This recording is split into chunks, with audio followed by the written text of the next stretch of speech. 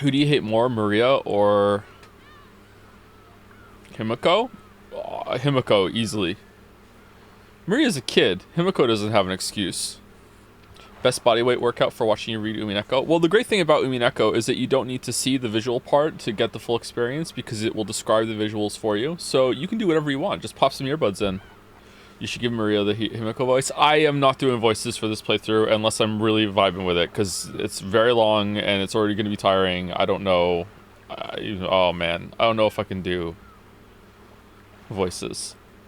Hey Joe, I was mad about getting owned last Umineko stream, so I decided to rewatch the VOD at ×2 speed, and when I got to the part where you started to speak at ×2 speed, I kept the video at ×2 speed and was still able to understand you at ×2 speed because I could literally see the text you were reading at ×2 speed, and when you got back to normal speed when you were on ×2 speed before, you sounded pretty stupid trying to own me. Little did you know that you were getting owned yourself. Alright, thank you, Alligator. Thank you, Alligator. I got owned. Speaking of owned, there was a discussion between intellectuals upstairs before, while I was having breakfast. Leo was asking me, is it cheating to have a race with someone when you don't know you're in a race with them? And I said, what? And he said, Finn keeps saying we're having a digging race when he's already started digging, or we're gonna have a who can finish this drink race when he's already started the drink. And I was like, okay. And then they started bickering about it. And then I said to them, are you guys having a who's the stupidest competition right now? And they just looked at me and I said, so who's winning? And then Leo said, probably Finn because he keeps cheating.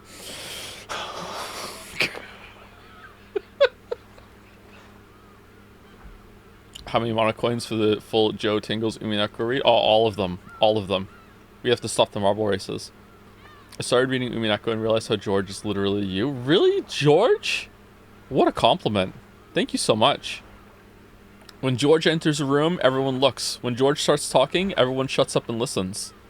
When George has an opinion, it's objective. You speculated that someone might die, if so, who do you think might bite the dust? Oh, the patriarch, for sure. I can't remember his name. The dad is gonna die, or the grandfather, for sure. Or at the very least, he's gonna go missing. There's no way you can have this character around. Well, I guess if he's in his room, locked up for most of the story, and people are getting, like, killed, but he still won't come out of his room because he's too busy eating his fucking Dominoes. I don't know. Anyway, in case you weren't here last week, let me do a recap. Previously on Umineko. Bitorichi! I am Battler. I am 5'11", a giant among my family. Hey, Aunt. What are these, boobs? Oh, there's my stepmom with my dad. Hey, stepmom, what are these, boobs? Oh, now we're on a boat. Oh, there's my cousin Jessica. Hey, Jessica, what are these, boobs? Oh, there's the maidservant that's really, really old. And she's gonna come up to me and say, what are these, balls? All right, now we're on the island. Let's go talk to my other cousin who is super underage and make this really uncomfortable. When you're older, I'm gonna come up to you and say, what are these, boobs? Oh, here's another maid. What are these, boobs? There you go. That was it. And then it got really good at the end. Oh, and then at one point, one of the girls turned around and said, do you think I just got boobs just so you could fondle them? I get it now, Umineko bros. Where's the recap for the good part? For some people in chat, that was the good part. Oh. Load. Load of...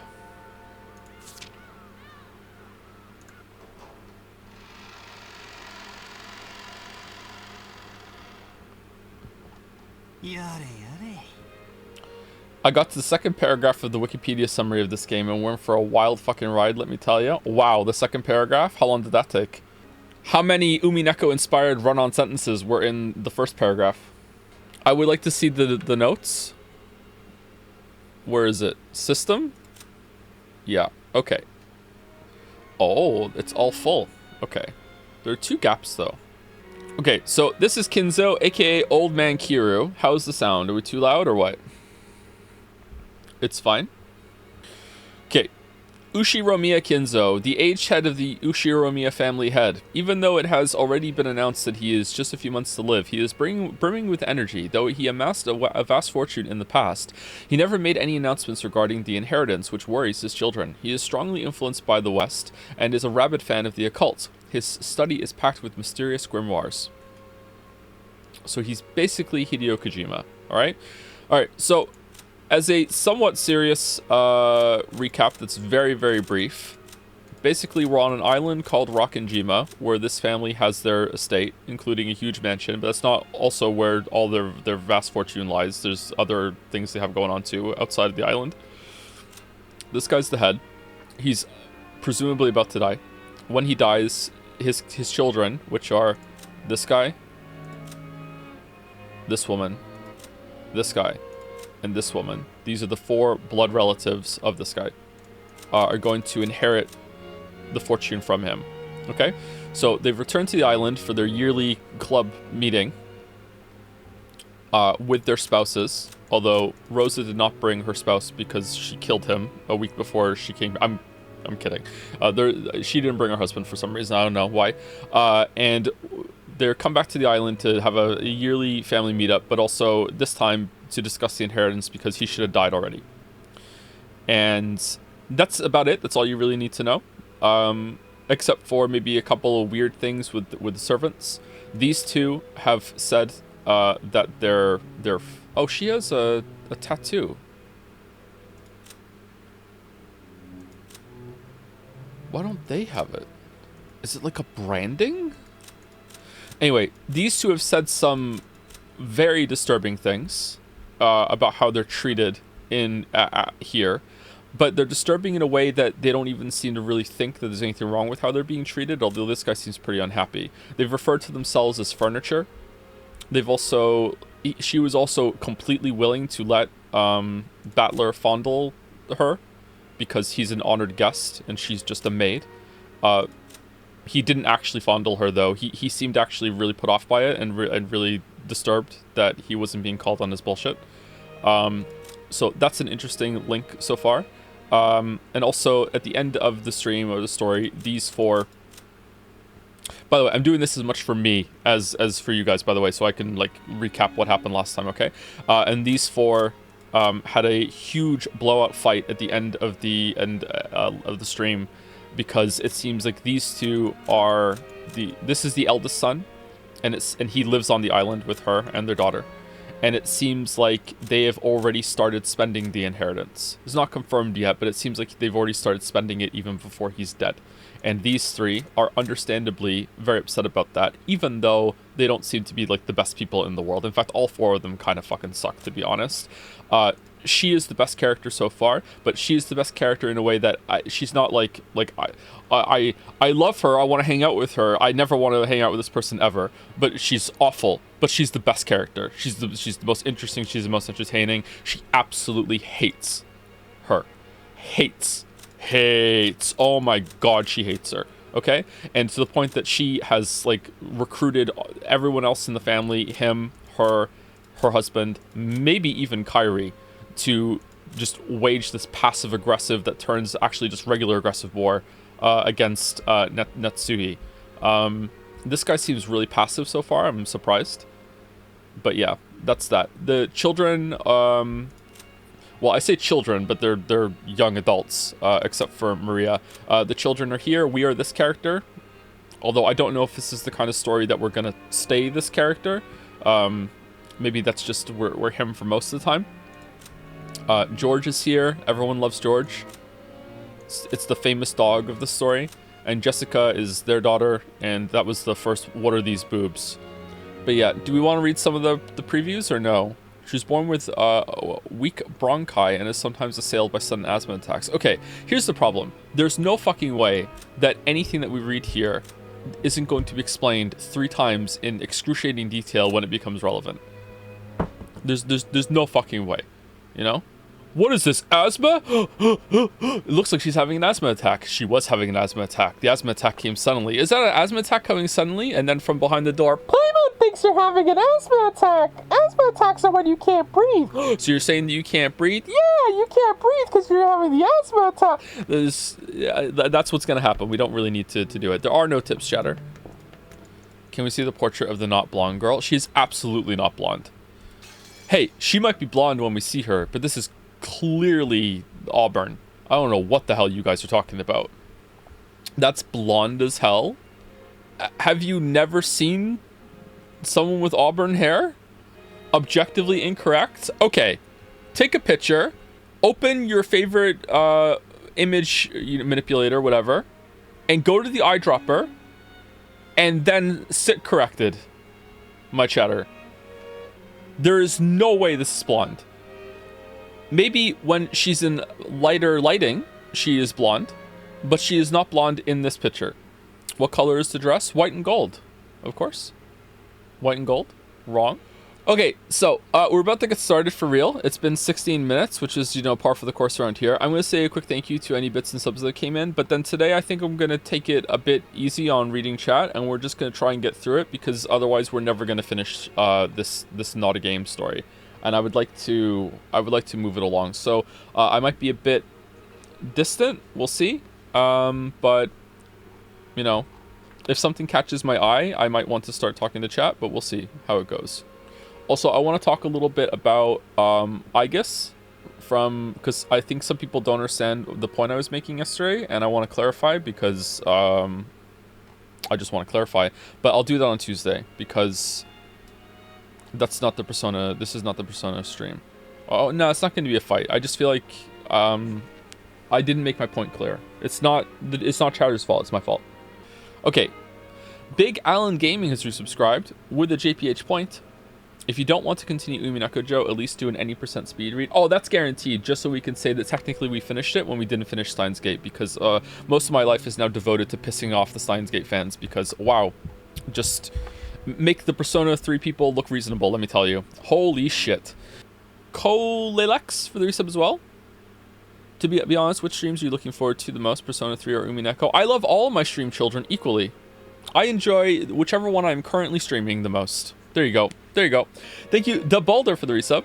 Don't be confused. I'm not resubbing because of Umineko or anything. It just happened to fall on today. Baka. You don't like Umineko, Boulder? I thought you might like this. Or is it, could have been Homestuck instead. Thank you for the bits, Pincerata. This stream has been my motivation to get through this week. So excited to see you play more of Chapter 2. Well, I hope it lives up to the hype. I'm excited to see new content. The genre is a bit too plain for me. Not enough weeby boob fondling. I get you. Okay. All right. Thank you, Finnick, for the resub. Thank you for going back to 5 days streaming. As mostly a VOD boy, I was starting to get overwhelmed. Yeah, 6 days I think is too much. If I want to pick up a game to perhaps speedrun, maybe I will do a 6th day, and that will be the speedrun day. But if I do that, then I guess you're not really missing much if you're not interested in that, right? But we'll see. We'll see how it goes. Thank you to Yankosek for the bits. Hey Joe, just popping in to say that I'm still stuck watching the first VOD, but I am enjoying it, and please continue streaming. You might be interested in the Avarici video where the first stream and the second stream were overlapped in a very entertaining way. I'm surprised that I didn't repeat myself quite as much as I thought I did. But it is still kind of creepy how my reaction was almost word for word the same a year later. I don't know what it says about me, man. Is it a good thing or a bad thing? I don't know. I feel like maybe I have like trigger thoughts or something, and then I just get right into it. Not trigger like I'm angry, like trigger like it just like it causes a thought to appear in my head. I don't know. There's no such thing as free will, apparently. And the last set on my list are Fail Druidy with a resub, Ushi, why can't I say this last name? Ushiromiya Kinzo with some more bits. Hello, Joe. It's hard to talk about Umineko, but I think it'll do some stuff you really appreciate. The pacing is no joke horrendous at times. I definitely appreciate having read Umineko more than reading it, but it's in my top 10 stories of all time. See, Persona fans, look upon a fandom that loves the work, but can still say, hey, it has some really bad parts. Look, you weebies, and despair. This is what confidence in your piece of fiction looks like. Exactly, the maturity. Amazing. To be fair, not just Persona fans, also Steins Gate fans, Xenoblade fans, Undertale fans, Steingate fans again, Persona 4 fans, Persona 5 fans, Danganronpa fans, 999 fans. What other weeb games have we played? Dinosaur King fans, yep. Subnautica fans, yeah, Subnautica fans as well. 13 Sentinel. Actually, you know what? 13 Sentinel fans were pretty secure, but not as secure as the Umineko chads. Somnium, I don't remember Somnium fans being that bad. Ace Attorney 2 fans, I don't remember Ace Attorney fans being that bad either, but Ace Attorney is in the top 10 writing that we've streamed. Ace Attorney has really good writing, especially for a weeb thing, or weeb adjacent. Really? Yeah, Ace Attorney doesn't do the show then tell then show and tell again thing. It's pretty good in terms of like how it's written. Don't get me wrong, compared to a book it's still nothing. Sorry. But it's like it's not nearly as bad as Danganronpa and 999 and how Umineko keeps repeating itself. How much did the Umiden activity of getting new members reading Umineko help making you interested in continuing this, or were you actually pretty interested to continue yourself already? I was definitely interested to continue already because it legitimately got good. Remember, okay, I hope that this is a really good example going forward of, look, I have a lot of flaws as a person, I have a lot of flaws as a streamer, whatever like that. However, I feel like I always engage in good faith. And I just hope that Umineko is like a basting example of this. How much relentless shitting on the joke VN did I do on February 29th last year? Just relentless shitting. I fucking hate it. Oh my god, it's so slow. Can something happen? Why is there boob fondling? Oh my god, how did it get good all of a sudden? It's just like, wait, hold on. What? This is, and now we're reading it some more. Like, it's so like if something gets good, I will completely do a 180 and I'll be like, oh, okay, I'm in, you know what I mean? Like, so yeah, arms crossed. Why is it good now? I did the whole hopium and copium, one in each fucking nostril. Like do you know how owned I am? Do you know the size of the L I am taking just from continuing this, right? The gloating that Mouse got to do in Jadsea 2024 on Discord, like oh my god. Anyway, I feel like I missed the question, but we'll keep going. I'm almost at the end, and then we can continue. Fuck. Thank you, Zorox, for the bits. Hey Joe, do you know any spoilers? Plot twist: you actually do. Many years ago, you replied to a comment on a VOD that contained a spoiler, but anything else? Probably best not to say on stream, but curious. Did I? I don't remember. Was it a name? I don't remember any Umineko spoiler at all. The only spoiler I know is that the girl in the portrait shows up at some point and says cackle space E, or someone looks just like her. That's all I know. And I'm, again, assuming someone dies. Oh, you know what? Maybe that was the spoiler came from. I think this was... Umineko was recommended during the Danganronpa stream when I said something like, I really like it when when a story is a bunch of characters stuck in a place and then someone dies and they're really isolated and cut off and they have to figure it out, and I think someone said you should read Umineko. So maybe that's where I got the someone dies thing from. I think maybe, is that what you're referring to? But yeah, that's all I know. I don't know anything else. Surely that incoming typhoon won't be an issue. Nah, it's a MacGuffin. It's nothing. It's a red herring. Thank you, Liluiet, for the bits. Hey Joe, I introduced your content recently to my SO, and she really enjoys it and got back into Umineko because of you. So I wish you could give is it Alana or Elena a shout out, because she's awesome and I like her very much. Maybe not as much as I like you. I'm in. All right, shout out to Elena. I hate to be the one to break this to you, Elena, or some say Alana, but you're dating a weeb. You probably want to do a Google search to see. Read some weeb articles. Be careful you don't read too many, or lest you become a weeb yourself. But you might want to make an informed decision about, what you're doing. All right?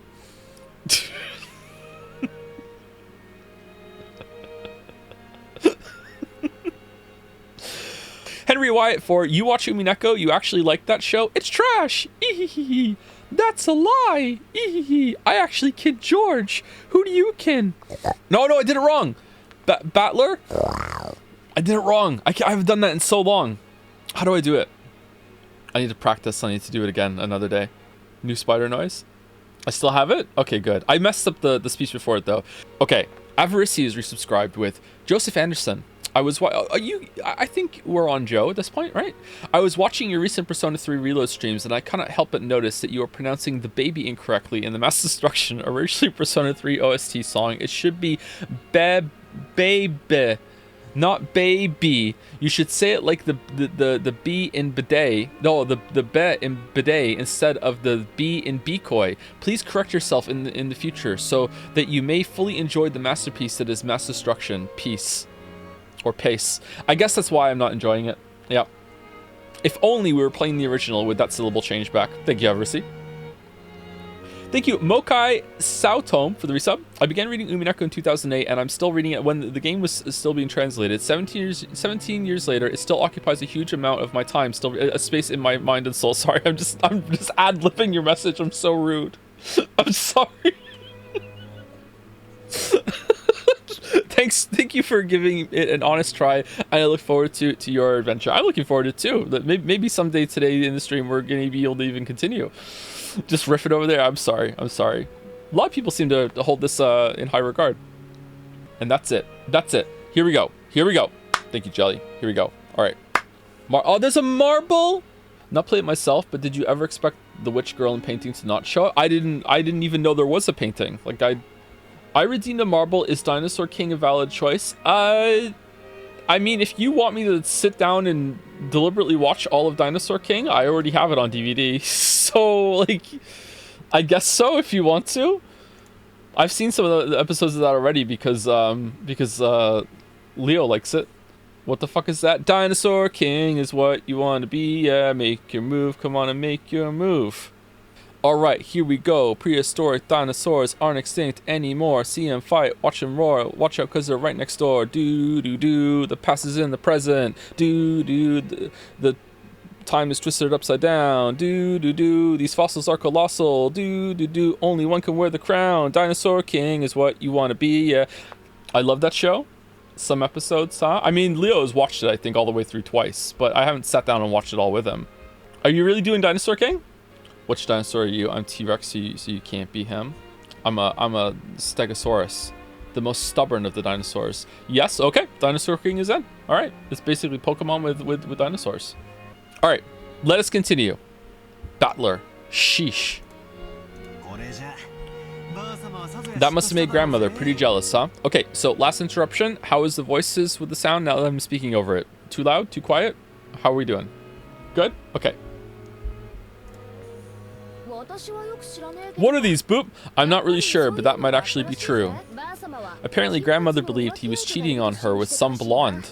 Oh yeah, which one? Oh? Good smell. Good smell coming from Shannon. Maria, sniffing, approached the basket Shannon was holding with interest. After hearing that, I noticed a fragrant scent with a touch of vanilla. What is this, bread? Oh, I apologize. I was told by Kumasawa-san to bring them to everyone. What is it, I wonder? Oh, excellent. Cookies. Ooh. Want to eat cookies? Want to eat cookies. Ooh. Let me know, chat. Sorry, you should know, chat. I am so committed to getting a lot of reading done today that I have a Red Bull ready for break so I can get some serious reading done. Please eat as much as you like. But would it be appropriate to serve cookies in a place like this in front of the portrait? Shannon-chan sent us a glance that seemed to ask what we wanted to do about it. Well, yeah, I guess eating here would be bad manners, generally speaking. Maria, why don't we eat someplace else? Paimon thinks we eat somewhere else. Somewhere else? Yeah, somewhere. Let's put the cookies in a bento and have a picnic. Bento. Lunchbox? Kind of thing? Oh, apparently this is a catch-all term for a bunch of different things. Alright. Have a picnic, have a picnic. If we can eat cookies, let's go. How many cookies are there? Yeah, let's go get some fresh air. We shouldn't stuff ourselves right in front of the witch. That's right, didn't we say we wanted to go down to the beach in the first place? Let's go, let's go. Shannon-chan. Sorry, but could I ask you to get us a blanket to sit on and some flasks of tea? Right. Certainly. You're so thoughtful, George. Shannon-chan received her instructions and gracefully bowed before retracing her steps. We headed for the beach on our own. Everyone headed for the entrance in a group, going to the beach. Feeling as though that witch was staring down our backs, I turned around once more. Ooh. Battler, you still don't believe? Can I see the inscription? Nope, I believe. It'd be so much cooler that way. The golden witch Bitarichi gave grandfather 10 tons of gold. And that gold might be sleeping around here somewhere. Besides, didn't grandfather write that strange epitaph as though challenging us to find it if we can? I'd say that kind of adventurous story is way better. 20 billion yen worth of gold, huh? Even if we split it up between the four of us, that's still a ridiculous amount of money. Who's splitting it? 5 billion yen for each of us. Well, you get more, George, because, you know, you're George. Incredible. With that kind of money, you could probably make any sort of business prosper. In fact, we could live our whole lives fabulously without working at all. Okay, so you understand the importance of an inheritance, and yet you still think you can make it on your own. Okay. Ooh. I don't want 5 billion yen. I want cookies based. Wow, Maria would take cookies over money. So would I. Still, 5 billion yen, that's like a dream.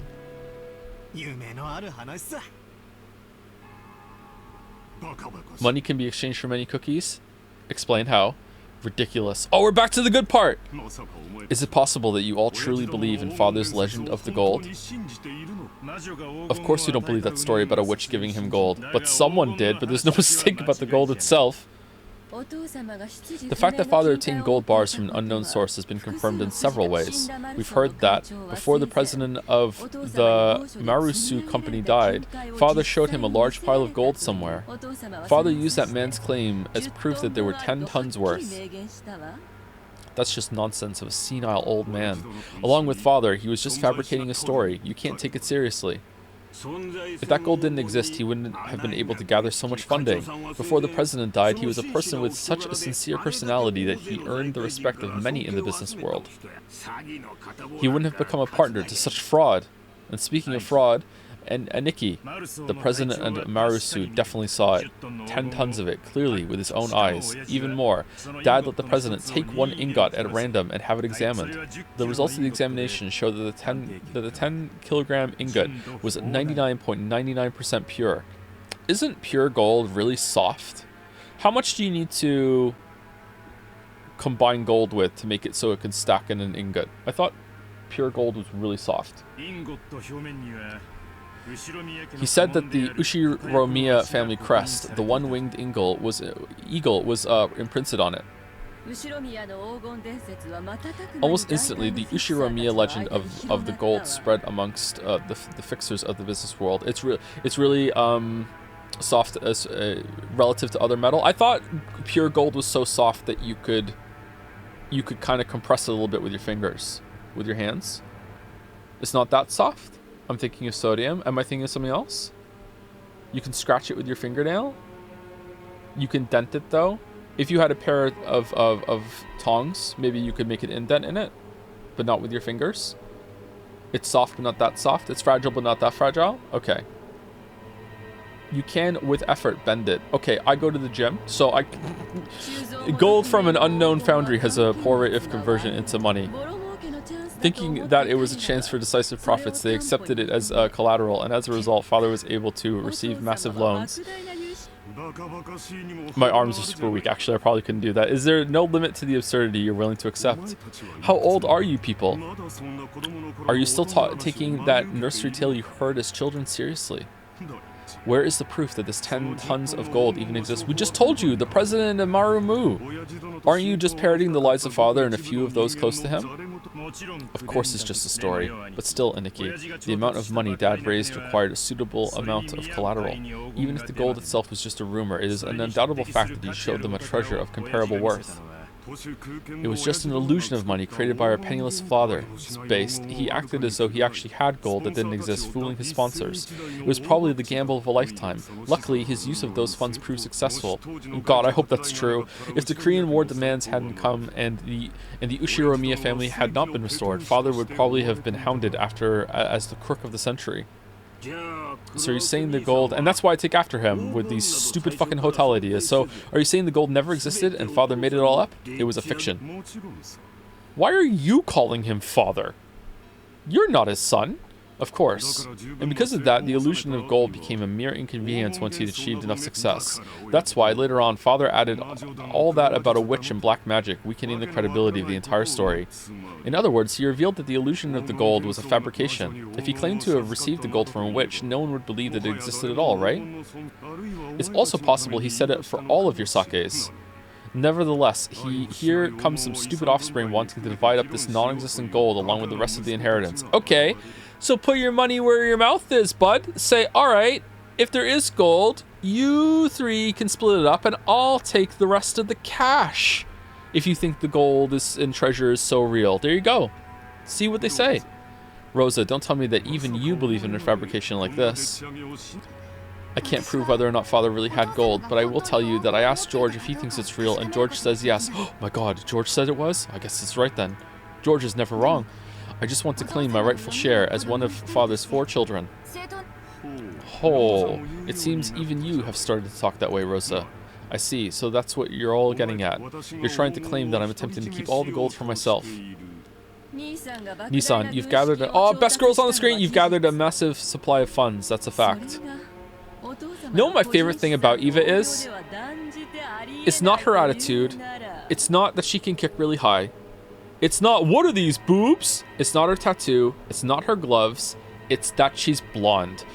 That's a fact. If we rule out the possibility that you've been embezzling father's personal funds, then there's only one possibility left, right? You found the gold. And Nikki, we've been thinking that you might have found those 10 tons of gold bars. Ridiculous. Such a thing never existed in the first place. Then explain yourself. Was it embezzlement of father's assets or father's hidden gold? Huh, okay, you know what? Maybe I did find the gold. How could you have gathered so much funding if not by one of these methods? Oh, the blonde hair is the hidden gold because it doesn't look blonde, but then you get closer and oh my god, it was blonde after all. Hidden in plain sight.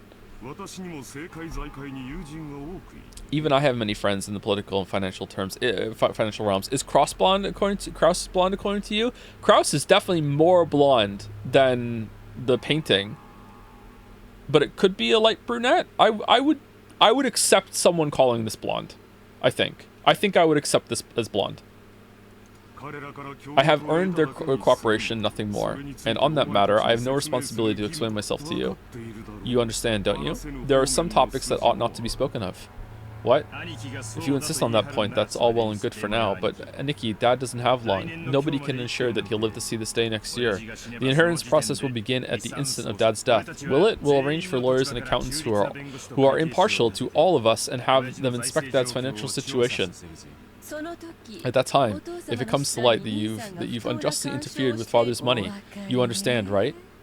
Will eat you. I don't have a clue what you're talking about. You're starting to make me feel as indignant as my wife was. Of course, Father's gold is a part of Father's fortune. Why are you calling him Father? We understand it's money you can't reveal openly. But the 4 siblings should have an equal right to it.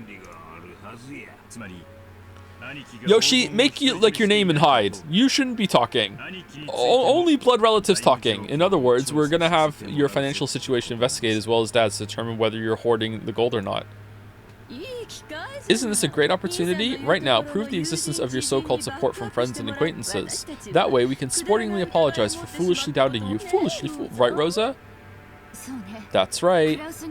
Kraus-Nissan, you are the one who's dodging the issue. If you were guiltless, wait, you could just prove that you were in the right, but you aren't even trying to do so.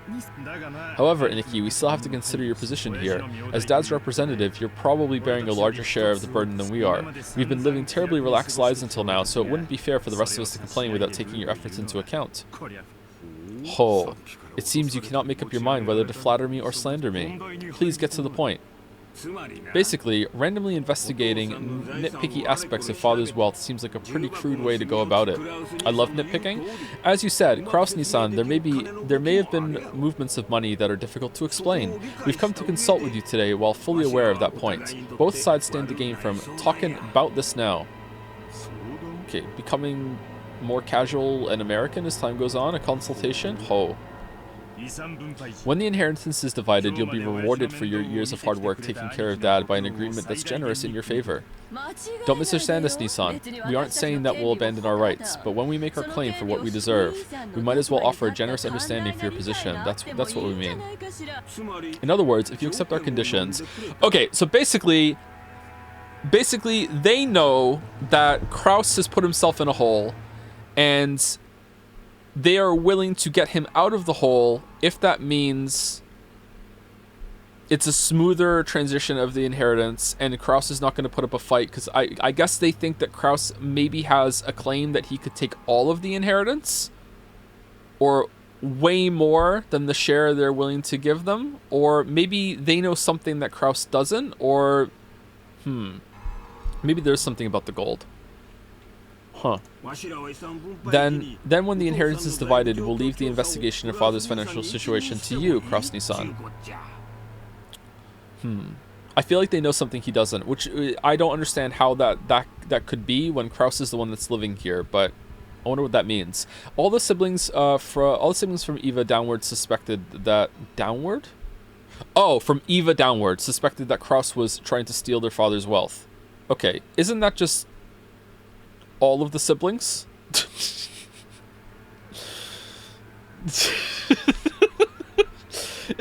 Couldn't we just take this away? Is it just literally all of the siblings?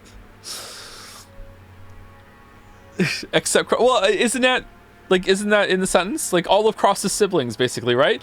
Was trying to steal their father's wealth. So letting Kraus report the state of that wealth was extremely contradictory and a huge concession. If, as they claim, Kraus was actually embezzling money, Kraus would be able to hide that fact. Besides which, it'd be possible for him to control the distribution of the inheritance in a manner favorable to himself. Kraus, realizing this sounded too good to be true, couldn't help but feel suspicious. Yeah, I am too, actually. Do they think if he accepts it, then that's an admission of guilt, or... He couldn't help but worry about what they'd ask for in exchange. Oh. After mistrusting me completely, you now say you're willing to restore your confidence in me as the eldest sibling? What is it you want in return? Just what we deserve as siblings. You aren't the kind of person who'd steal Dad's property, but you also aren't being financed by some patron. Considering all that, there is a certain explanation that satisfies the rest of us. Nissan, you found 10 tons of gold and used that as collateral to gather some funding. Yes, just like Father did in the past, right? If that's the case, there won't be any funny business in Father's finances. You've always been a good son, looking after Father. Why did we mistrust a person like that? You're being so roundabout, I can barely understand you. I think they're being really straightforward right now, Kraus. Kraus, please speak in clear and more practical terms. Alright. Umineko reader? Our first condition, Aniki, you must admit that you found Dad's gold. Are you asking me to admit I possess gold that doesn't exist? Yes. Our second condition, just blasting right past it. You'll acknowledge that each sibling has a right to a share of the gold, and you will pay out those shares. Okay. So are they really just convinced that he did find the gold, and that gold isn't a part of the inheritance, and they want a part of it because it's probably equal to the rest of the monetary wealth, or even surpasses it? I'm surprised that they're so convinced. How foolish. With that non-existent 20 billion yen of gold. Ooh, you know how much it's worth right off the top of your head. That would be 5 billion yen per person. Are you telling me to pay a total of 15 billion yen? Ridiculous. Keep listening till the end. We know that much money can't pop up out of nowhere. We're not asking you to make an impossible deal. Of course, regarding the portions of the gold, we plan to reward you plenty for your hard work until now. Our third condition. The portion of the gold to the one bearing the title of successor to the Ushiromiya head family will be 50%. The remainder will be considered the fair share for the siblings and divided up. Of course, this also includes you, Kraus-Nissan. Of the 20 billion, 12.5 billion will go to Aniki. That's not... Am I dumb? 12.5 billion will go to Ava Nissan. Sorry, 2.5 billion will go to me, and 2.5 will go to Rosa. That division scheme makes me so grateful I could cry.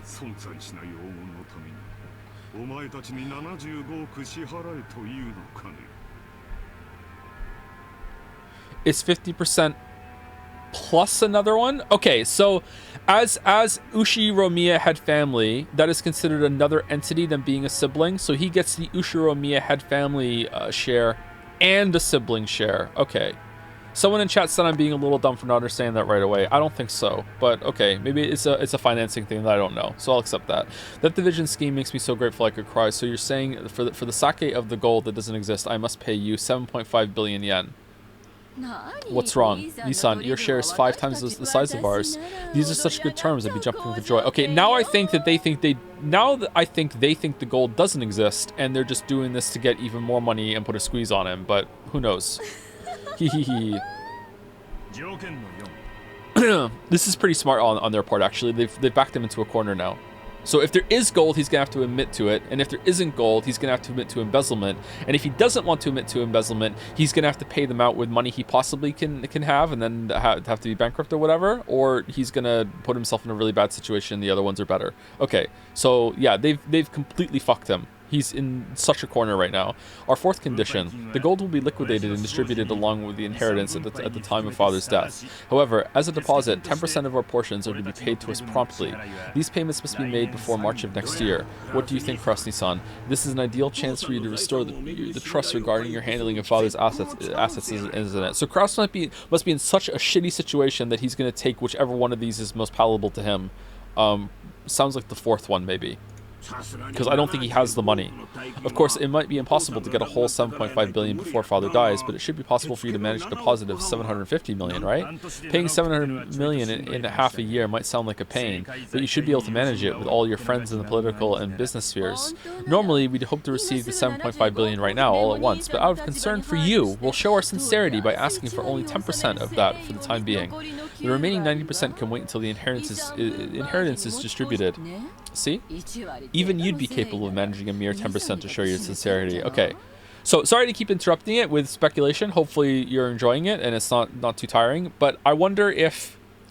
Are they so hard up for money that they need it badly? Or are they just greedy motherfuckers? Or is it not really so much about greed in that they just really, really do not like their older brother and they just want to make this hurt as much as possible? Or do they not think the money is there anymore and they're trying to make the best of it? I wonder. Or it could be a mix of all of them. So you're trying to sell me the right to assess father's financial situation for 750 million yen. How impressive. You all certainly have grown. To think that I'm now the one being offered deals. Nissan, if you accept these terms, the rest of siblings will leave the investigation of father's assets to you. However, the results of that investigation will be subject to scrutiny. It's only natural, right? We'd be so sad if you manage things so that our 7.5 billion share shrink. We'll avoid complaining as a general rule. Just make sure you do it neat and tidy. As long as you don't try anything that's blatantly obvious, we've got no intention of stirring things up. We want our inheritance quickly too. We don't want it to get all drawn out and left hanging. If a complaint is made, who would carry out the follow-up investigation? Nay and Joe, we don't mind if it's you. This is probably the first and last chance for siblings to reach a consensus. I believe it won't come to that. Cackly, cackly. Looks like even you can speak up now and then, Rosa. By this point, it's obvious that Cross wasn't at all trusted as the oldest sibling, so there's no need to go into detail. And yet,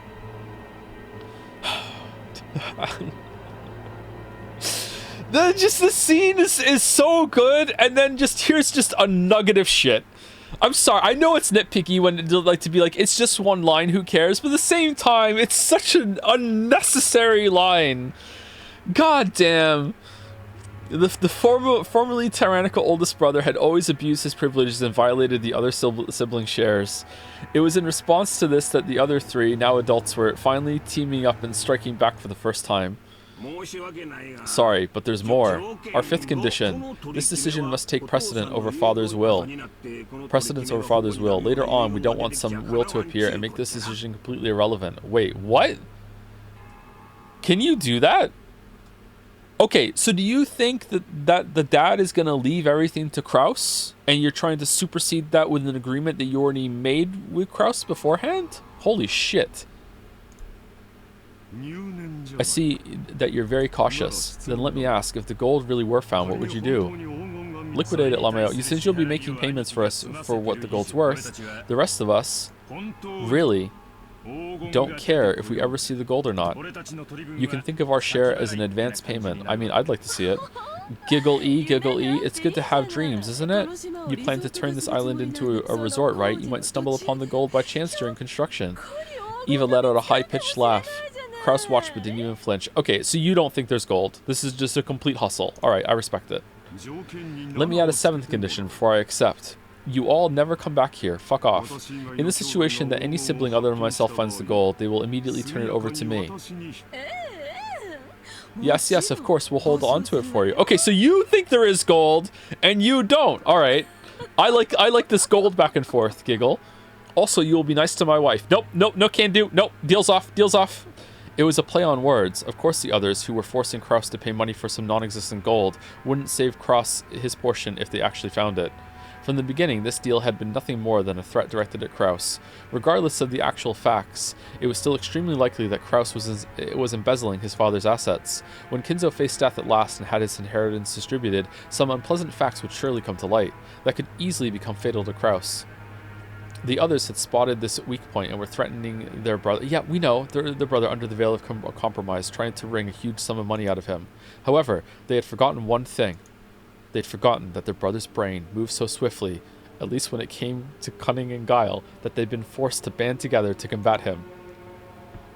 While Eva couldn't stop smiling, sure of her victory, Kraus let out a gloating laugh to show how relaxed he was. Ho, ho, ho, ho. Let's hear it. Yay! This all makes for such a touching story. My estrangement from you all has left a deep pain in my heart. If accepting these conditions means we siblings can become friends again, it would please me to no end. I'd be happy to agree to your deal. Rejoice, Rosa. We have reached an understanding. Uh-oh. Rose's expression dimmed under her blonde hair. It was never a good sign when her brother started talking like this. Eva also keenly picked up on this. That's why she was unable to wipe away a sense of unease even though Kraus had obediently accepted the deal. My, how obedient of you, same word. It's not like you at all, Nissan. What a cruel thing to say. Are you implying I have some ulterior motive? Of course I don't. I'm just the same as all you. Just the same as all you. He seemed to emphasize just that one part. The color of Rudolph's face darkened. To him, it sounded as though Kraus was saying, I have a plan similar to yours. Yeah, okay. So Rudolph panicked. His nose started to glow. He rushed to bring this nearly resolved discussion to a conclusion. Then we're good. So, Aniki, would you mind signing here? This is a written contract summarizing the discussion we've just been having. There's one for each of us. Everyone will sign for the same contents. Rudolph took 4 written contracts out his breast pocket that had the details of their deal written on them. The 7th condition you propose will, of course, be added right now. Don't worry about that. Aniki, need a pen? Rudolph took a fountain pen out of his breast pocket and offered it to Kraus. What are these, boobs? Kraus made as if to accept it, but then, with a small laugh, he drew back his hand without taking it and spoke.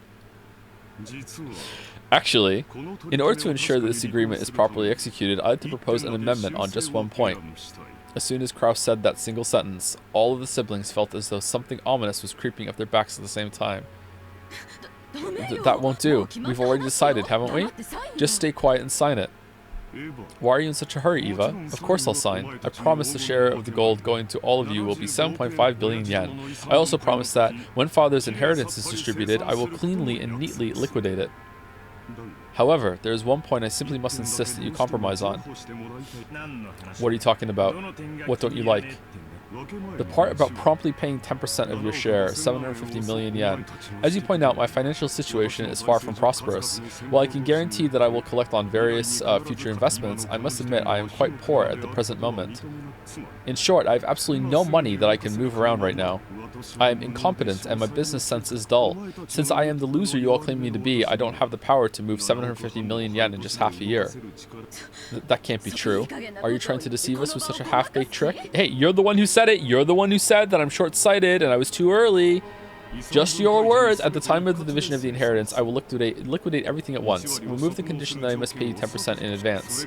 That is the only condition under which I am willing to sign. Krasny-san, that 10% is nothing more than a number to measure your sincerity, isn't it? All things being equal, you shouldn't have any room to negotiate at all. We're doing you a huge favor by offering to let things slide for just 10% in good faith money. Now that we've explained that, you rejecting our offer would seriously damage our trust and relationship, right? Okay, what kind of argument is this? If he doesn't have the money, he doesn't have the money. Hideyoshi had a humble expression on his face and was rubbing his hands together, but his eyes weren't calm at all. Kraus had already seen through to the shadow in the depths of those eyes. Humph. Why are you all in such a rush? Or could it be that you're afraid of something? Rosa, won't you tell me alone? Secretly, so the rest of the siblings can't hear. Oh, it's not as though I... Quitted Nikki. All we're asking is whether you're going to sign or not. Just forget about making any strange deals or any other suspicious moves. Oh, you say I have no room to negotiate? Are you trying to claim that I'm a weak position, which therefore puts us in an unequal relationship? Shivers began to crawl up Rudolph's back. He began to feel himself getting overwhelmed by the height of his brother's completely insurmountable wall. He was 5'10", and the long shadow that existed since they were children. If only Battler was here. Shouldn't deals be made between those on even footings? From my perspective, this deal will help restore a long-lost trust of my younger siblings and deepen the love between us. It's an old problem that's been eating at me, and one I would prefer to resolve as soon as possible. I would be overjoyed if we could resolve it today. However, it seems I'm not the only one who'd be quite glad to close this deal quickly, am I wrong? Kraus stared at each of his siblings. They avoided his gaze with animal-like instinct. Only Hideyoshi was slow in avoiding it, because he wasn't one of the siblings. So he was caught by Kraus's gaze. Hideyoshi-san, I hear your company has been doing extremely well lately. At a brisk pace, it went public, and both its track record and its stock prices have soared. I am truly jealous. We aren't here to talk about my husband. But your husband is here to talk. However, it is unfortunate you have neglected your stockholders. It's even more unfortunate that you were unable to solidify your base when you became stock listed. Before you realized it, some bad-natured colleagues of yours had bought up a huge share of your company's stock, right? I'm one of them. How could you know about that? The same way you knew about me. If it's possible to collect evidence proving that no one would offer a loan to me, then it's possible for me to collect evidence on you. Is it really so expected as that? Kraus grinned broadly. In contrast, Hideyoshi's face was rapidly turning pale. Hideyoshi's company was a restaurant chain management company that he'd started from nothing. Doubt? Thanks to Hideyoshi's management efforts, the company had achieved success repeatedly, expanding its range, and in petition to make it a stock-listed company had recently succeeded. The greatest advantage of being in the stock holding system is that you can sell stock certificates and gain a large amount of financing. That amount tends to be far greater than a business's normal profits. So this is an extremely effective way to gather massive funds to expand a business even further. However, in exchange for financing the company, the stockholders gain certain rights. They're given rights to allow them to observe and guide the company they've invested in, leading to profits even greater than their original investments. This kind of situation always seemed kind of fucked up to me. I guess it must really be worth it. This right is guaranteed to the stockholder. I know very little about business, by the way. This right is guaranteed to the stockholders, and they sometimes use it to dismiss ineffectual management. The right allows them to keep an eye on management and prevent the money they've invested in the company from going to waste. However, if they use it forcibly, they can inject the former management and take over the company. After all, dismissing management and nominating new management are powers held by the general body of all shareholders. That power is determined by the majority decision of the stockholders, and people who hold more stock get to cast more votes. In other words, if some person or group holds a majority of the stock, they can freely chase out the old management and make the president anyone they'd like. If they want, it's also possible for them to make themselves president. Most companies take various defensive measures to stop malicious people from buying up their stock and threatening their position, like ensuring that lots of stock is bought by those close to them, such as company employees. However, Hideyoshi's company had only recently become stock listed, and he hadn't had time to strengthen those defensive measures. Or maybe Hideyoshi was so engrossed in the management of his company that he couldn't properly understand the dangers of being stock listed. It's hard to say whether he should be viewed as a kind-hearted manager immersed in the work of management, or a foolish manager who had his feet swept out from under him. But either way, Kraus is now his boss. In other words, there existed some people who wouldn't let him get away with that naivety unscathed. They began repeatedly buying up stock in Hideyoshi's company, rapidly gaining such strength that they couldn't be ignored. They then sent anonymous documents to the shareholders in an attempt to gain control of a majority. The documents read, "The current management continues to make pointless investments and is ignoring the needs of the stockholders. Let us force the current management to retire, cut the current wasted investments, and let this company be born again as one that gives more back to the stockholders." That seems pretty fast. It's very difficult to make the actual state of a company's management known. The fruits of Hideyoshi's sleepless nights and constant concern for his company were cruelly distorted, and he lost the trust of his stockholders. Thanks to these efforts, this group had almost collected a majority of the company's stock. At that point, even Hideyoshi noticed and started to buy back the stock, but the stockholders really realized that the company was undergoing an acquisition maneuver, and each demanded a ridiculous price for the shares that Hideyoshi was trying to buy back. They continually tortured Hideyoshi, who had no leeway in the negotiation of the price. One of the certainties of capitalism is that the price will rise when two parties vie for the same thing. So true. And one of the certainties of democracy is that the majority controls everything. So in the end, whoever manages to buy up the most stock wins. Put another way, whoever has the most money wins. Unless Hideyoshi could obtain a large sum of money at this critical time, he could easily lose all he had built so far. Therefore, more than anything else, he wanted a lot of money right now. I want to go to Tatara. He couldn't wait for the division of Kinzo's inheritance since no one knew when he would die. And you, Rudolph, have been in quite a lot of trouble lately too, haven't you? You always hear people say it's terrifying overseas, but it seems it really is true. American trials are settled quite emotionally. They never hand down generous judgments to foreigners. Is Kairi still here, being quiet, or did she leave?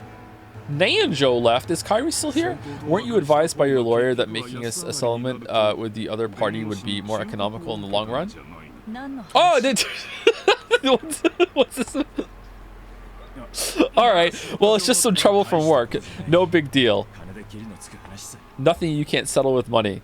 Kairi immediately guessed the meaning behind the subtle expression on Rudolph's face. Her husband had gotten wrapped up in some kind of trouble without her knowledge and had been worrying over it alone. That's right.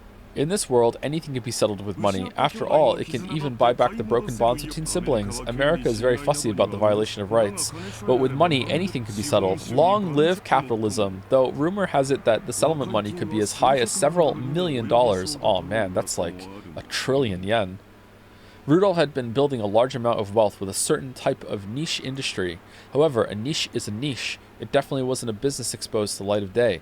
An American corporate giant was trying to accuse Rudolph's company of violating their rights. For various reasons, it was thought that victory for Rudolph in this trial would be extremely unlikely, and he was being forced into an all-out surrender. But even so, there was a way for this to be resolved, with money. If he could just pay that money, it might still be painful, but he'd be able to pick himself back up. But if he didn't pay, he'd lose everything. Therefore, more than anything else, he wanted a lot of money right now. All right, so this is gonna come back.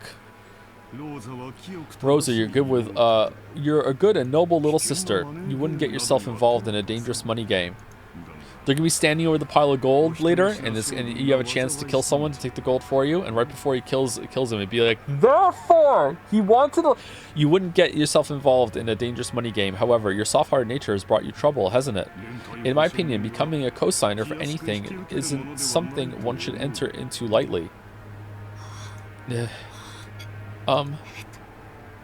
That's none of your business, Kraus-Nissan! Rosa uncharacteristically laid bare her emotions and yelled. After all, no one was supposed to know that. As Kraus watched, he let slip a muffled laugh.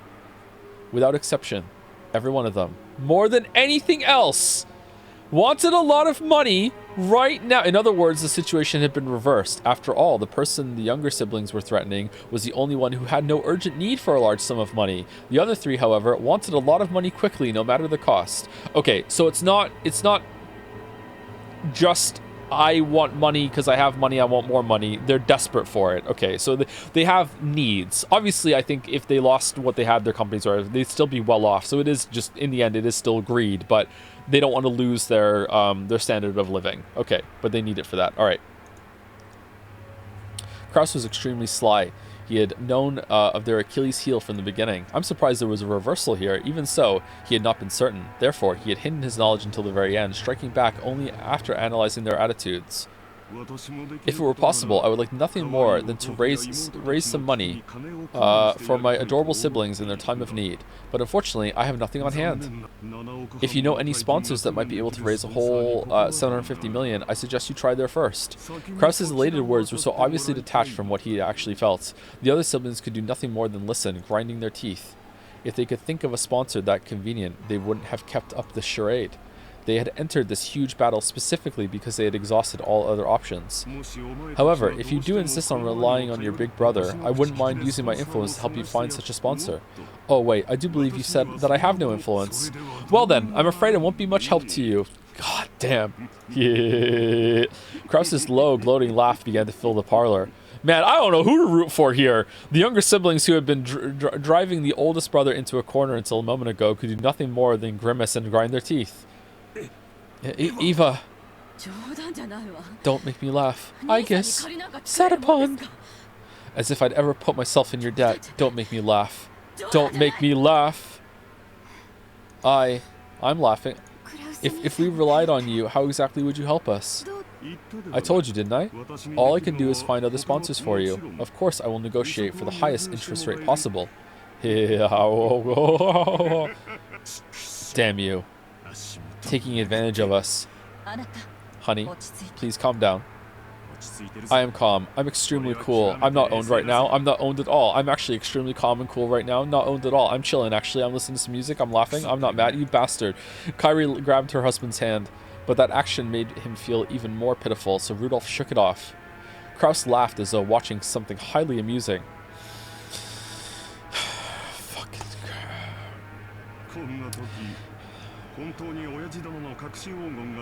had a chance for a nice simile there, but nope. We're just gonna plain fucking boiled rice fucking language. Okay, in times like these, it certainly would be nice to find father's hidden gold. If you did, you could split up to 2.5 billion yen portions right now. How sad, how very sad, how extremely, totally, truly, hopelessly sad. Tonight, let us all drink together, as we solve the riddle of Beatrice's epitaph and discover the location of father's hidden gold. Tonight, let us... Oh, sorry. If we four friendly siblings work together, there is surely no puzzle we cannot solve.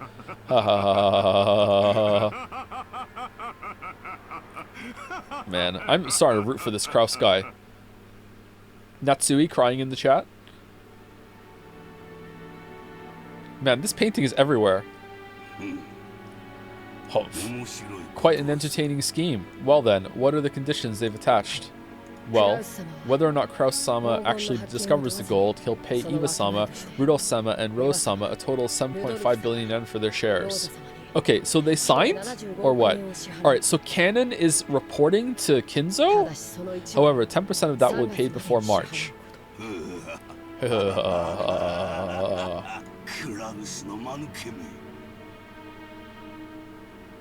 Krause, you dunce, to think he would have his feet swept out from under him by his younger siblings. How truly amusing. It sounds as though they tripped when going in for the kill, yes? Pin? Oh, hey, Greg. Do you think Joe would let me guess and do voiceovers with him for this game? Oh, that would be fun. Would anyone want to hear me read next to you? Do you have a favorite character, Greg? I want to watch Joe get outplayed.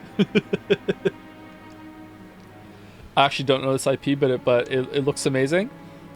I'm enjoying it so far. It had a slow opening, but it's been really interesting the past, I don't know, last last stream and the first hour of the stream. It's been very interesting. Don't worry, it'll be slow later too. What are these boobs? What time is it actually? Where are we at? All right, we've been live for an hour and 16 minutes. Yeah, so I think it's been we've been reading for a little under an hour, right? Okay, if the game is that long, surely we can schedule a stream where I can join. Yeah, that would be great. Yeah, we should definitely do that. Are you on Discord, Greg? I'm on Discord? Okay. I'll email you after today's stream, and I'll see if I can talk to you on Discord. I think that would be faster in email. I'm actually almost caught up with my Discord DMs as well, and we'll see if we can make something happen. That'd be really fun. I'll join your server. Oh, that'd be great. Oh, awesome. Thanks, Greg.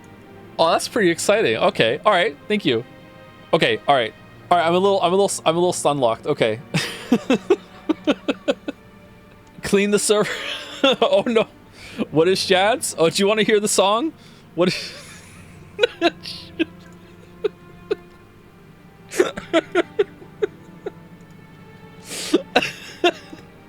Can someone link the Dragon's Den real quick so I can play it? What is Jad? What the fuck is... How are you... No, not that one. Not that one. The song. Here we go. What is Jad's?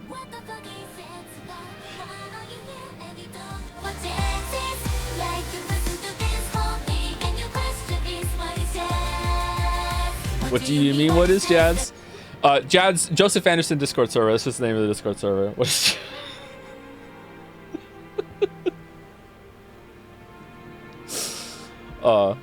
Okay, that's exciting. Anyway, let me continue.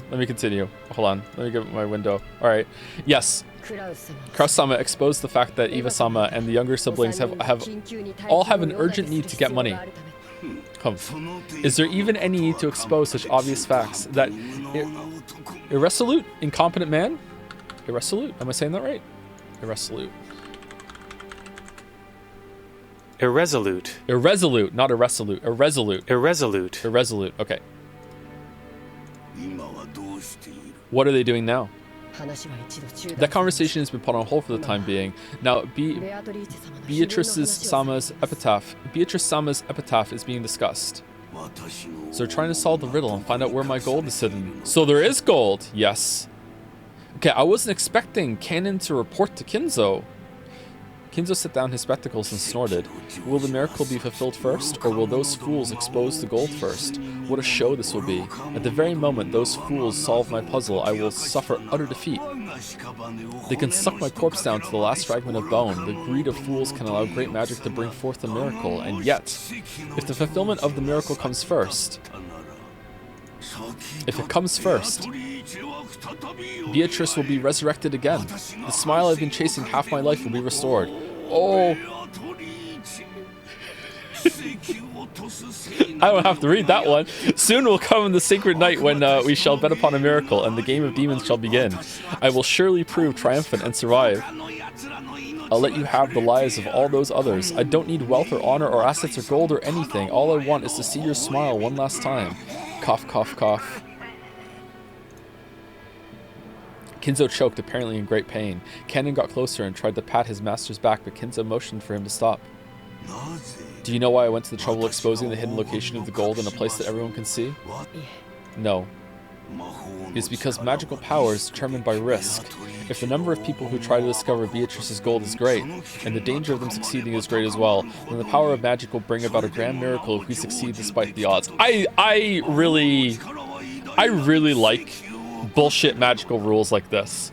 Like, there was an idea for a magic system that I had for a story that I want to be a game actually, which was that one of the laws of a magic spell is that no matter how powerful it is, there must always be a way to undo it or circumvent it, you know? And like whoever's casting the spell can also take a lot of pains to make that as difficult as possible, but there must always be, no matter what the spell is, there must always be a way to like fight against it, no matter like how unlikely it may seem. I love shit like that. In other words, magic is a game. It is not the case that the one who performs the best becomes the victor. The victor performs the best because he has been granted magic. Do you see?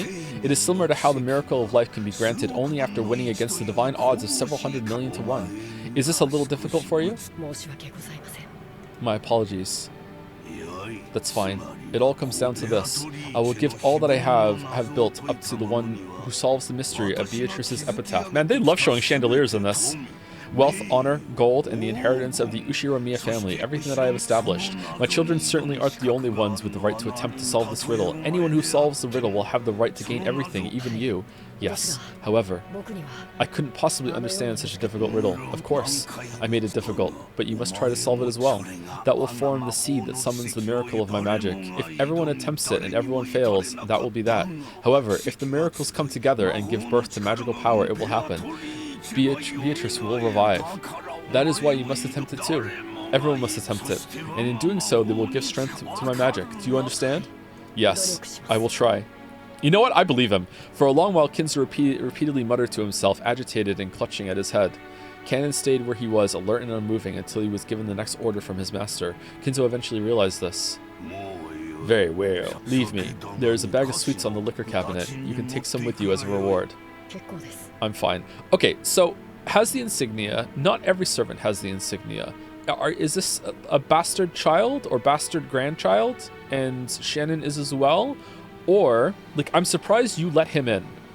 So because you let him in, is it, like, trusted servants get the insignia? Or is Kanon and Shannon, they're definitely related. Or is Kanon and Shannon, are they Genji's kids and you consider Genji family? After all, I am furniture. Yeah, there's the creepy furniture line again. So furniture doesn't eat sweets? Well, I suppose it stands to reason. In that case, leave me. Yes, excuse me. Furniture does eat sweets. The little candies can fall behind cushions all the time. Kanon bowed and left the study. As the door closed, a heavy locking noise sounded out.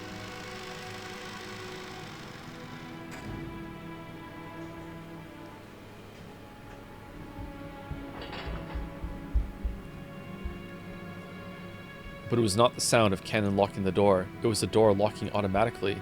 No one could enter without Kinzo's permission, and once they left, they could not enter again. Okay, definitely setting up a locked room mystery.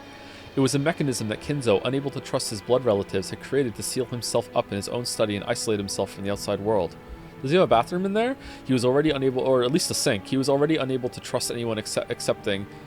He was already unable to trust anyone accepting. Not the children who shared his blood, but those... Okay, but those servants who called themselves furniture.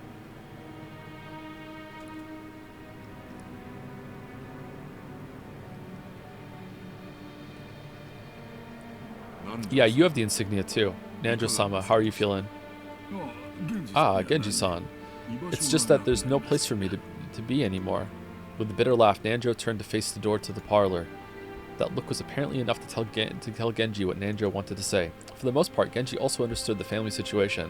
It must have made him want to frown, knowing that right now in the lounge, the master he served was being discussed so disrespectfully. But it would have been difficult to gather that from his indifferent expression. Okay, so because this is narration, is that... Can we take narration as true in this? I wonder. Because that would be quite a good bit of information to know that Genji actually genuinely does care about Kinzo. I wonder if we can or not. We'll have to see.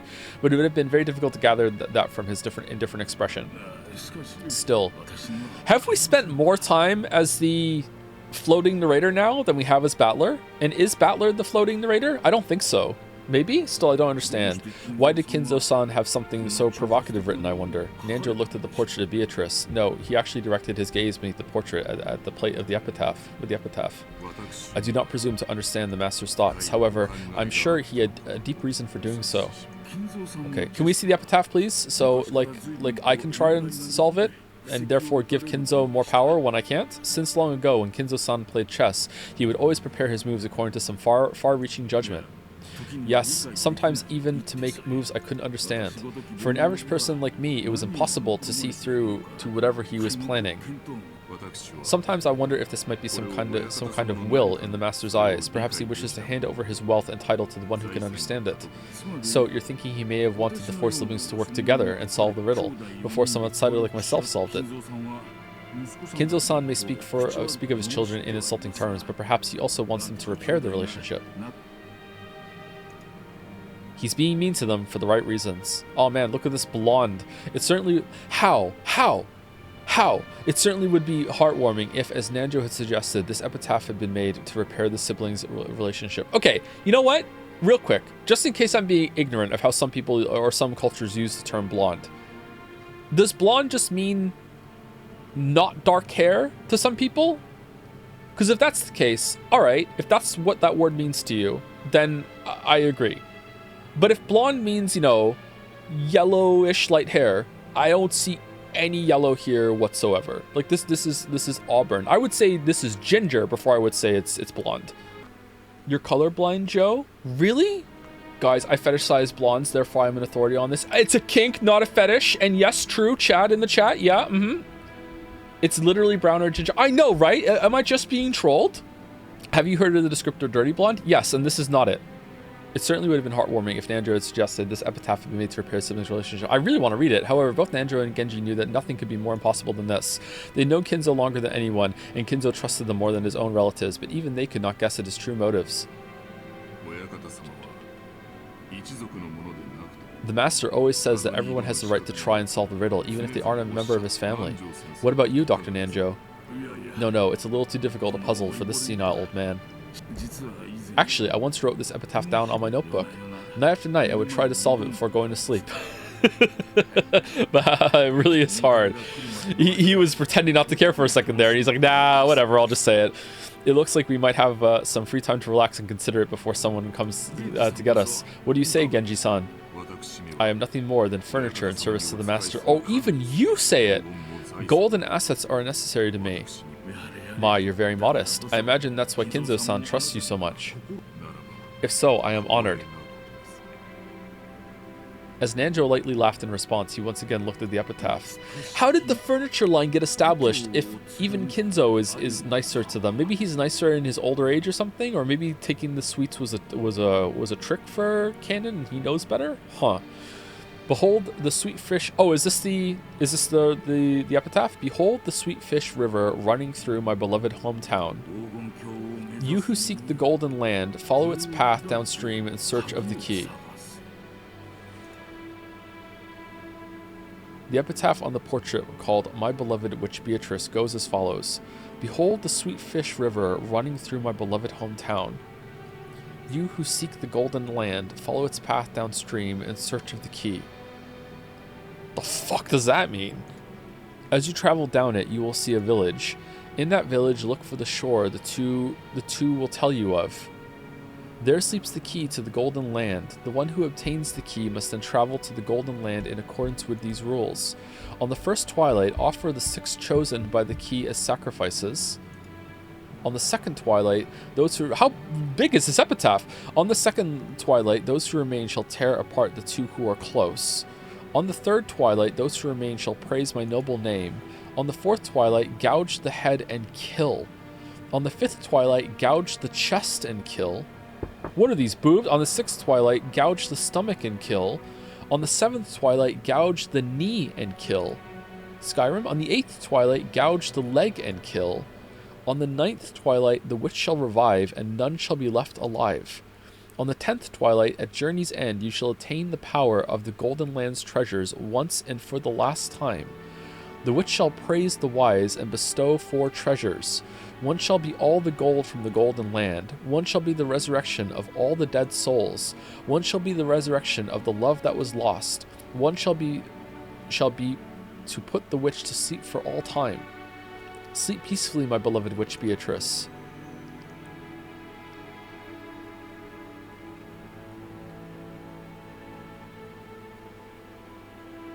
Okay. That was a lot. I was expecting maybe a sentence. Can we see a map of Rockinjima and the island looks like a person? So,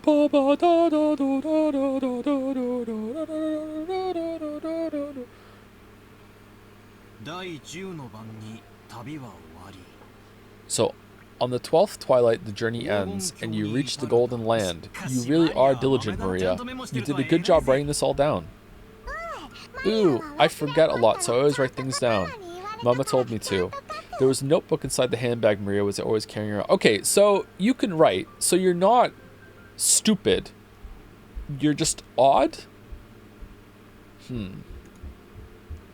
Sorry, if you weren't here for last stream, that might have been rude. She does not act her age at all. She acts like she's a 4-year-old, okay? she's 9, but she acts like she's 4. She can't talk properly. She can't communicate properly. But she can write and she can read. So, okay. She's special. Is touched an acceptable word? Like when someone is special, someone would say like they're gifted, like they're touched in some way. Is that a term that some people know or no? No? People don't know that term? No, that's fine. Really? Never heard that? Like it's meant to be like touched by an angel or a spirit or something like that. People have never heard of that. Touched by a devil. Maybe it is. Maybe it is got a devil thing. Yeah. Okay. A couple of people have heard of it in chat, but not very many. Okay. There was a notebook inside the handbag Maria was always carrying around, and Beatrice's epitaph was copied onto it. Thanks to that, we were able to challenge the puzzle of the epitaph while walking down this beach. Jessica and the rest had already tried to solve it several times, and had already gotten bored with it. However, since this was a first for me, I was so excited that I couldn't stop. It really tickled my sense of adventure. Let's start with the first line. Behold the sweet fish river running through my beloved hometown. Where was grandfather's hometown again? I heard that before the war, the Ishiromiya family had a mansion near Odawara, which makes you want to know which sweet fish river flows through Odawara, right? Yeah, because that river would be the starting place. Anyone searching for the Golden Land would head down that and search for the key. What's this river in Odawara? Well, it's probably a river on the island, because now this is his new home. Or maybe it's even from the witch's perspective, not from Kinzo's perspective. Because I don't think we're leaving the island in this story. I guess we might. I mean, God, the story's long enough. Maybe we do. Does it have sweet fish swimming in it? Maybe it's a metaphorical river. If you're looking for sweet fish in Odawara, it'd have to be Hayakawa. It's famous for its mountain stream fishing. Ooh, I hate fish. Bad memories. Ehehe, Maria, you'll understand when you get a bit older. Lick, lick, lick, salty roasted sweet fish. Yummy. Even though we just ate, I'm getting hungry again. Shall I bring you a biscuit? How were the cookies? Oh, sorry, that's not what I meant. Don't mind it.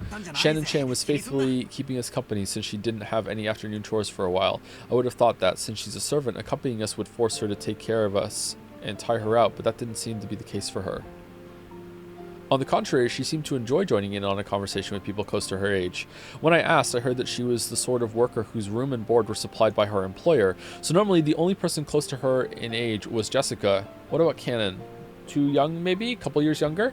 Yeah, I can imagine how that might be pretty dull. Okay, so I get that the sweet fish-filled river near Odawara is Hayakawa. In that case, we've got to go down it. Do you find anything if you head down Hayakawa River? If you follow it downstream, you'll arrive at the ocean. Of course, you'd reach the mouth of the river. And the third line of the epitaph was, as you travel down it, you will see a village. By the way, since long ago, the mouths of rivers have been key points of transportation, and large cities tend to be built there. Very true. The ocean is a road that goes in every direction. That'd be the next checkpoint. That's a pretty good theory. Just like you guessed, there's an old city there that was very prosperous in ancient times. That's where Odawara Castle is. A castle? I think I might have gone to Odawara Castle on a field trip once. It really was a wonderful castle. In fact, it was so wonderful that they made a replica of the castle on the other side of the island, but no one lives there. Let's not go there. Yeah, I also went there. Even though I live in a Western-style house, it's true that Japanese people feel calmer with the Japanese layout. Ooh, castles are boring. Theme parks are better. Ooh, castles are not boring. Theme parks are also good, though. I see. Okay, if we find the gold, the Great Battler-sama will generously reserve a whole theme park for a day and let you play in it. Still, Odawara Castle, huh? The hidden gold of Odawara Castle. Oh ho, it's actually starting to sound pretty good.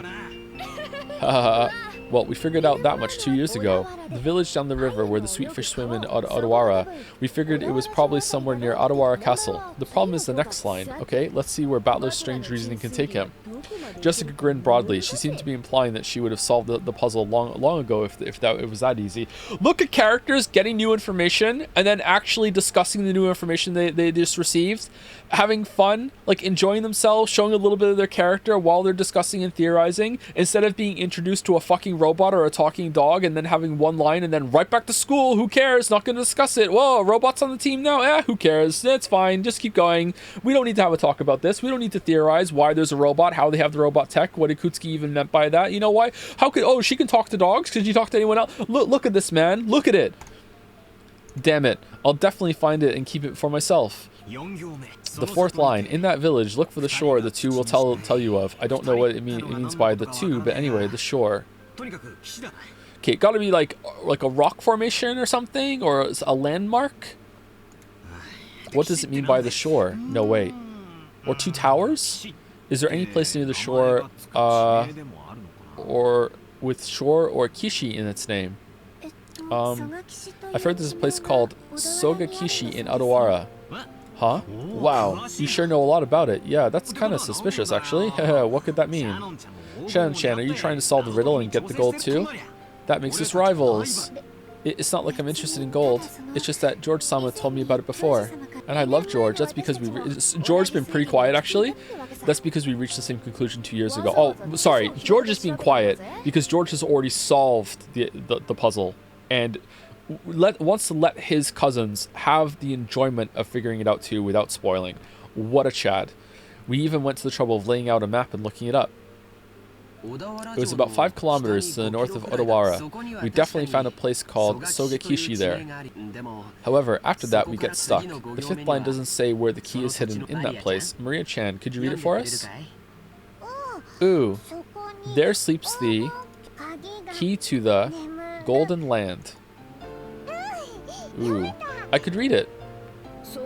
Sogakishi is probably large, and there wasn't ever any house built there by the Ushiromiya family. Not much we can do to find a key in such a vast area without any hints. Huh. You're right. And without the key, we can't advance to the next line. George and Nikki, what kind of place is Sogakishi? Let's see. I've never been there, so I don't really know, but according to the map, it's in the mountains.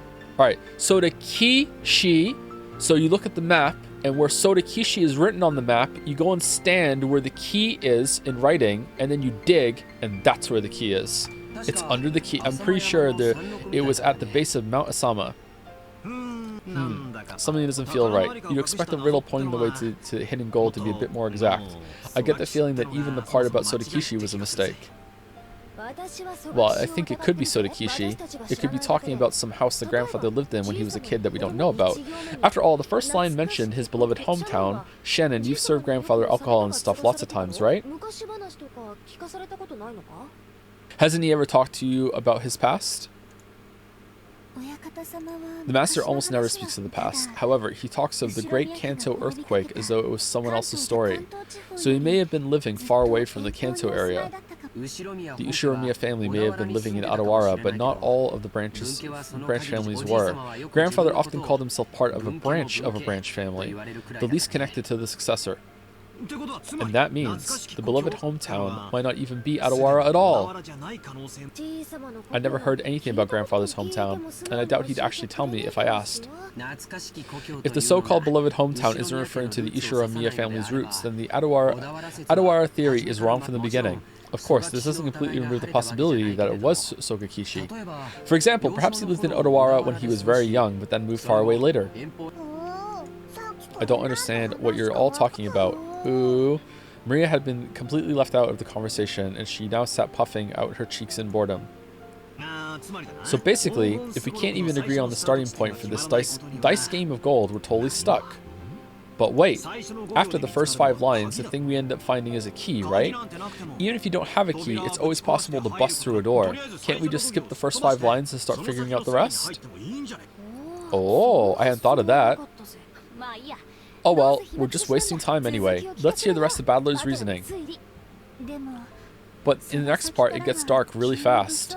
Shannon-chan frowned slightly. After looking back at Maria's notebook to recall what was written there, yeah, I was forced to agree. On the first twilight, offer the 6 chosen by the key as sacrifices. What the hell does that mean? It sure does get horrible quickly. On the second twilight, it says to tear apart the 2 who are close. Does that mean to make them break off their loving relationship? Or does it mean to literally tell them apart? Tear them apart? I don't know, but either way, it's pretty disgusting. Even if we set that second line aside, it mentions 6 people for the first twilight, then 5 people for the 4th through 8th. How can people be involved? Unless it's people, like, something representing people, or is there some amount of, like, precognition going on here? It's like a spell. predetermine people in a ritual somehow. But then how could you solve it ahead of time? I don't know. Okay. I feel like I don't have enough information. Maybe it's not something that can be solved. Maybe it's just a guiding line for the story. Then 5 people for the 4th through 8th twilight. 8th twilights. Oh, for the 4th through 8th twilights. So at least 11 people must be sacrificed. Their sacrifices to revive Bitorichi. I see. Sacrifices to restore the witch. Yeah, that's what it'd mean. Near the end, the witch will be revived on the 9th twilight. That last part is guaranteed. Just to go to sleep forever? On the 9th twilight, the witch will revive, and none shall be left alive. So everyone will die in the end. And after that, the 10th twilight is the goal line. Not sure how you're supposed to reach the Golden Land if everyone is dead by then. Depending on how you interpret it, the traveler who holds the key may or may not be included in the none shall be left alive part. Huh. Kinzo was the only one left alive and the rest of his family died. But he said he also made this riddle. But at the end, there's something pretty interesting. After reaching the goal, the witch gives out 4 treasures. One shall be all the gold. The problem is the next one. It says the dead souls will be resurrected, right? Doesn't that sound like it means everyone who died in the earlier times? If you put it like that, then the part about reviving lost love might refer to the pair torn apart on the 2nd twilight. That's right. And the 4th one refers to the 9th twilight. The 4th treasure is putting the witch, revived on the 9th twilight, to sleep. Getting some big Dragon Ball Z vibes right now, but if we put a happy spin out on all this, it'll be hectic with people dying and breaking up all over the place, but it'll all be made right in the end. The awakened witch will sleep again, and everything will be like it was at the start, except with a huge pile of gold. The witch must be pretty busy with all that killing, reviving, breaking up, and reuniting people. She must need a cookie. Not to mention waking up and sleeping. Sheesh, just when the tale of the hidden gold was getting interesting. Sorry, just when the tale of the hidden gold is getting interesting, it all gets pretty dubious once the witch starts showing up. Too true, Kakali. I laughed along with Jessica. After all, the idea of a witch was just too ridiculous. Of course, once we started laughing like that, Maria, who believed in the witch, got angry. Ooh, the witch is incredible. She can do anything with magic. Even kill, even bring back to life, even give love, even take it. She can fly in the sky, can become invisible, can even make gold and bread out of nothing. Ooh, ooh, ooh, ooh, ooh. Irk. Dang. My bad, we were just joking. Jessica apologized, sticking out her tongue, but Maria didn't accept it. Loves the witch. She grabbed her notebook back out of my hands and, opening to some other pages, tried to prove that the witch existed. Those pages had colorful drawings of witches on them, and well conveyed the fantastical image Maria had of witches. It wasn't the normal sinister image of a crooked-nosed hag flying around on a broom, but a dreamlike person with unnatural powers who could do anything and wore a beautiful dress. It was just what you'd expect from an imaginative young girl that's played the Witcher series. Flitting through the sky, crossing a rainbow, dancing around all night with a teacup and a teapot that would never get empty no matter how much she poured out of it. With a flourish of her staff, the stars in the sky would become candy and pour down, and flowers that produce sweets would bud by the roadside. That sounds nice. To Maria, witches were the only concept that could embody the magical dream that so captivated her. As she grew older, it was the last remaining thing that could give richness to her dull and plain everyday life. That's why Maria believed in witches. She didn't want that dream of hers to be tarnished. That's why she didn't want anyone to tarnish the epitaph which affirmed the existence of witches. Because the witch name Beatiatri is Maria's dream. I'm just gonna say Beatrice. I can't say it like Kinzo can. To Maria-chan, the epitaph isn't a guide to the hidden god, but magic to revive the witch.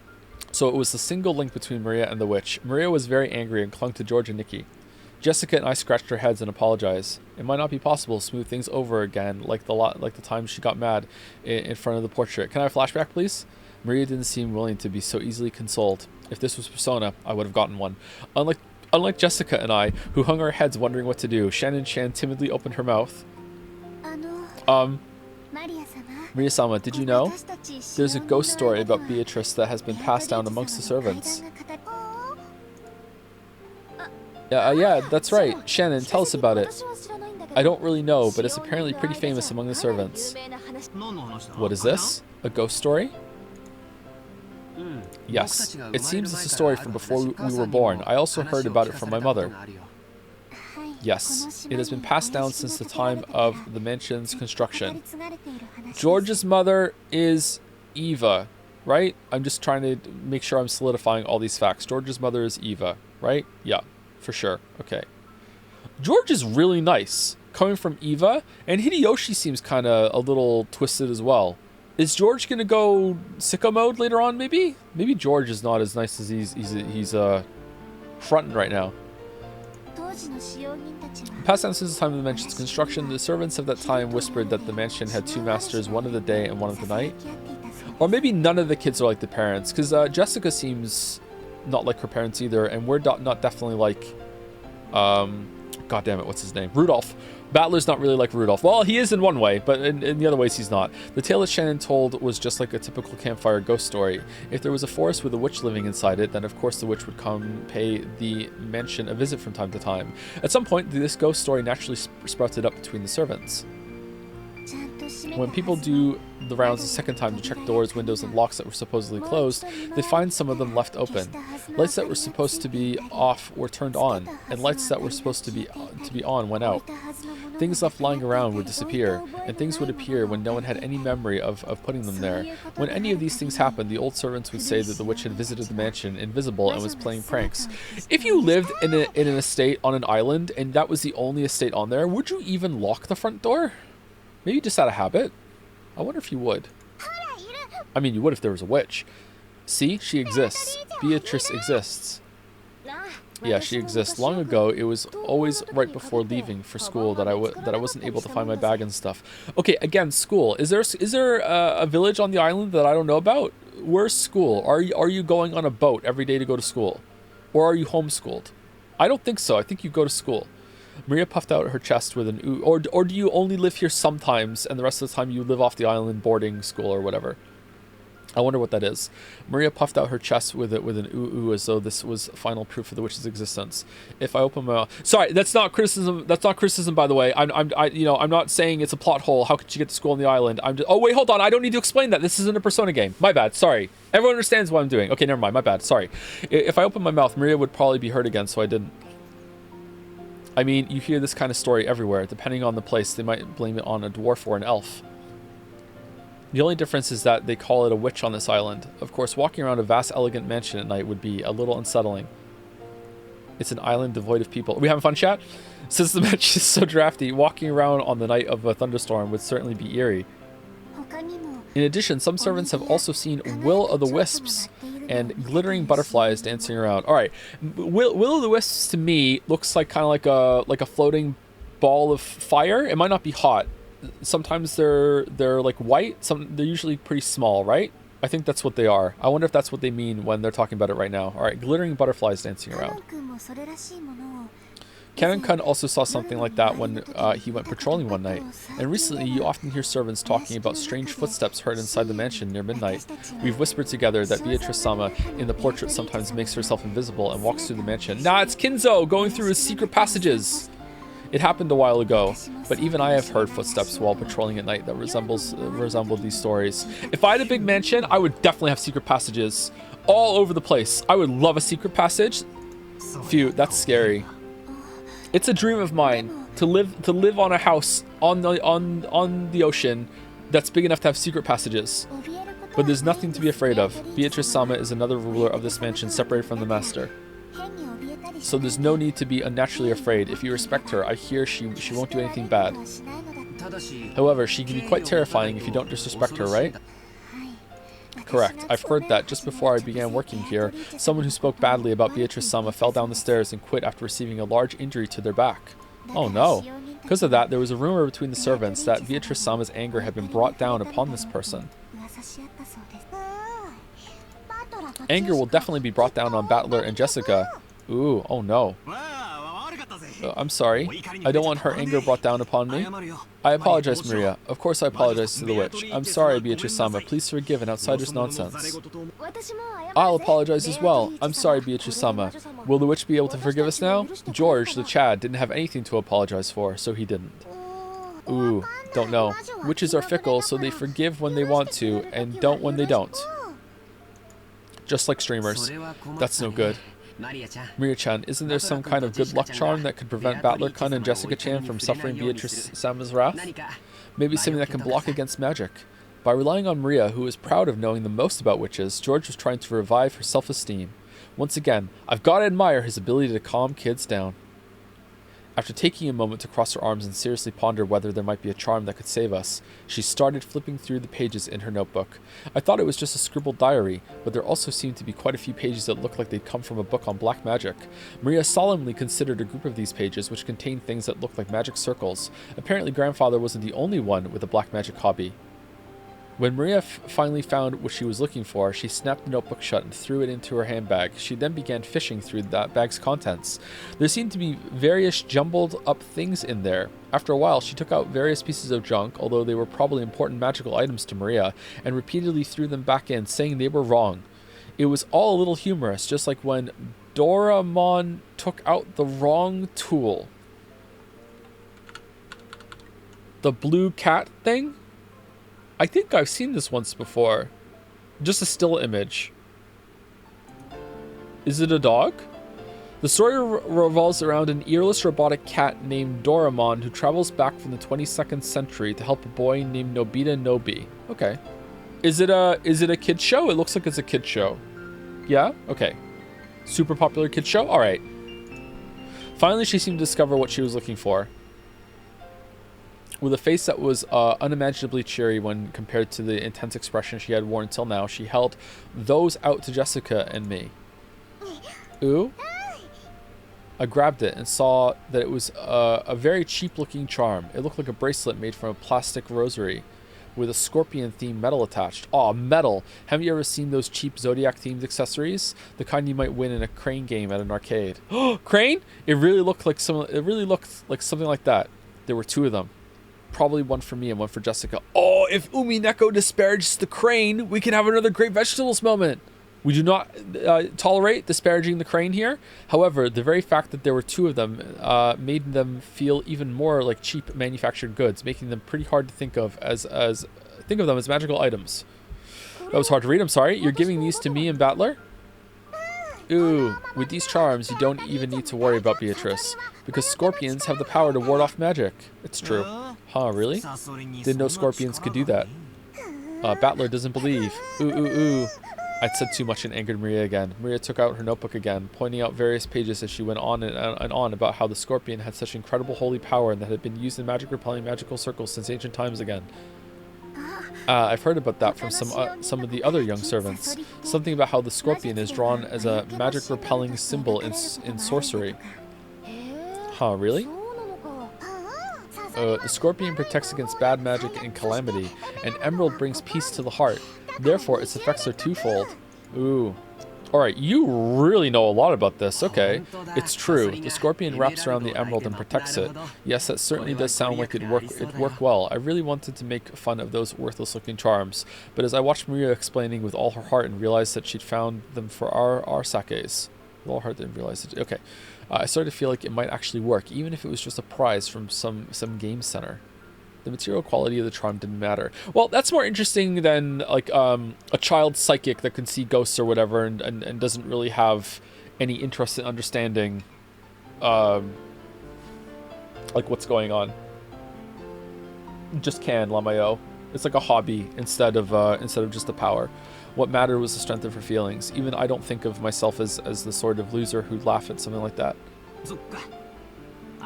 Okay, thank you. I apologize to Beatrice-sama, and even if I do end up getting cursed, I'll be safe now thanks to Maria's charm. Right, Jessica? Yes, that's right. But Maria, wouldn't the witch be upset that you gave us a charm to ward off the witch's power? You're right, give them back. I don't want to make the witch mad at me. Unless you got a charm too. Thanks, Maria. Ooh, wear it on your arm when you want your heart to be at peace. Put it in your wallet and your money won't decrease. If you hang it from a doorknob, bad things can't get in. It's a really convenient charm. What an incredible effect. If Maria-sama gives it her confident seal of approval, then it surely must be reliable. Shen and Chan clapped her hands together and Maria stuck out her chest. She was totally in a good mood again. It's probably best if we let her lead the conversation a bit longer if it'll keep her in such a good mood. Come to think of it, she looked a bit bored when we were getting excited about the hidden gold, probably because she couldn't keep up. While eating the cookies Kumasawa-san had baked, Kumasawa-san is the lady, right? Yes, okay. Jessica and I asked Maria this and that about black magic. Maria happily chatted away in response to our questions. Each time, George and Nikki and Shannon Chan would act surprised or chime in. The clouds in the sky grew darker and darker, but we cousins really enjoyed communicating freely after a year of separation. Aw, nice juxtaposition with the parents bickering inside. Did I just feel a drop on my forehead? Oh no, the typhoon! I wonder. As George and Nikki rubbed his forehead, he looked up at the sky. Considering the color of the sky and the dampness of the air, it wouldn't have been odd for a raindrop to hit him. The sky is gray, and so am I. The wind also seemed to have grown a bit stronger. Ooh, I didn't feel a drop. Only I didn't.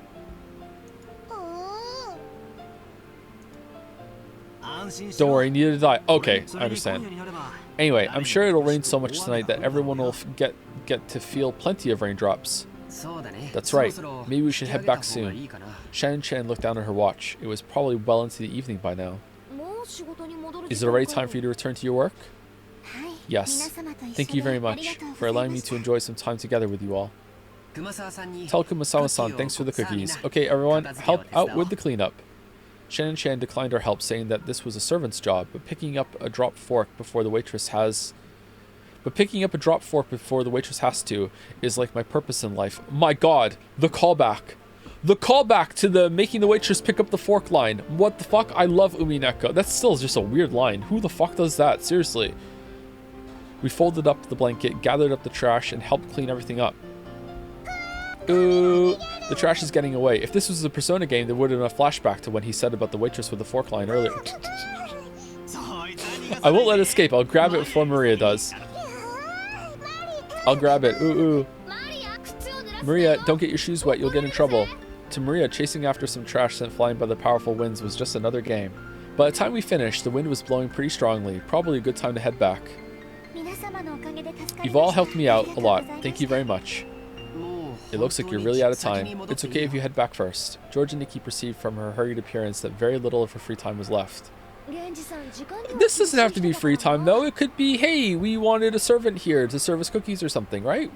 We could do that. Genji-san's very strict about time. If you don't show up where you're supposed to be at the right time, I bet he'll be pissed. We'll see you later. Do your best with your work. Yes, then if you will excuse me. Alright, this scene seems like it's coming to an end and we're due for break. I think we could probably get to the scene transition. Let's see. After making a respectful bow, Shannon Chan ran toward the rose garden. Okay, let's head back to the guest house. We can watch TV or something and relax a little. Ooh. Wanna watch TV? Wanna watch TV? Ooh. Then it's decided. How do you have TV? Okay, definitely can't have cable on the island. Satellite? Was there satellite TV in 1986? Probably. I don't know actually. Would broadcast TV make it to an island from the mainland? How far away are we from the mainland? Terrestrial antenna is more than double in Japan. Yeah, we had a TV that had to use the antenna when we were growing up, but I don't know how if they're far enough away from the mainland, would it reach that far? I don't know anything about broadcasted television. Like maybe it would reach. Maybe it wouldn't be a good signal. Then it's decided, let's all head back and watch TV together. Maria, who wasn't done having fun, agreed once a television was mentioned. We climbed up the gentle stairs and returned to the rose garden. True, but they are hella rich. I don't think hella rich is gonna outdo the technology here. It's not like putting a face on a robot or anything. I think there was satellite TV back then. So satellite was probably an option. The wind had grown very strong and roses shook throughout the garden like ripples on the water. This might be our last chance to see these beautiful roses. Yeah, okay, you're right. Someone in chat said they might just have a really large antenna. That's for the whole island. Yeah, that's true. And that might be able to be hooked up to the TV system instead of all of them having their own individual antennas, or the big antenna rebroadcasts it somehow. I don't know how that technology would work, but it's definitely plausible. This might be our last chance to see these beautiful roses. I'll bet Typhoon ruins them. Oh no. These roses might be done in by tonight's winds. You're right. Still, I think the roses were pretty lucky. You know what? I haven't saved it in a while. Okay, I feel like there might be a little... Let's talk about the flowers for 10 minutes here, and we're overdue for break, so I'm going to take break right now, okay? Well, while the moody music is on.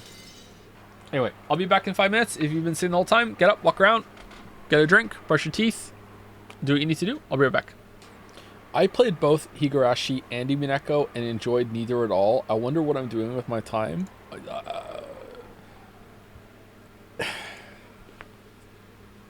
My brother in chat, you read one, didn't like it, read another one. Okay, you know what? Chad-like behavior for being like, okay, one isn't enough to judge something. All right, based. But now you're here watching a streamer read something that you already read and didn't like? What? Are you hoping that like experiencing it again as a community will make it different somehow? Maybe, I don't know. Sunk cost fallacy. Smoker who hates smoking. I went to the gas station last night to get some chocolate bars for the kids and also to get some Coke Zero because we're out of Coke Zero. And I have a question. This is not that interesting a story, okay? So don't brace for a Moncton story, okay? I have a question for anyone who is a smoker in the chat or used to be a smoker or anything like that, because I don't understand this interaction, okay? So I'm standing there and I'm putting all the stuff in the bag, and after I paid, and some guy comes up behind me, goes up to the cashier, and says, "Can I have a pack of smokes?" He goes like that, pack of smokes, and she's like, "What brand?" And he just goes, "Cheap smokes." And I was like expecting, okay, what brand of cheap smokes? What are you talking about? And she just went, okay, turned around and just got some smokes for him. Okay, came back over to the cashier, put it down, rung it up, and said that $24.99. He kind of hesitates and goes, "How much are the expensive smokes?" And I left after that and didn't hear the rest of it. Okay, is that standard to just say cheap smokes, to just get the cheapest one? Because that seems like a weird interaction to me. 25 Canadian? Yeah. Former smoker? No, this actually was a Moncton story. Oh, was it really? I love the Maritimes. All right. I think she just handled that very well. Okay, good for her, I guess. I don't know. Maybe she's so sick of people's shit that when they just don't give her an answer to a question, she just randomly picks. You don't tell me the brand, I'm just gonna give you whatever brand I feel like looks the best right now. Maybe. My dad buys smokes like that. Oh, does he? Okay. Cheap smokes. Current smoker. Some smokers don't really care about the quality of the cigarettes or their tobacco. I've especially observed it in people that have been smoking for like the past 27 years. All right.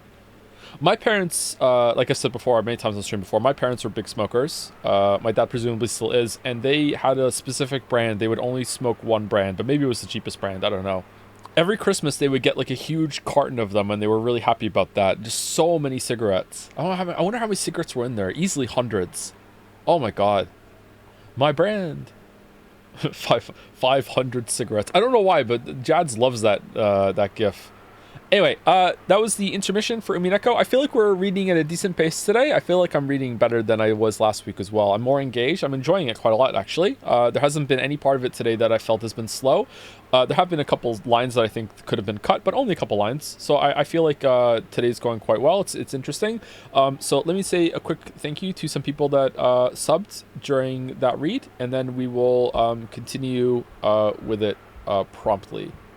Thank you, Pincerata, for some bits, and some more bits after that. Okay, when I decided to read Umineko after your stream, I told myself I would give it a trial run by only reading a few scenes after where you left off. Then I was hit by the children saying that the gold couldn't possibly be real, the adults following up and saying they think the gold is real, and then this extremely fun and interesting scene of Kraus flipping the inheritance issue back on his siblings. Sadly, it led me to finishing Umineko after a few weeks of reading. Oh, this was last year then. Okay, well, 2 years ago. No, it was last year. Last year was the leap day. Okay. Speaking of interesting magic rules, there's a book called Carry On, where the spells are all common phrases songs. Is one Carry On My Wayward Son? And they are only given power if they're a popular phrase or if the spellcaster resonates with the statement. So in that world, wizards are meme lords who make the memes popular, giving them power. Interesting. Example, someone can fly with the spell Loves Give You Wings, but only if you're in love with someone. The book itself was mid, but it would be funny if Jad's quotes work that way this time for sure, and it makes an unlikely event more likely. Maybe that's where my Nagito powers come from. Ooh. Oh, this part coming up is so good. This part's so good. I love this part. This part is amazing. I cannot be bothered to write more of these messages because I failed to copy paste it. All right. You having fun, Rodney? I think Rodney said at one point in chat, or maybe it was on Jad's, I can't remember. Rodney said something like, his goal is to say something so unhinged in chat that it gets pasted in Dragon's Den. Have you achieved that yet, Rodney?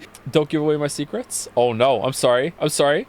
In 5 minutes, on bet close, the 9th letter on the first sentence. What are you guys doing? What the hell? Cash but available? Really respect the way you don't shy away from discussions and arguments with chat. Really? Unironically improves the vibes a lot, I think. Really? Happy to have you back. Also, the A in blaha sounds similar to the O in or. O. Blowhaj? I can't remember what it was now. Or. Blow. That's. Oh, man. I hate reading. Good thing we're reading Umineko, and the ha in is like high. So, blowhai, or blowhai. I feel like I'm becoming Scottish as it goes on. Wanted to say that yesterday when it was relevant, but I was driving and that felt irresponsible. Well, good job being responsible for real. Okay. Well, I'm glad you like the arguments. I like them sometimes too, but sometimes they go on a little bit too long. And the last bunch on my list are Clover Chanwa for the resub. Umineko fundamentally changed my life. Thank you so much for reading it, Joe. Oh, did you not like certain games after this? It was hard to go back? All right, let me take a sip. Hello from Furcon. Biggest regret is missing the stream. Fuck Persona. Umineko for forever. Yif in peace by Scaly Brother. Okay, very nice. Very nice, Nagast. Or should I say Ikutsuki? All right, let's continue. Okay, you're right. Still, I think the roses were pretty lucky. After all, they got to welcome all you before the typhoon. All flowers lose their petals eventually. All right, George, that's kind of creepy. But that means we can admire them even more when they're in bloom. That's right. Maria, burn this image into your eyes. At this moment, they're the best roses of the year. They're the bow burned into eyes. Right then, Maria suddenly clapped her hands. It looked like she'd remembered something. My rose. The typhoon will send it flying. Ooh. Oh, you mean that sad-looking rose George and Nikki marked with a ribbon? Maria apparently remembered where the rose was. She ran at full speed. What if that's the only rose that does survive? The rest of us followed her. Ooh. Where was that again? I'm sure it was somewhere around here. We searched everywhere around that area, but it was only a single flower among all these roses after all. Even though we knew it was somewhere close by, we weren't able to find it. The winds making up the typhoon's front lines made roses throughout the garden undulate. It was almost like it was teasing us by making the location of Maria's rose impossible to find. Maybe it wasn't here. Let's try. That's a pretty good image, actually. Let's try spreading out a bit in our search. Sounds good. Let's go for strength in numbers. Huh? What's up, Maria? As we made the split up and search, Maria tugged on my jacket with an unhappy face. You could tell that she didn't want us to leave that spot. What is it? What's wrong? Ooh, my rose is here. It's here. But it's actually not, right? Maybe it was on the other side of the flower bed? If we all look, we'll find it fast, okay? Ooh, it's here. My rose is here. Look for it. Look for it. In other words, she really wanted to find her rose right now. Maria stomped her feet in irritation. She pointed at that spot and said it was definitely there, but in actuality, it wasn't. Oh, it's there for? I'm sorry, chat. I'm sorry. Even so, Maria got mad when we said we were going to search for elsewhere. We were at a loss of words for what to do. For a while, we had to stay near Maria and pretend to search through that rose thicket.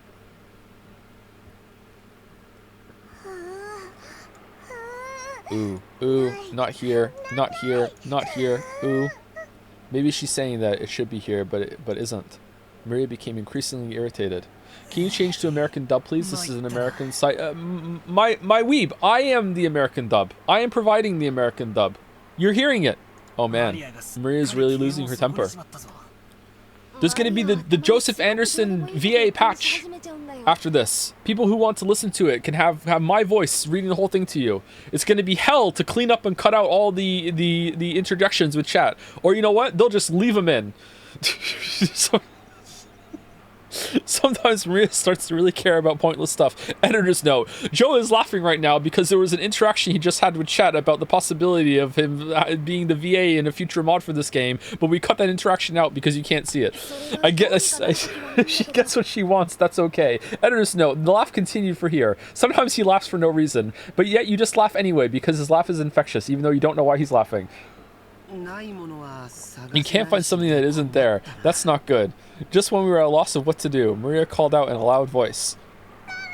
Mama, ooh, ooh, ooh. We could see Aunt Rosa in the direction Maria was waving her hand. I gotta say, sorry to interrupt. This will be the last interruption. I gotta say, the part in yesterday's stream, when the stream properly started, there was like, I don't know, a 30-minute stretch or whatever that started with talking about all the people in the house and ended a little after the crane said that the Persona dog was fine. Might have been like the funniest stretch of that entire playthrough yet. It was so goddamn funny. It just kept coming and the hits just kept landing, man. Just one after another. Just holy shit.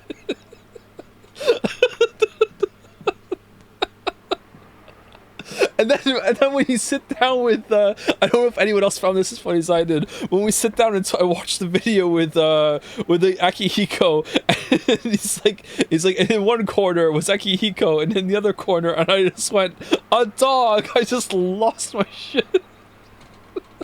Because I forget what I say, so like I can watch it back and be like, oh, I wonder what I'm gonna say now. Anyway, we can see Aunt Rosa in the direction Maria was waving her hand. Maybe she wanted to look at the garden one more time before the typhoon came, or maybe she had some business at the guest house. Aunt Rosa was coming from the mansion. She quickly noticed her daughter's voice and came over. Oh no. My, what happened, everyone? Are you looking for something? Look for it. Rosa, Rose, look out. Mama, you look for my rose too. Ooh, ooh, ooh. Your rose? We found an unhealthy rose around here and marked it. Remember? We tied a candy wrapper around it. Rosa, you were there, but Maria, if I remember correctly, was growing... It was growing right in front and really stood out, didn't it? Unless it grew legs and ran off somewhere, it must have been somewhere else. I mean, it might have. Maybe you remembered wrong. Ooh, it is here. It is here. Did we morph? Battler doesn't believe. Ooh, ooh. How many times do I have to tell you to stop saying ooh ooh before you'll understand? Mama will look for it, so stay quiet. I'd never seen Aunt Rosa be anything other than kind and gentle, so her anger surprised me a bit. Aunt Rosa began searching as well, so we went along with her for the time being, but we were already more than sure it wasn't around here. So it didn't take long for Aunt Rosa to realize that too. The rose isn't here. Did you mistake this place for somewhere else? There are so many roses around. Ooh, ooh, that's wrong. It is here. Mama doesn't believe. Ooh, ooh, ooh. I already believed you and looked hard for it, didn't I? But it isn't here. Ooh, ooh, but it is here. It is here, but it isn't. Ooh, ooh, ooh. Then someone must have ripped it out. Anyway, stop saying ooh, ooh. Ooh, ooh, ooh. Okay, technically it was 3. Who ripped up my rose? Who did? Give it back, give it back. Ooh, ooh, ooh, ooh. How should I know? Stop it, stop it, stop saying ooh, ooh. Aunt Rosa slapped Maria's left cheek with her palm. Whoa, in that instant, Maria was shocked into silence. Of course, it was only an instant. When Maria realized that her wish was being rejected, she started yelling even louder. Ooh, ooh, ooh, ooh, my rose, my rose. Ooh, ooh, ooh. Didn't I tell you to stop that weird habit? That's why all the kids in your class make fun of you. Cut it out. Once again, her palm slapped Maria's cheek. Is this typical, or are you really angry about what just happened in the house? Like, what? This time she didn't go silent. She choked as she started crying and began to bawl in an increasingly loud voice. Aunt Rosa was clearly irritated and lifted her hand once more to try and shut her daughter up. Aunt Rosa? Now, she's just a little kid, so there's no reason to get so serious, hee. I tried to cut in with a bitter smile, rubbing my hands together. Okay, you know what? Good job, actually. Like, this might be the first time I've liked you. Good job. This takes guts. This takes guts to stand up to your aunt. Aunt Rosa glared at me with a serious face, and I realized I should have stayed out of this. I'm sorry, but could the rest of you go back to your room for a bit? I need to have a little talk with Maria. Ooh, ooh, ooh. Nobody believes in my rose, even though it was here. Ooh, ooh, ooh. Look for it. Look for it. Here, it was here. Ooh, ooh, ooh. But it's not here, so you must have confused this place for somewhere else, right? Ooh, ooh, ooh. It is here. It's definitely here. I'm gonna stop saying the ooh, oohs, okay? Then it disappeared. Give it up. Why? Why did it disappear? Why? Why? I don't know that. So stop saying. Ooh, ooh. Aunt Rosa once again raised her hand, overcome by emotion, and slapped Maria's cheek. It was strong enough to knock Maria over. Hey, Aunt Rosa, even if she is your daughter, violence isn't the answer. I stepped between them to protect Maria, who was still on the ground crying. I knew that as an outsider, problems between parent and child were none of my business, but I wasn't brought up to just silently observe someone like this. Don't you think it's weird, Battler-kun? Are there any girls at your school who mutter ooh ooh? Well, I am in high school, but for an elementary schooler, I think saying ooh ooh is pretty cute. Cute? Saying ooh ooh is cute? Cute? My careless words seemed to have earned me Aunt Rose's wrath. She grabbed my collar with a terrifying expression. Don't say such nonsense. Do you know how old Maria is? She's 9. She's a 4th grader, not a kindergartner. But she still makes that sound during class. Don't you get it? Do you know what they say about this kid when they bully her? Thanks to this weird habit, she still hasn't made a single friend. Don't turn your eyes from reality and carelessly call Maria cute. Think more seriously about this kid's future.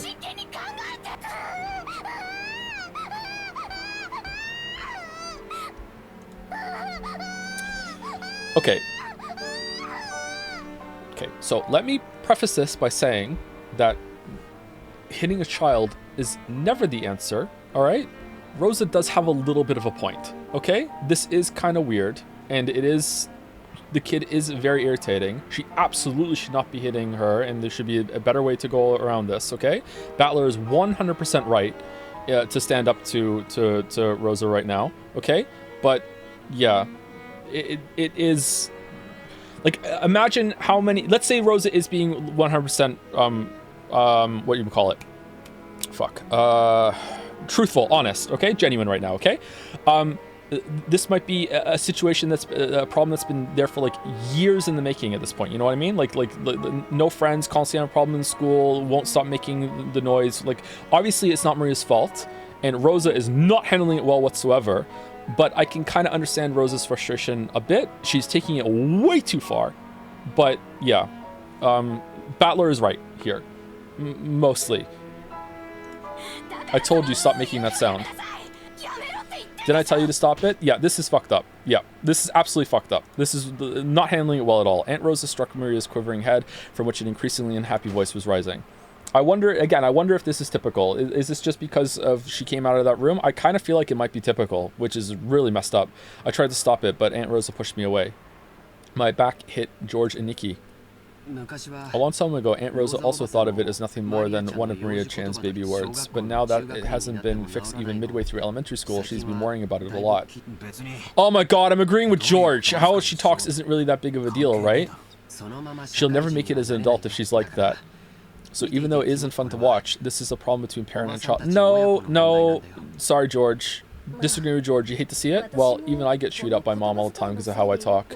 When they put it that way, maybe even a scene as painful as this isn't something an outsider like me should butt in on. You should. Battler-kun, when you were a kid...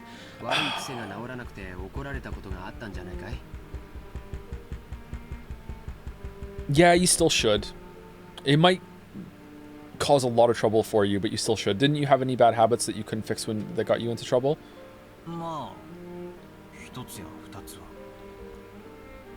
Well, 1 or 2. On Parents' Day once, I kept getting yelled at in front of everyone. It was embarrassing as all hell. Well then, you can understand how the two of them must feel right now. I'm sure they don't want us to be here now. You understand too, don't you, Jessica-chan? I don't think anyone likes to be seen when they're being scolded. Let's go.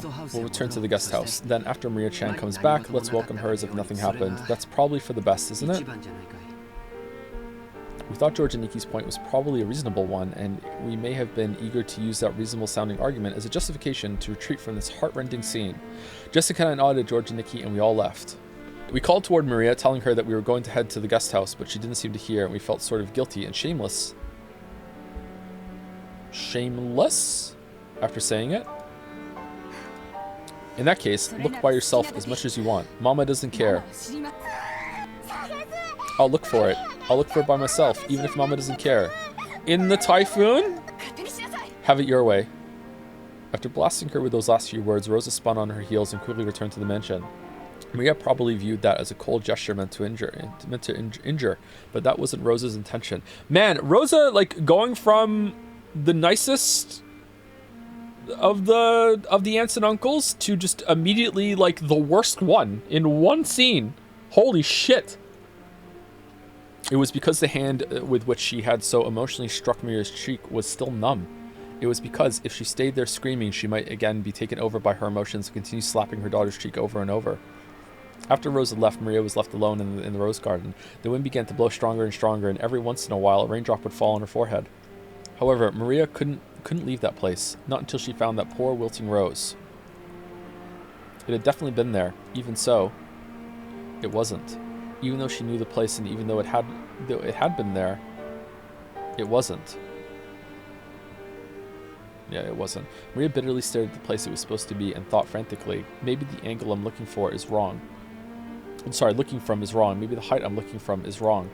While gazing at a single point, Maria repeatedly stood up, changed her position, and continued to stare. The wind was getting stronger and stronger, but Maria kept on looking for that rose in front of the flower bed. Man, if you're just gonna leave, we could have stayed with her. What the hell? I wonder who's talking during this. Is it a detached thing from Battler? I'm really curious about that. I love thinking about perspectives in fiction. Talk about it in the Witcher 3 video. Kinzo noticed the sound of the raindrops beating on the window. One of my favorite sounds. It seemed to be pouring down thickly. It had begun to rain later than the weather report had predicted. Kinzo approached the window as if being summoned by the sound of the rain. The sound of rain is a sound of silence. That sound feels quieter. That sound feels quieter than any silence. Good line. It makes humans remember that in the end they are alone from the moment they're born to the moment they die. Okay, calm down. Beatrice, you're late. Were those words directed at the rainy sky? There was no one to be seen in the direction of Kinzo's gaze. Well then, let us begin. Let us begin our banquet of miracles. This island has now been cut off from the world. I knew there would be a typhoon. Now there are none who can interrupt my ceremony. There are many fitting sacrifices for you. 4 of my children, 3 of their companions, 4 of my grandchildren.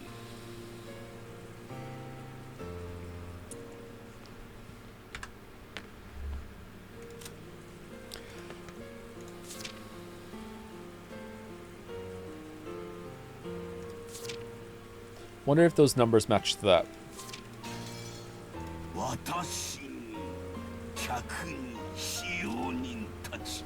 Me and my guests and my servants.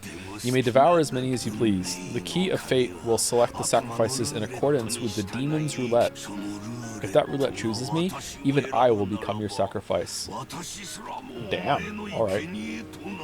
Summons a succubus, ends up falling in love with the succubus, and wants the demon to come back instead of like living with the deal made. So unfathomably based that I can't even say unfathomable. God damn. However, because of that, because I will bet on such madness, I will most assuredly bring forth a grand miracle. Come, devour to your heart's content. I will achieve victory over that roulette. Unfathomably. I can't say it. Unfathomably. I can't say it. Why can't I say it? Yes, I'll put everything on the line. First, I'll return the inheritance of the Ushiro Miya family. Accept it. Kinzo tore the window open, ripped the golden ring off his finger, and forcefully threw it away. Wrong ring! At that time, the sound of thunder rang out, giving the illusion that the lightning had accepted the ring. And when you are resurrected, surely I will be the one who stands witness. I will survive until the end and watch over you as you awaken. So come, Beatrice. Welcome to my banquet. In exchange for all that I've created, show me another miracle just this once. It's like us with Trolley-chan. Miss her so much. Already?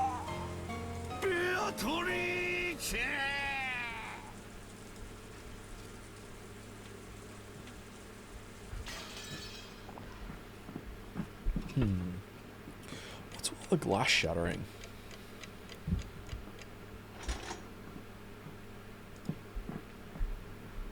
Six o'clock. We're on chapter 2 now, right? Hell no! No, there's 3 streams for that. A news ticker. I'm not even kidding, I think. Then a news ticker popped up on the TV, on top of the TV program we were watching. The disaster report told how municipalities all over were continually sending out rain, flood, and wave warnings. Of course, the raindrops beating harshly on the window were even more convincing. This rain's incredible. Still, when it's raining this hard, it also feels like it might stop at any moment. It's like the scene in The Last of Us when the news report is just outside the window. You wish. They said the typhoon's moving slow, so it might be like this all day tomorrow. And even a little bad weather stops the boats from coming. It looks like we won't be able to head out on a Sunday after all. Just in case, I cleared all outside business for my Monday schedule, and I'm glad I did. Wow. Such thoughtfulness, George. Can't wait to be more like you when I grow up. Which means, looks like we'll get to skip school Monday. Living on an island is starting to sound pretty good. Come to think of it, Jessica, you gotta take a boat to school every day, don't you? Had a thought, and they're addressing it. Persona 3 Reload fans, this is what it looks like. This is what it looks like. What do you do when the boats stop running? I don't go, Lameo. Do you stay home when it rains and show up late when the wind's blowing, like King Kamehameha? Kamehameha? If the boats don't come, I stay home. Still, it's not as good as it sounds. Usually, I'm ordered to study by myself, and it's not that fun with someone standing right behind you watching everything you do.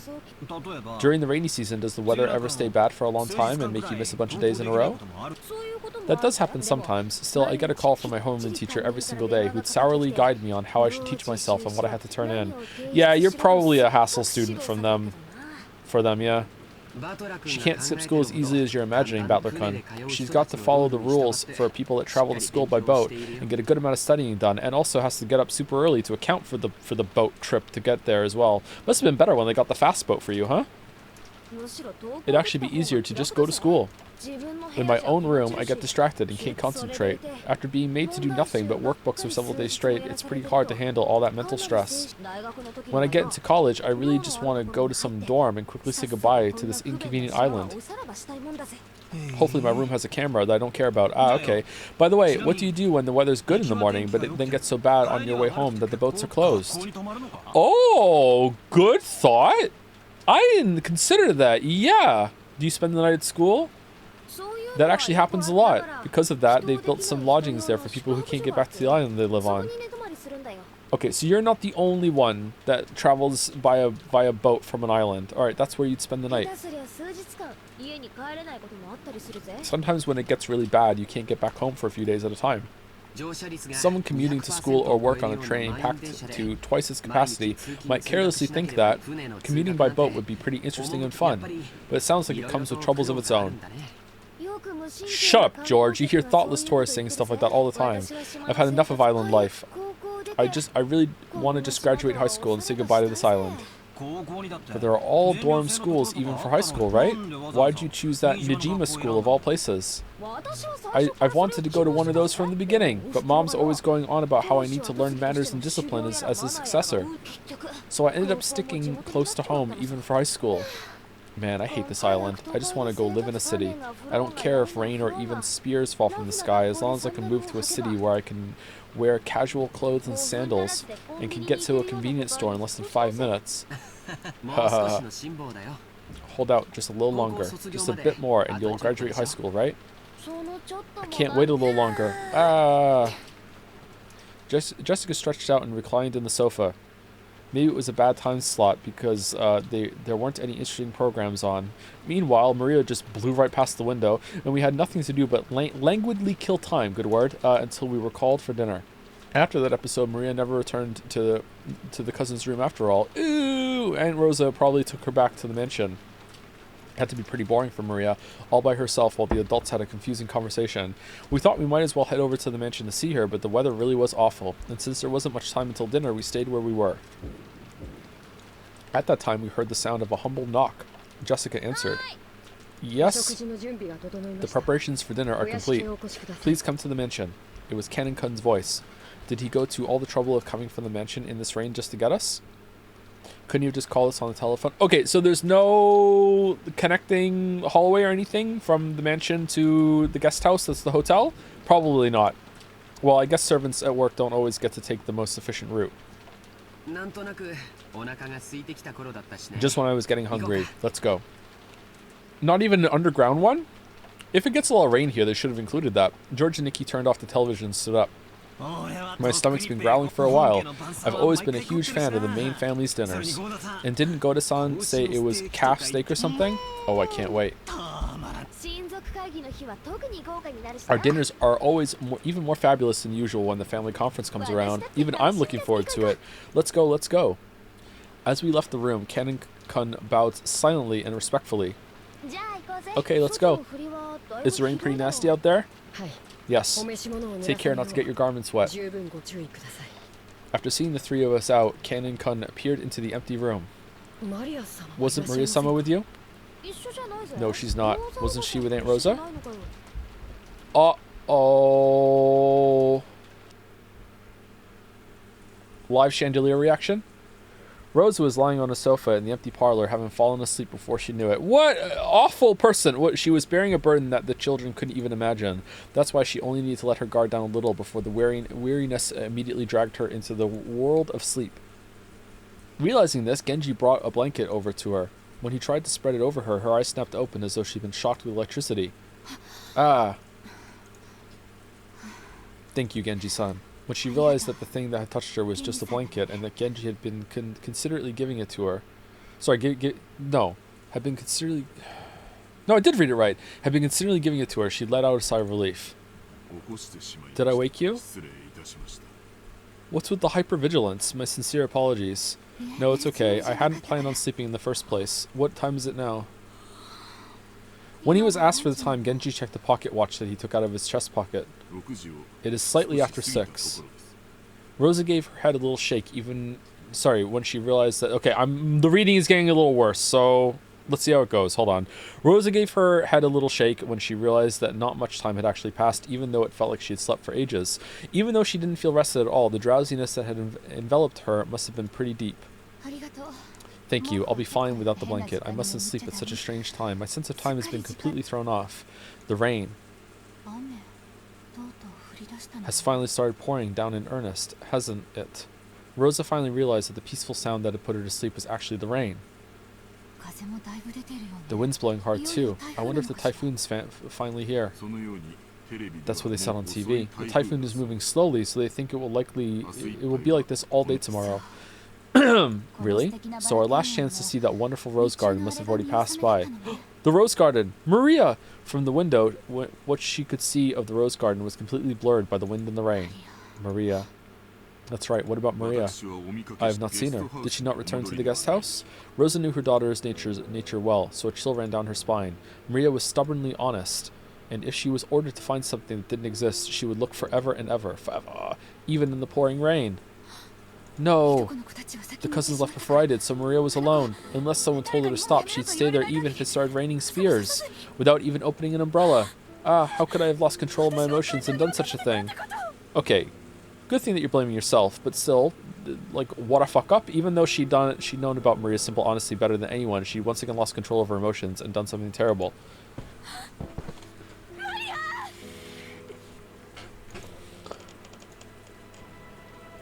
Rosa pushed Genji away and ran down the hall.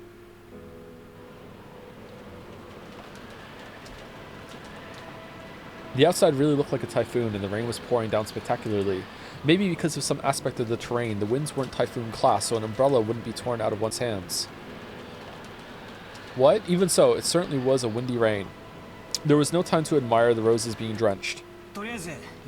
Anyway, I'm getting pretty worried about Maria. You don't think she's still rebelliously searching for that rose alone, do you? I wonder. Surely she wouldn't do it in this rain. Chat, is it... Sorry if this is wrong. Isn't a typhoon just another word for a hurricane, and the name is determined by what part of the world it is? Is that true, or are there some differences at the same time between that? Typhoons are hurricanes in the Pacific Ocean? Okay. I wonder surely she wouldn't do this in the rain, or at least I wish I could believe that, but Maria-chan sometimes gets really stubborn and intensely straightforward. We hadn't worried much, thinking that Aunt Rosa had taken her back to the mansion. However, when Ken had come from the mansion to call us and thought Maria was here, we got a little worried. I did not see her in the mansion, so I was sure she was here. After all, Rosa-sama was taking a nap. You didn't see her on your way over here? My apologies. I opened my umbrella and ran as fast as I could, so I did not pay much attention. If you had cut through the rose garden, taking the shortest line between the mansion and the guest house, then you would have just barely missed the place where Maria had been looking for her rose. And it was raining this hard, too. It certainly would have been possible for Ken to fail to notice her. Instead of arguing around here, it'd be faster just check it out directly. Let's go. Aniki, why don't we race over there? Oh, do you think you could beat me now that you've been growing for 6 years? George, now is not the time for good-natured, sparring. Someone is missing. Although, considering what Rosa said, she should still just be out in the rose garden, but she's not going to be. That's too simple. So why would she leave? If she would just continue to do it forever, why would she leave? The wind's not that strong. Did she see the rose and it blew away? Okay, let's settle this. Go. Oh god, Battler is the best one here. I know! What the hell happened? Honestly, if you just cut out some of the parts in the first part, not a bad protagonist. God damn it. George and Nikki and I flew out into the rain. Jessica and Canon followed us. In episode 2, Rosa's gonna be inexplicably good. Man, Rosa's the best aunt and uncle. What the fuck happened? And Maria, if you're there, answer me. Maria. It's Aunt Rosa. Hey, Aunt Rosa. When George and Nikki called back, Aunt Rosa jumped at him and grabbed onto him. Where's Maria? Isn't she with you?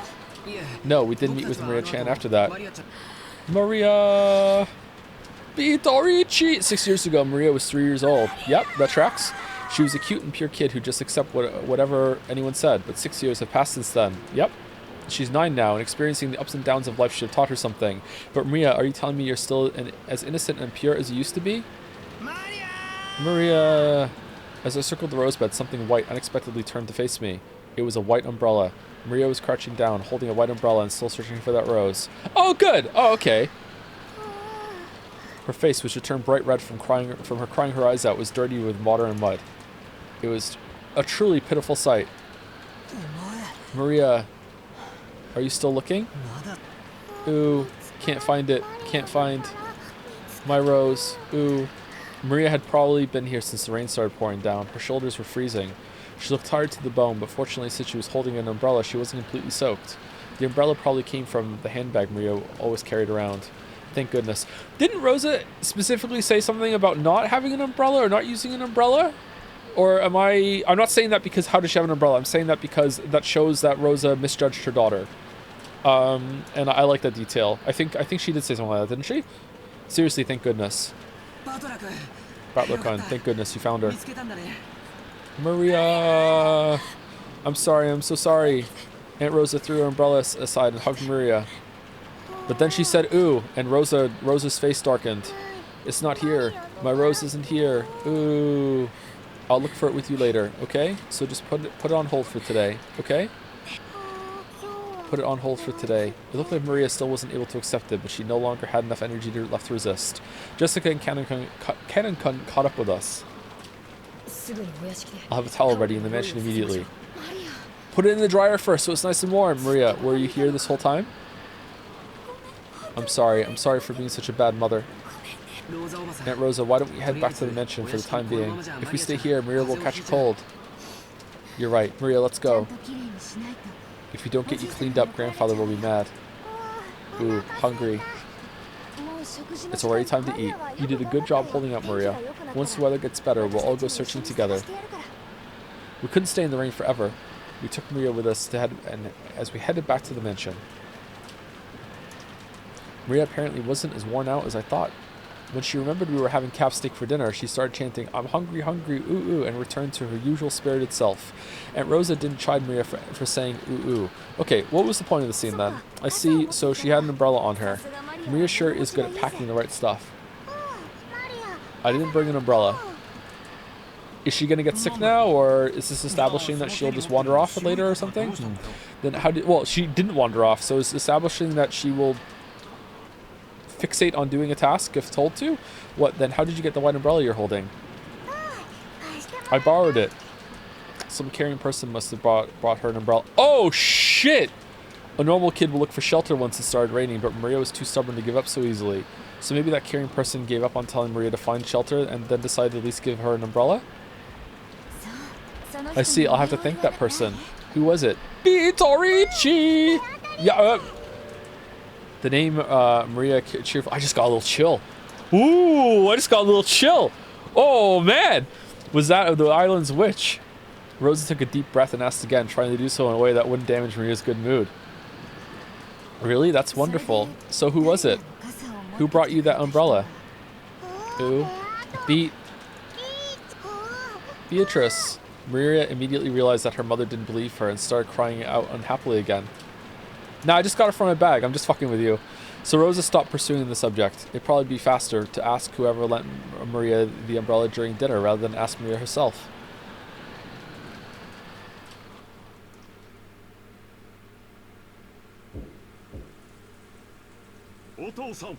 Father, please at least join us for dinner. It won't be a family conference otherwise. Along with the dull pounding on the door, the sound of Krause's entreaty could be heard. However, that voice seemed to be resigned to the fact that nothing it said would be heard. Kinzo-san, won't you at least come out for dinner? All your children have gathered here to see your face, haven't they? Silence. Nanjo, so the bishop won't work. One move too short. Apparently, Kinzo was completely focused on the final battle of his long-lasting chess match with Nanjo. Kinzo's brow was wrinkled as he continued to glare at the game board through his spectacles. Krause's voice didn't reach his ears. Kinzo-san, I'm hungry myself. Why don't we go down and eat?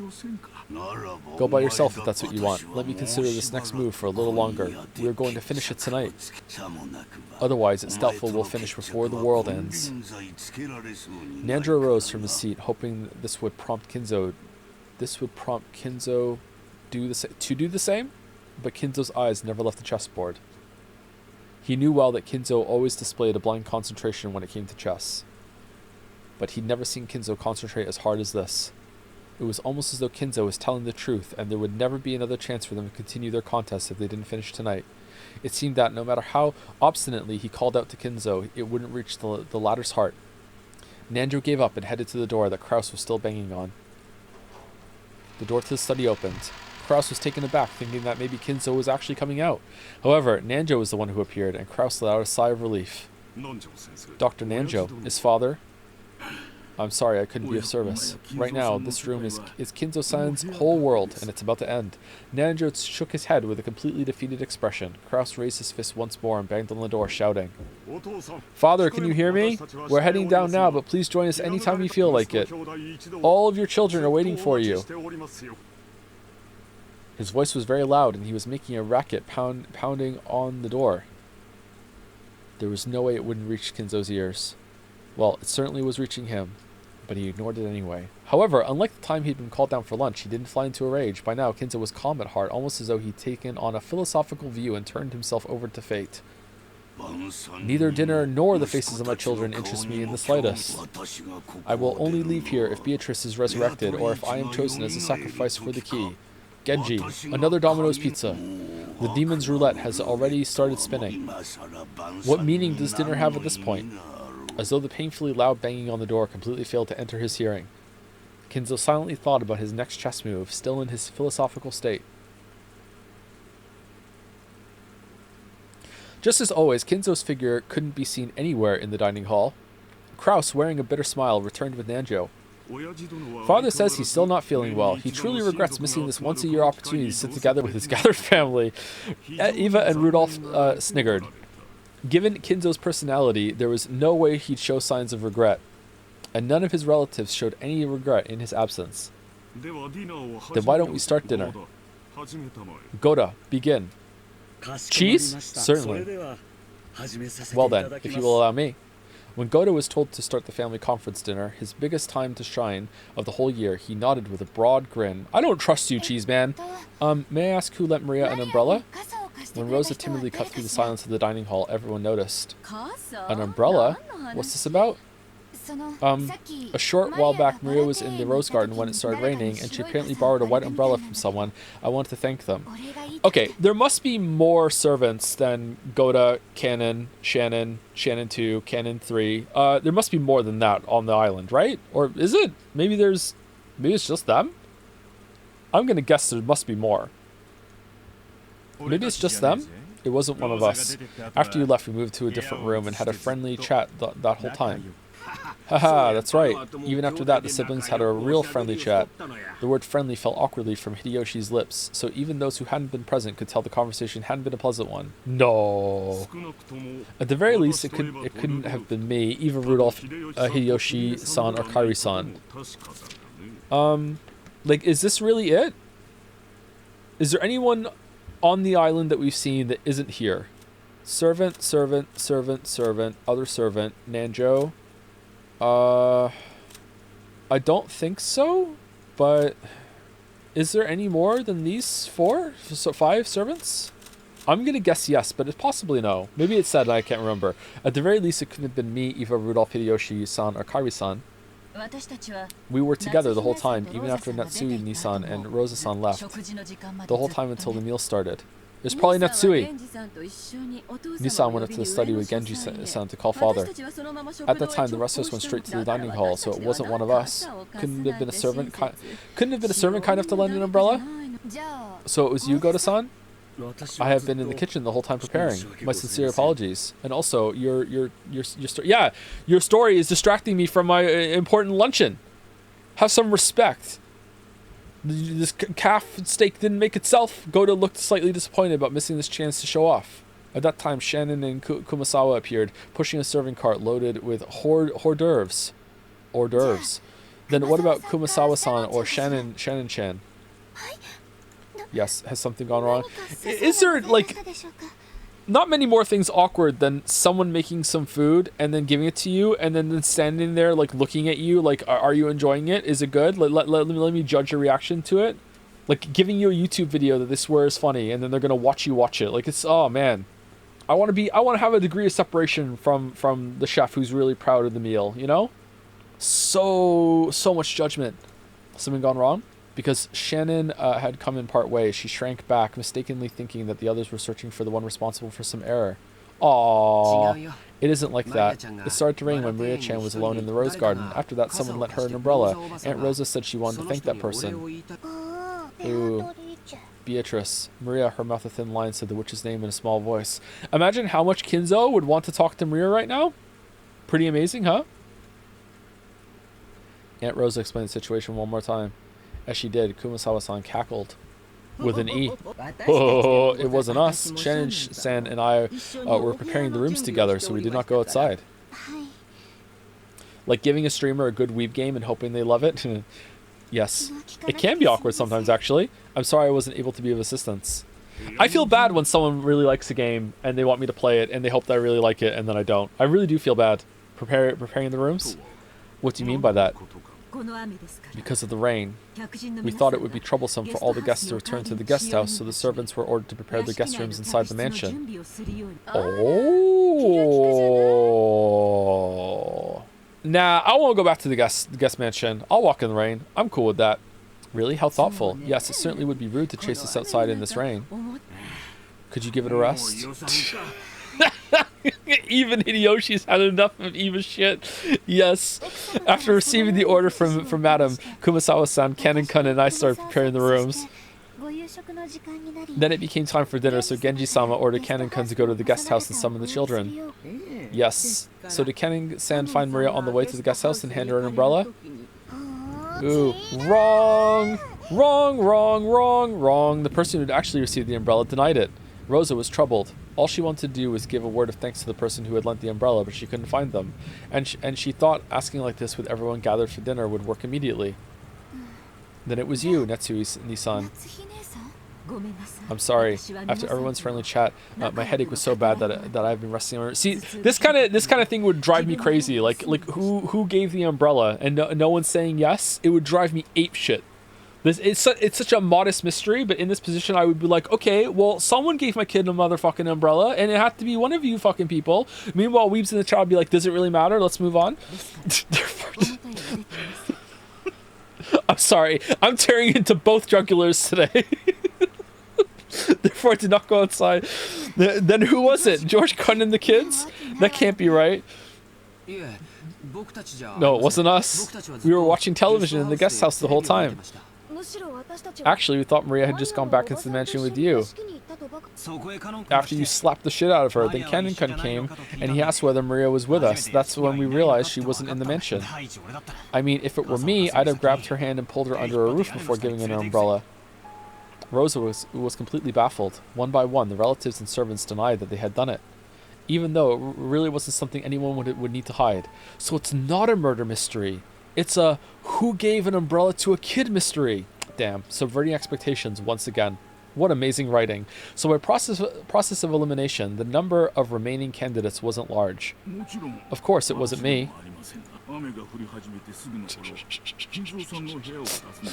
No one asked Nanjo? Live Nanjo reaction? Oh yeah, Nanjo's here. Of course it wasn't me. Right after it began raining, I visited Kinzo-san's room and I was playing chess with him until just now. Which means that it also wasn't grandfather. Unless... Wait a sec. Isn't this starting to get a bit weird? Who's left? The music. Then who was it? Genji-san? Huh? Well, wait a second. Don't get me wrong. It's not like I'm searching for some culprit or anything. All I want to do is, as a mother, thank the person who gave Maria an umbrella in the middle of the rain. Oh, then come thank me. I'm Beatrice. I speak like Paimon. Cackle E, cackle E. Giving an umbrella to a girl loitering in the rain was something to be praised, not hidden. Despite that, no one raised their hand. Why not? Everyone started whispering about how strange this was getting. Calm down, Rosa. Why don't we just ask the person who was lent the umbrella? That's what everyone had been thinking since the beginning. She's already told us! They were all scratching their heads at why she didn't just ask Maria, who had been given the umbrella. However, Rosa bit her lower lip. After all, she already knew how Maria would answer if asked. Of course! Rudolph here's got it right. Maria-chan, tell your uncle. Who lent you the umbrella? Vitorici! The dining hall was wrapped in silence for an instant, but it was soon interrupted by a burst of laughter. Oh, she's just fucking with us. I see. So Beatrice, the witch of the forest, felt pity and lent her an umbrella.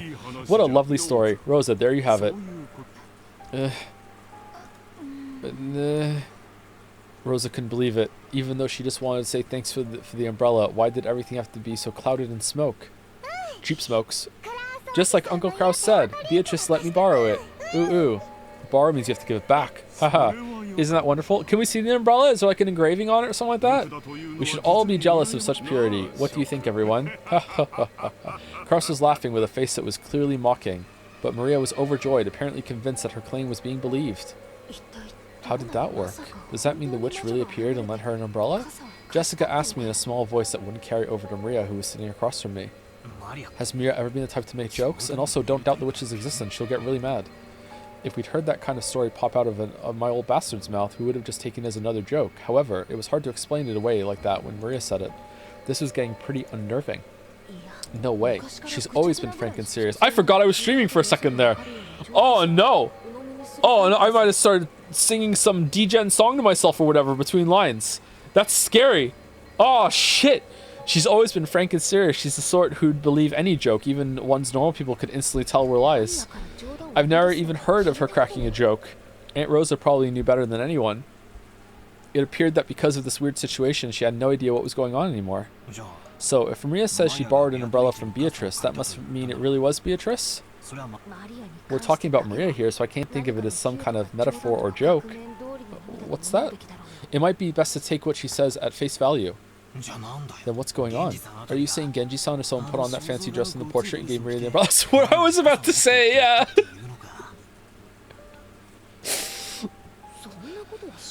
Oh, what happened was that after Kinzo opened the window and threw the ring, he jumped out of the window, climbed down the gutter, went into his secret underground bunker, changed into his Beatrice uniform, went outside, gave Maria an umbrella that he knew was there. Then he went inside the mansion, went through another secret apartment, got a shot put ball out, loaded it into the mechanism, and now in 1 second it's gonna fall out of the ceiling and kill one of us right now. The shot put ball killer has done it again. I'm not sure about that. Actually, that's what I wanted to know. Jessica shrugged jokingly, but her expression didn't completely match her attitude.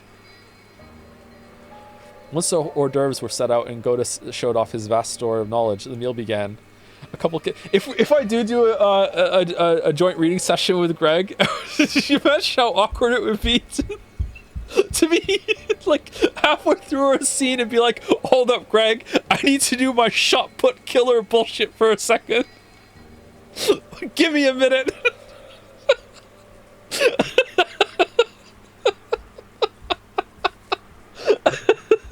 A couple casual chats broke out here and there, but they seemed somehow distant, and the meal ended up being so quiet that you couldn't ignore the sound of the rain sneaking into the dining hall. Coaching Greg on how to do the together bit, and then he gets it instantly, and then he's better than me. It's like, okay, can you teach me back now? Kumasawa and Shannon pushing the serving cart ran into Genji and Ken on their way to the kitchen. Oh, it's Genji-san. Did you lend Maria-san an umbrella? An umbrella? What are you talking about? Well, I heard that when it started raining, Maria-sama was alone in the rose garden. It seems she borrowed an umbrella from someone there, but we don't know who it was. It wasn't me. After all, I actually thought Maria-sama was in the guest house. When Butler-sama first found her, she was already holding a white umbrella.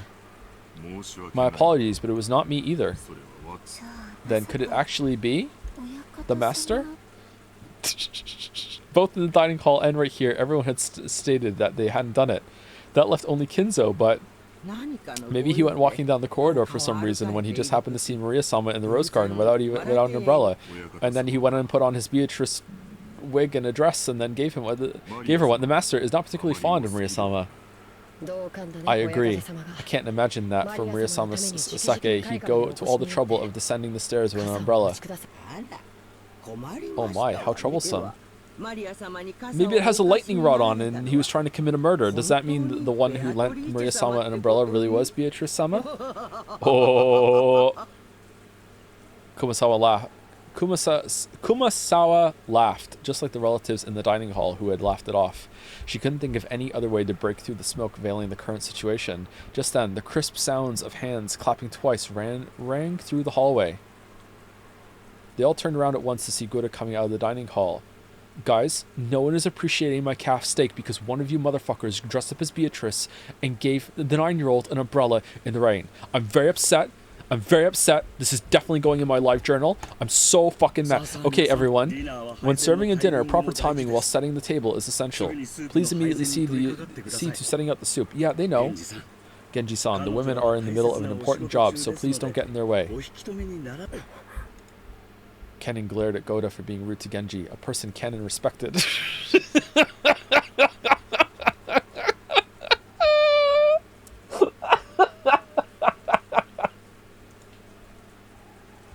Genji, realizing this, patted Kennen once on the shoulder as a warning.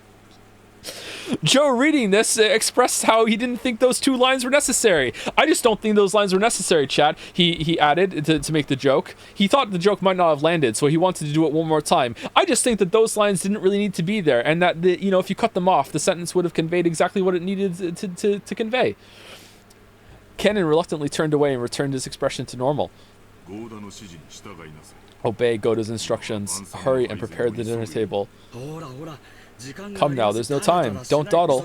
Hurry. Goda grabbed the serving cart from Shannon and steadily pushed it toward the kitchen. Then please allow us to return to the kitchen. After all, Goda-san's temper is very short. Oh. Please excuse me as well. Kumasawa and Shannon left. Only Genji and Kennen remained. Through the window, the darkness of the rainy night could be seen, along with the occasional thunderbolt. I love storms.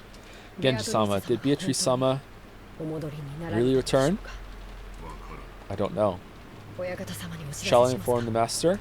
Okay, the way you're saying return implies that you either saw her before or you really believe that she was here before.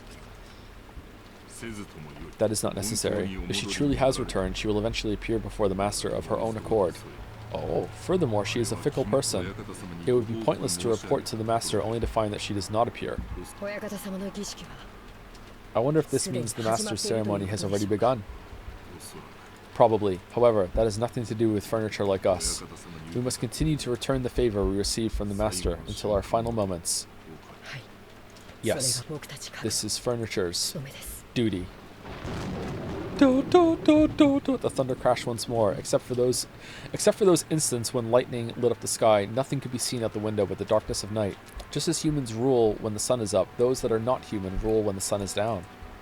Oh no. The darkness of night that now surrounded Rakenjima was ruled by another master, not the Ushiromiya family. Did this master take pity on Maria when she was alone and being pummeled by the rain in the rose garden, lending her an umbrella? Candon looked at the rose garden's lights, dimly visible beyond the window. The dim lights weren't enough to illuminate the surrounding area. Looking at those lights felt like making eye contact with the witch, and Candon forced himself to avert his gaze. Not a bad line either, actually. If he didn't, it felt like his eyes would be absorbed by that light. Can the weather change how people act? You often hear stories about how things like atmospheric pressure can influence people's moods and physical health, and birds. For some time now, everyone had been struggling to clear the gloomy atmosphere, but any conversation was quickly cut off, and in the end, the dining hall was simply filled by the sound of the rain. Dessert was some kind of chocolate cake accompanied by pear sherbet. Sherbet? Sherbet? It's not sherbet, is it? How do you say that? Sherbet? Isn't it sherbet? Okay, sherbet is another word for it. Some people say sherbet, some people say sherbet. Is it still pronounced sherbet all the time? Bert? Okay. Goda-san enthusiastically explained the recipe as soon as this final dish was presented. But I quickly forgot the details. This pissed him off. The guest of honor grandfather was absent, the weather was horrible, and the identity of the one who'd lent Maria an umbrella remained a mystery.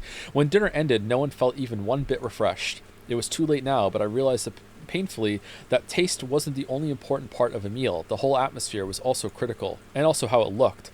Goda-san, the supposed conductor of this musical piece called Dinner, did his best to enliven the place, dropping little jokes left and right, but apparently not one of them succeeded because he was actually just the meanest motherfucker. Zero Riz. After taking orders for after-dinner coffee, tea, and orange juice, he left for the kitchen. As soon as he disappeared, Uncle Kraus spoke. My. What a waste that the dinner Goda worked so hard to create has met with such a gloomy atmosphere. Yes, absolutely. It just feels like nothing would taste good today. Oh, I'd like to know why you feel that way. Later on, I'll do all I can as your older brother to help cheer you up. Aunt Eva grimaced slightly. I'd already heard she wasn't on good terms with Uncle Kraus, but it was pretty clear now. When I looked around and noticed my father and Aunt Rosa were also grimacing, apparently there was something besides the weather troubling all of them. Both Aunt Eva and my dad aren't looking too happy. You love to see it? Really? I don't think so. I asked Aunt Natsui, who was sitting on my right, but she seemed to be in a bad mood as well. She snapped back as if to say she was absolutely not interested. Well, our adult conversation got a little complicated. It isn't something kids like you need to worry about, Battler-kun. Ha ha ha ha ha. Isn't that right, Natsui-san, Kiri-san? Uncle Hideyoshi laughed as he spoke, but without his usual brightness, so I could vaguely imagine just how complicated their adult conversation had become. On top of that, even Aunt Nutsui and Kari-san, the people he had directed his comment to, ignored him as though they hadn't heard anything. You know what? I think it's kind of fucked up. I know why, because it's just sexist. It's fucked up. Hideyoshi was like an equal member of that conversation earlier, where she had to get fucked off and banished out of the room in her own house, and Kari was just told to just be quiet. Goddamn, man. I don't know what kind of conversation they've been having while us kids were away, but it reminded me of how Dad said he had stomach cramps when we arrived at the mansion. The family conference might have been playful. Oh, to the Persona fans in the chat, that wasn't criticism. That was a comment on how the characters are treating each other. It's actually good writing. It shows conflict that's brewing and that not everyone's getting along. That wasn't me saying that the story is bad because I don't like how a character is being treated. It's actually I'm engaging with the story. That's what that was. Okay. The family conference might have been a playful reunion to us kids, but it was definitely different for the adults. After Uncle Hideyoshi's comment was ignored, I'm having so much fun. With the other adults, and an awkward silence fell over the room. Kari-san spoke up. We're talking about how the kids' careers would turn out, such as what lies in your future, Battler-kun. Will you just drift on to college? Wouldn't that be a little disheartening as a starting line for the long race of life? Hey, wait a sec, Kari-san, if you start talking about something like that in the middle of a meal, it won't digest well, and we'll all end up getting constipated. Oh no. Wahaha, that's right. We were talking about Battler-kun and Jessica Chan's careers. You gotta think seriously about the future. Wahaha. Hideyoshi hardly agreed as if they really had been talking about that, but that was probably wrong. How do we have more people here than the Persona 3 stream did yesterday? It's pretty fucking competitive, actually. Holy shit. Chat loves it. Okay, this would like this is because of once a week people get to catch up and everything. It's not exhausting. Maybe we should be playing 3 games simultaneously, and we should have like a VN on the weekend and then 2 days a week on the other one, just so people have time to catch up. I don't know. Maybe. Kairi-san had been obviously trying to change the subject. However, if Kairi-san had determined that this was the best course of action for now, then she was probably right. Taking this into account, I cast aside my suspicions as to the cause behind Aunt Eva and Dad's bad moods. At long last, it's Saturday. People are off work. But it's a like somewhat obscure, like 5 times Bible length VN with no gameplay, and I'm not even interacting with chat. Like, come on, like, oh, it's got the Saturday buff. It has so many other debuffs though. It's peak Umi Pico. At long last, the serving cart returned, filled with coffee and tea. Kumasawa-san and Shannon-chan served it to everyone. Guda-san then explained that this concluded tonight's meal. If only the mood had been a bit more cheery, it might have been the best dinner in my life. Damn. It was a shame this best of dinners couldn't have been had under the best conditions. Just the fucking same line twice. George Oni-chan, is dinner over now? Over? Yes. Where's the I want to go to Tatari with this dinner.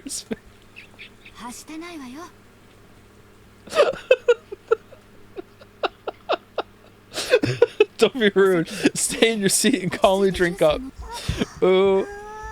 Maria looked like she was really excited by the occasionally crashing thunder. Maybe she wanted to quickly finish eating and run over to the window. She had been fidgeting for a while, waiting for the meal to end. Some people are afraid of thunder, while others find it interesting, and Maria was apparently one of the latter sort. Therefore, when she heard from George and Nikki that dinner was over, a huge smile broke across her face.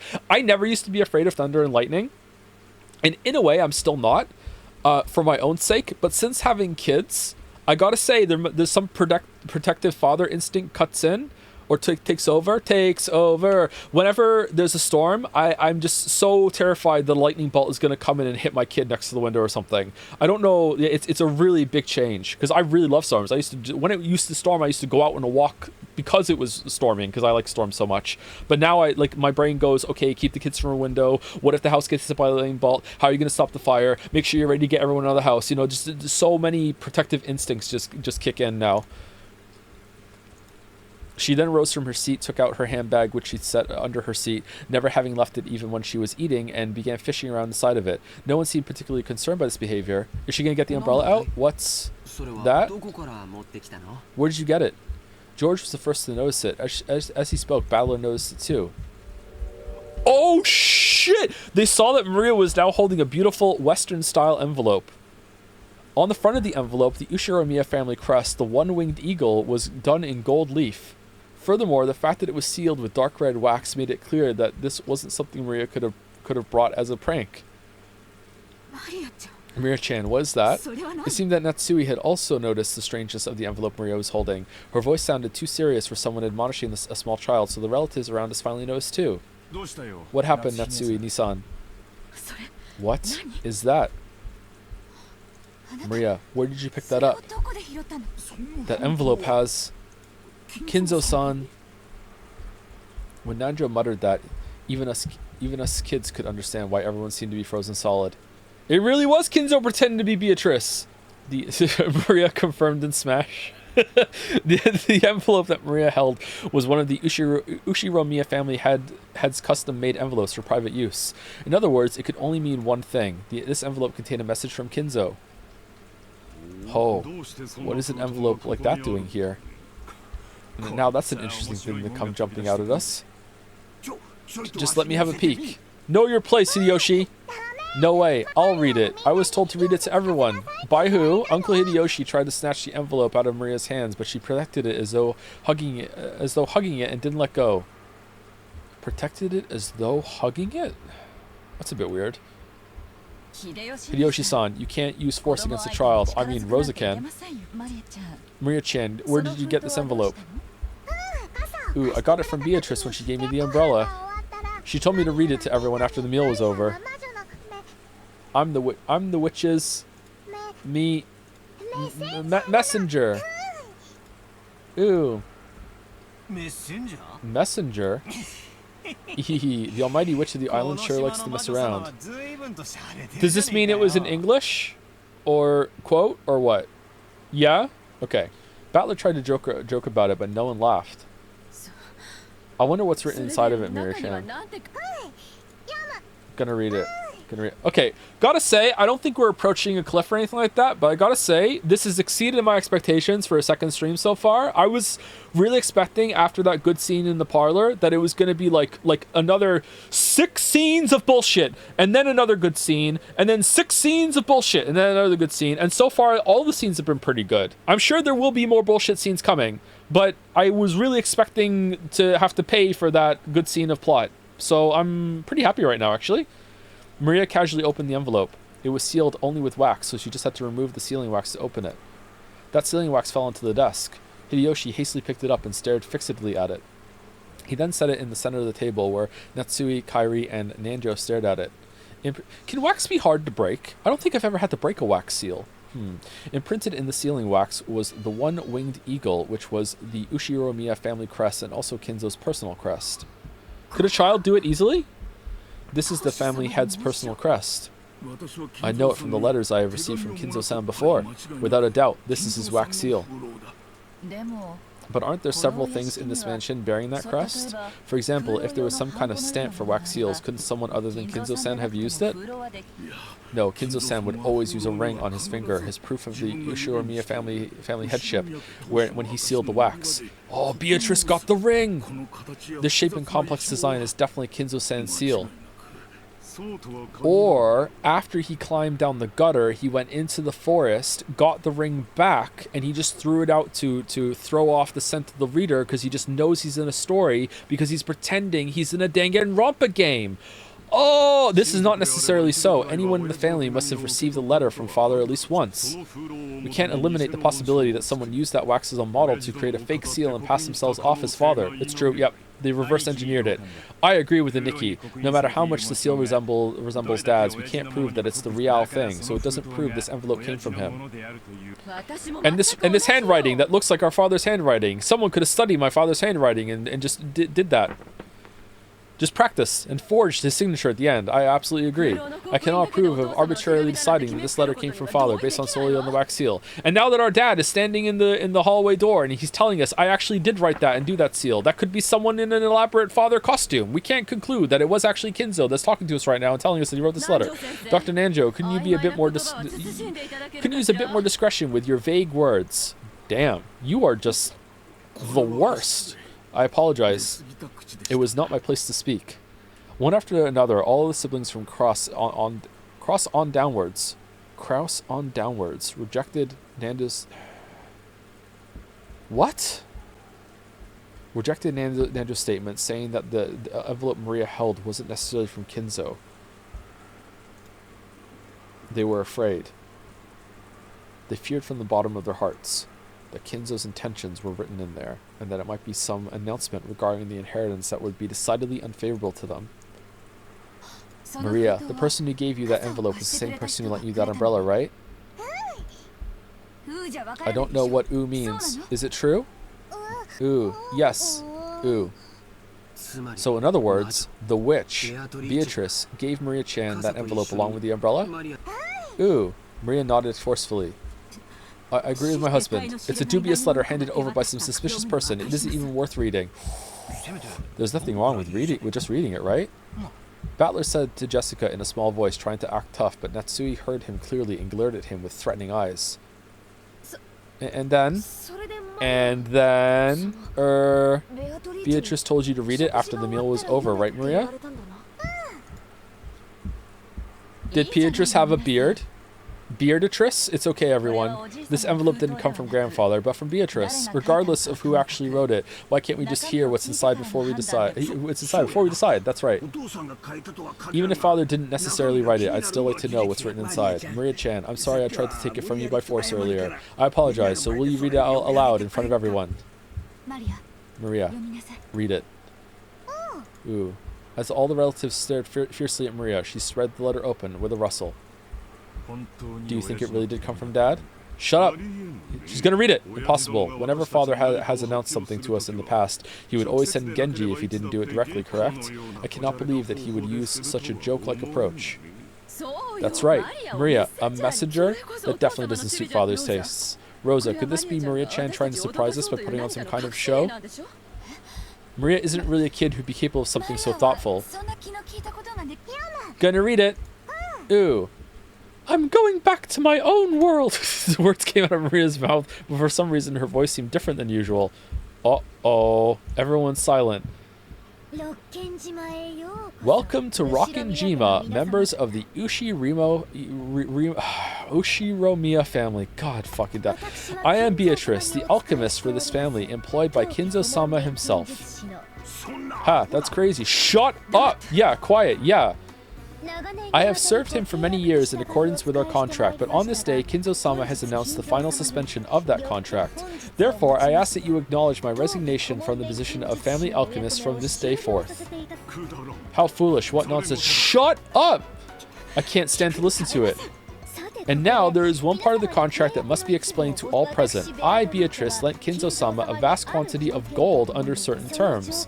One of these terms specifies that all the gold is to be returned to me upon the termination of the contract. Furthermore, I am to receive everything of the Ushiromiya family as interest. Ridiculous. It's been ridiculous from the very beginning.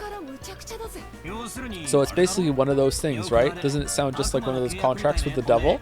The contract has expired, so they've come to collect interest. Shut up! Let her read it! Is she trying to grab some retirement money for her old age or something? What a cheeky witch. Battler-kun, now isn't the time to joke around. Battler made a face as if to ask, if I can't make fun of this, what can I make fun of?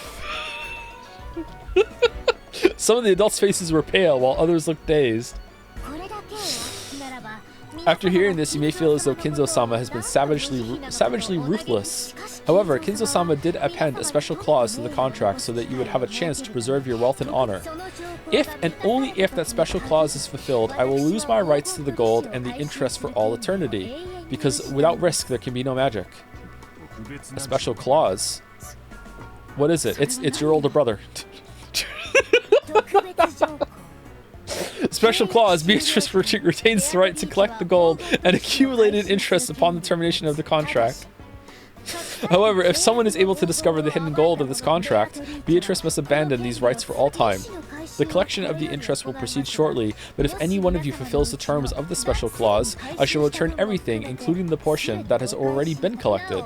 Furthermore, as the first step of this collection of Kinzo-sama's debt, I have taken possession of the Ushiromiya family head's ring, which signifies the passage of the Ushiromiya family headship from one individual to another. I ask that you confirm this for yourselves by examining the imprint on the wax seal. Are they trying to claim that's the meaning behind this seal? That father would relinquish his ring is unthinkable. Kraus stared at the sealing wax as if to burn a hole through it. Eva and Rudolph were doing the same over his shoulder. Come to think of it, when we were playing chess, I did have a strange feeling that something was missing from Kinzo-san's finger. Dr. Nanjo! Don't say something so careless just because of a vague memory! We can't prove its authenticity here. Only by asking father directly can we determine whether he really handed over his ring and whether this letter tells the truth. He's dead! That's right. It's just as Kiri-san says. Do you really think Kinzo-san will tell you? After all, that person's thoughts sometimes surpass the bounds of common sense. No matter what happens, it's still nonsense. In the first place, the illusion of gold itself is one of father's tricks. I've already heard enough talk of that gold from the rest of you. But this is the witch speaking, right? About how the inheritance and all of the assets will be handed over to the one who finds the gold, right? So maybe Beatrice-sama is father's legal advisor or in charge of his funds. We can't possibly trust some strange person who entrusts such a suspicious paper to a child. And Nikki, we need you to be frank with us. Is it possible Dad's assets are being managed by someone you don't know? Some mysterious person that we didn't know was on the island who decides to give an umbrella to a child and also a secret letter after finding the ring in the forest and uses the wax seal and does it, and this is how they're communicating with us? Yes. Typical lawyer stuff. No, that's impossible. As the family's head representative, I control all of father's assets. It should be impossible for anyone to do as they please with them without me knowing it. So this must mean there are some assets you don't control, right, Kraus-Nissan? How foolish. Such assets could not possibly exist. So you have been embezzling. Oh, but there is such a thing. An asset of father's that you don't control. There's no way such a thing could exist. No, it does. It's father. No, Beatrice's hidden gold. Okay, I don't know what marching band they're doing upstairs. Sorry about that. Let's keep it simple. In short, Dad is some trusted confidant that Aniki doesn't even know about.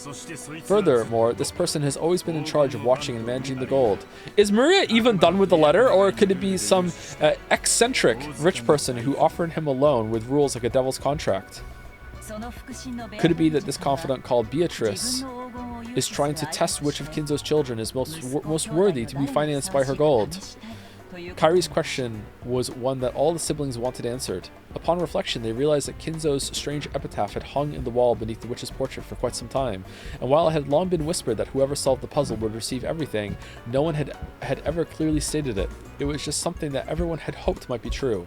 And right here, right now, the thing they'd hoped for had been clearly stated in Beatrice's letter. It clearly specified that everything of the Ushiro Miya family would be given to the one who found the gold. Kinzo-sama had already publicly displayed the location of the hidden gold within the epitaph under my portrait. The rules apply. Oh, she's not done. The rules apply equally to all who can read the epitaph. If you discover the gold, I shall return everything to you. Tonight, I ask that you enjoy your battle of wits with Kinzo-sama to the fullest. I sincerely pray that this night will be both intellectual and elegant. Beatrice the Golden. No, she's more auburn. Father, I know you can hear me. Please respond. The door to Kinzo's study was being violently, harshly beaten against over and over again like a percussion instrument. The yells coming from the other side belonged to Kraus, Rudolph, and sometimes Eva. It was the siblings who were trying to intrude upon Kinzo's study to question him about the truth behind that mysterious letter. Kinzo was eating. Oh, he's not dead! An elegant tablecloth was set over the desk, and the fabulous dinner that had adorned the table in the dining hall was reproduced here. No, it was pizza. Kinzo continued his meal in silence. Shannon, taking away an empty plate, looked uncomfortably between the door being pounded on and Kinzo's face. Everyone is calling for you. But what should I do? Leave them. God and my meals both hold silence as a virtue. Should I silence them? There's no need. It does not even reach my ears. Kinzo enjoyed his food, apparently indifferent. Man, the servants are more family to him than his actual family. Why is that? Is it because you knew the witch would take them away one day, so you made your own family that was not subject to the witch's rules, maybe? Genji quietly lowered his head and took a single step back. As he did, Kanon, who stood in reserve like a shadow behind and to the side of Genji, opened his mouth. Maria-sama apparently received a letter from Beatrice-sama, so I imagine they want to test its authenticity. Has she started already then? Come, Beatrice. I have no shortage of coins to be wagered. Shall we enjoy this night to the fullest? I don't think I'll lose. Your smile will be mine for all eternity. If I could see it one more time, I wouldn't regret losing my wealth, my honor, or even my life. Just go to the Steam page. Well then, the roulette has begun to spin. Which pocket will the ball fall into? Noir? Rouge? Oh, or House takes it all. Come, you may begin, Beatrice.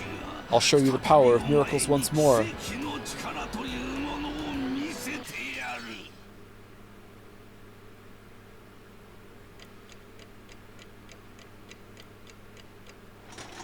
Alright, that was a good scene.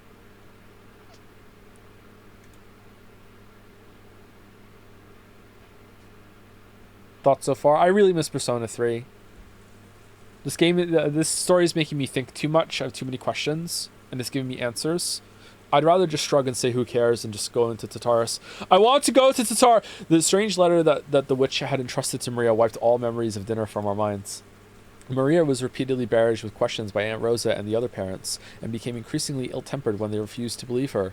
If we kids tried to butt in, they'd probably ignore us. Our parents were all stirred up, firing back and forth about the gold and the distribution of the assets, and completely forgetting that we were even there.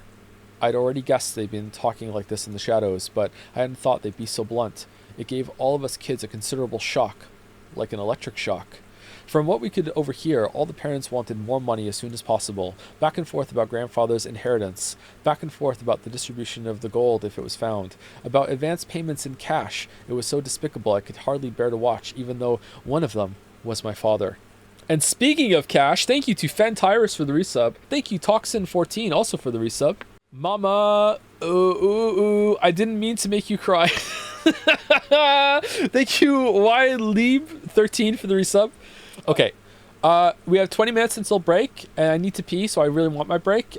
If I feel up to it when we get to break, I will continue for another hour, and we'll go to 5, but it's probably going to be not this scene, but the scene after we will end, I think. I think we'll do that, okay? I feel like I have some reading stamina. I'm not making as many mistakes as I was a bit earlier, but we'll see. If I start to wilt, then we'll stop. About events payments, okay, there we go. It looked like Jessica felt the same way. We left our seats without being asked to, and went to hang out somewhere well away from her parents. You know what? We just got to a scene break. And there's no way we're getting to the end of the scene in 20 minutes. So let's take our break a little early, and then we'll just go for 2 more scenes. I think that's what we should do. Anyway, so let's just take it a little early right now. So we don't have to interrupt in the middle of a scene. So I'll be right back. Like 4 or 5 minutes. I'm going to go pee and get some water.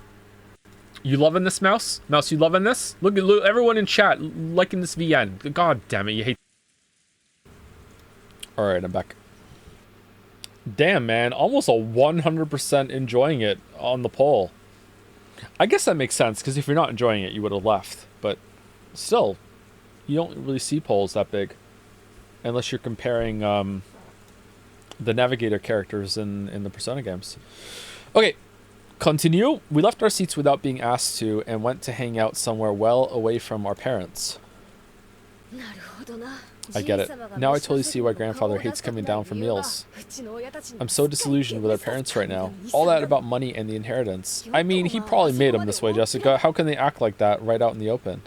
Well, I'm already completely disillusioned with my old bastard. There's no way I could think of any worse of him. By the way, what are these, boobs? That's exactly the same for me. Still, that freaking shocked me. Shocked me to the core. Jessica looked down at the floor, irritated. She was always talking about how bad her parents were, but maybe she hadn't really felt that way deep inside. The depths of Jessica's shock made that clear.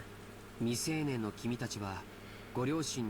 all minors being supported by parents, so you might not understand, but getting money is neither simple nor a pretty thing. I won't try to force you to understand right now, but since you're still kids... But even so, I want you to realize that your parents are just doing their best in their own way. Aw, George!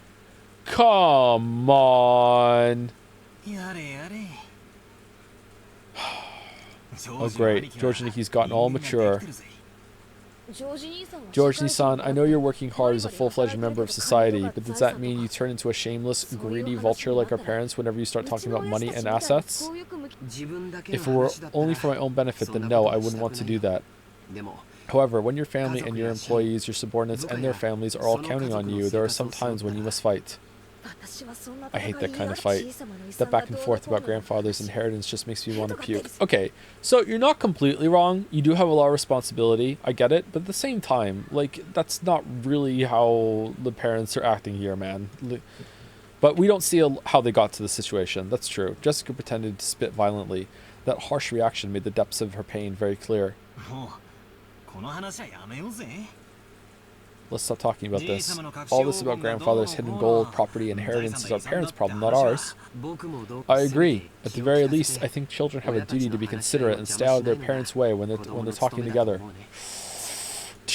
Sounds pretty boring. Everyone knows the phrase, adults are filthy.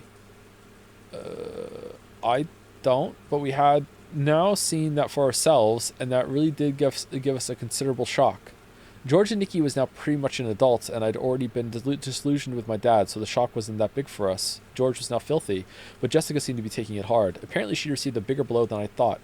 She always talks badly about her parents, but it looks like she hadn't changed at all on the inside. Even now, she's still a pure-hearted, delicate person who can't doubt others. I'm sure she respected her parents as much as anyone else does. And then her parents started raging about going, money, inheritance, my money. Therefore, right in front of all the other parents and the children, it's no surprise she received a shock from hearing that. Jessica-chan, please don't start hating your mother and father. I won't ask you to understand them, but at least don't hate them. I get it, just leave me alone for a bit. 6 years ago, I would have kept taunting Jessica even after she got all dejected, but I guess I really have grown over the last 6 years. I realize it'd be better to leave Jessica alone right now. Jessica suddenly looked away, sulkily, and left the parlor. She probably wanted to be alone for a while. I could do nothing but wordlessly watch her back as she left. Come to think of it, I wonder where Maria-chan went. Oh, she's missing again. She's probably pouting in front of the portrait. Maria truly looked up to witches. Literally, she's so short, and she'd expected that coming in direct contact with Beatrice and she'd expected that coming in direct contact with Beatrice and receiving the letter as proof, okay, would surprise everyone and make them happy. Okay, that's why it didn't make sense. It's fine. However, the adults had doubted its authenticity, thoroughly bombarding Maria with questions and refusing to accept her story. Even for me, it wasn't hard to imagine how much that must have hurt Maria. We couldn't speak to Maria or Jessica. In the end, George and Nikki and I just abandoned ourselves to the sound of the falling rain in the dark night. I wonder what's happening with that typhoon. Maybe there's something about it on the news. George and Nikki started walking over to the corner of the parlor where the television was. He hadn't called me over, and I really couldn't have cared less where the typhoon was on the sea now. So without going over to the television, I loitered around the window. Loitered. The wind hasn't picked up that much here, but I wonder if it's horrible over the sea. I did hear about a severe storm warning on the weather report. Ah, Kari-san. I take it those big talks between the adults are going smoothly, yeah? She seemed to catch the sarcasm. Kari-san shrugged. I wonder if that stomach ache of the discussion will continue all night.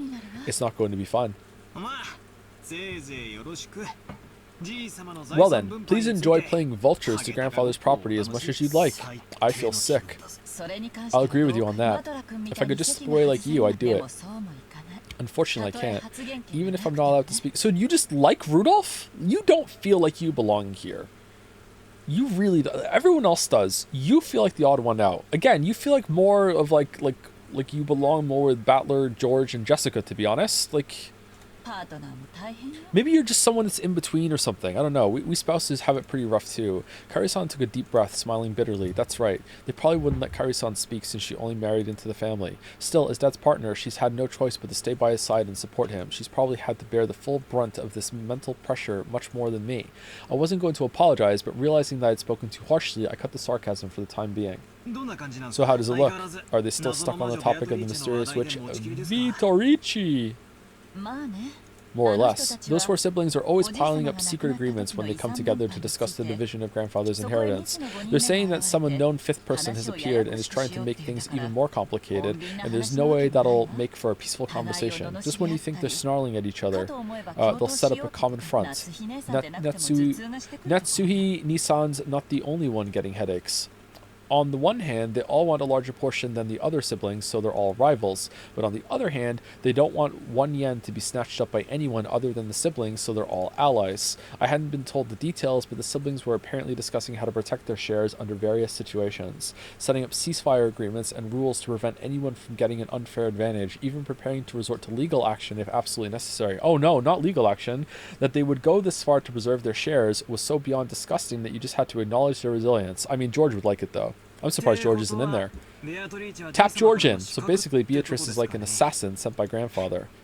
He probably wanted to scare the hell out of his children for talking about the inheritance without him. Ehehe. Who is this Beatrice, I wonder? If everything she claims is true, then she's a mystery figure that no one knew about until today, and she also knows about grandfather's hidden gold. Do you know about the witch story? Probably. On top of that, she was even entrusted with the head's ring. She must truly have been trusted by him. Well, obviously, I don't think she's a witch riding around on a broom. I do, but there's no doubt she's a mysterious person who's earned the right to be called a witch. If only Maria-chan would go into more detail about that. Everyone's been smothering her, even though she's just a little girl. They really scared her, and some things they might have asked now can't be asked. I wonder if those people have ever even read The North Wind and the Sun.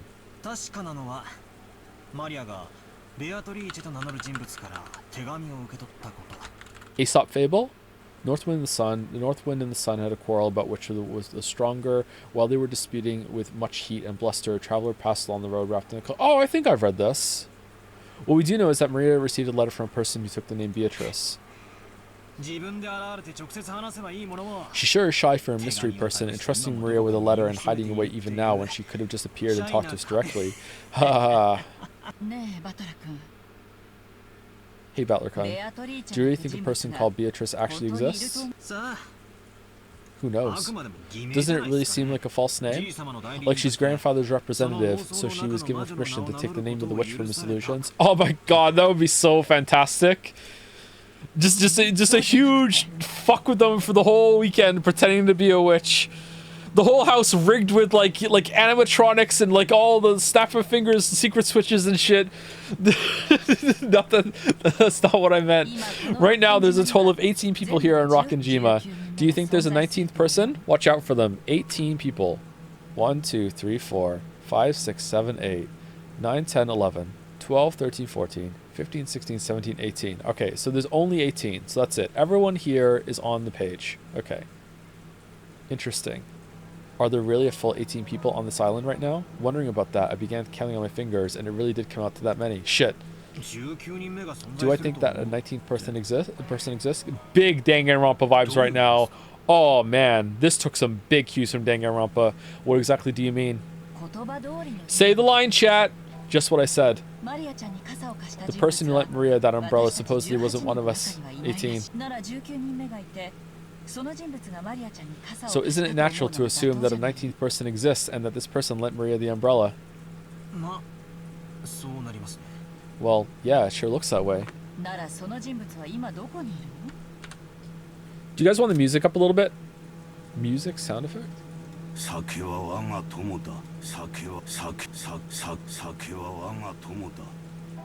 Let's put it by 1 and see if we want to put it higher, okay? It went up by 1. At the very least, she must have been on the island when it started raining, and ever since that time, the weather has grown progressively worse, so taking a boat out would be pretty much impossible. In that case, that person must still be on the island, hiding from the rain somewhere. Who drives the boat? Or was that Gouda, or did the boat person go back to the mainland afterwards with said boat? And without any of us spotting her. True, we've all been randomly prowling all over the mansion and the guest house, but no one has bumped into a 19th person. But this island is huge. There might be other places to take shelter from the rain other than the mansion and the guest house. At about this time, I began to realize what direction Kairi-san's suspicions were taking us in. Kairi-san was denying that a 19th person existed. Beatrice was one of us 18. In other words, she thought someone we knew well was tricking us with a wig. If Beatrice is who she claims, she would surely be the most honored of guests, the most honored of confidence trusted by grandfather. There's no way grandfather wouldn't give that kind of person a warm reception. She would surely have been ushered into the mansion. However, we haven't seen anyone like that. Wait a sec, isn't this line of reasoning a bit too hasty? Sure, no one spotted this person, but that doesn't mean that you can deny the possibility that a 19th person exists, right? Maybe, for some reason, they landed on the island stealthily and have been hiding ever since. And it was procure on site for the whole operation. It's what they call a devil's proof. It's easy to prove that something exists. If this Beatrice appears in front of us all and says hi, then it's settled. But it's impossible to prove that there's no 19th person. Yes, Battler-kun, your way of reasoning isn't bad. In our current situation, there isn't enough information to either accept or deny that a 19th person exists, but if you spin the chessboard around and think that way, we can deny the existence of a 19th person with near certainty. Spin the chessboard around was one of Kairi-san's favorite phrases. Mine was, what are these boobs? I've been influenced by those words and used them myself from time to time. Yeah, you two really get along. That's nice. When you get stuck by trying to find a move in chess or shogi, then by spinning the board around and looking at everything from your opponent's standpoint, you can often see a strategy that'll give you the upper hand. It means turning things around and putting yourself in your opponent's shoes. You see? Let's say that a 19th person called Beatrice actually exists. That person must have managed, without being seen by anyone, to stealthily arrive on this island and remain hidden ever since. Maybe they had some reason, okay? In that case, why did they go to all the trouble of appearing before Maria and handing her the letter? It really was a contradiction. Maybe they were here before we got here, though. If they had some reason for hiding themselves, then they should have stayed hidden the whole time. But even so, they had appeared openly in front of Maria. Then... Wait, Maria said it herself. She said the witch made her a messenger. Maybe that's because Maria was the youngest and looked the most obedient. Why would they need a messenger? If they just wanted a letter delivered to the family conference, they could have mailed it. If they mailed it to each of the 4 siblings, no one would be able to ignore it. There was no need for this person to carry it themselves and secretly deliver it by hand. Yeah, but then it wouldn't have the drama. It wouldn't have the spice. She wants to set everyone on edge. The game is afoot. Yeah, that does sound pretty weird.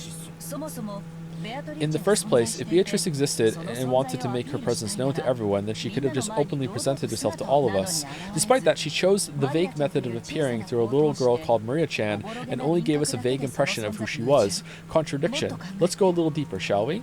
Kairi's smart. Okay, hold on. Is she though? Or is everyone in this story got the 999 disease where they're just like walking different parts of Wikipedia, and if they all join forces, they're all of Wikipedia together? She appeared in front of Maria trying to give us the impression that a 19th person existed, and yet she still hasn't appeared before us and is hiding somewhere at this very moment. Think about those contradictions. You've got to keep these things in mind when you spin the chessboard around. In short, if a person wants to leave us with the impression that Beatrice exists as a 19th person, what might their goal be? If this person wanted to hide, then they wouldn't have made their presence known, and if they wanted to show themselves, they wouldn't have used the roundabout approach of entrusting someone with a letter, which means it's simple. Beatrice is one of the 18 people. This is a rock-solid conclusion.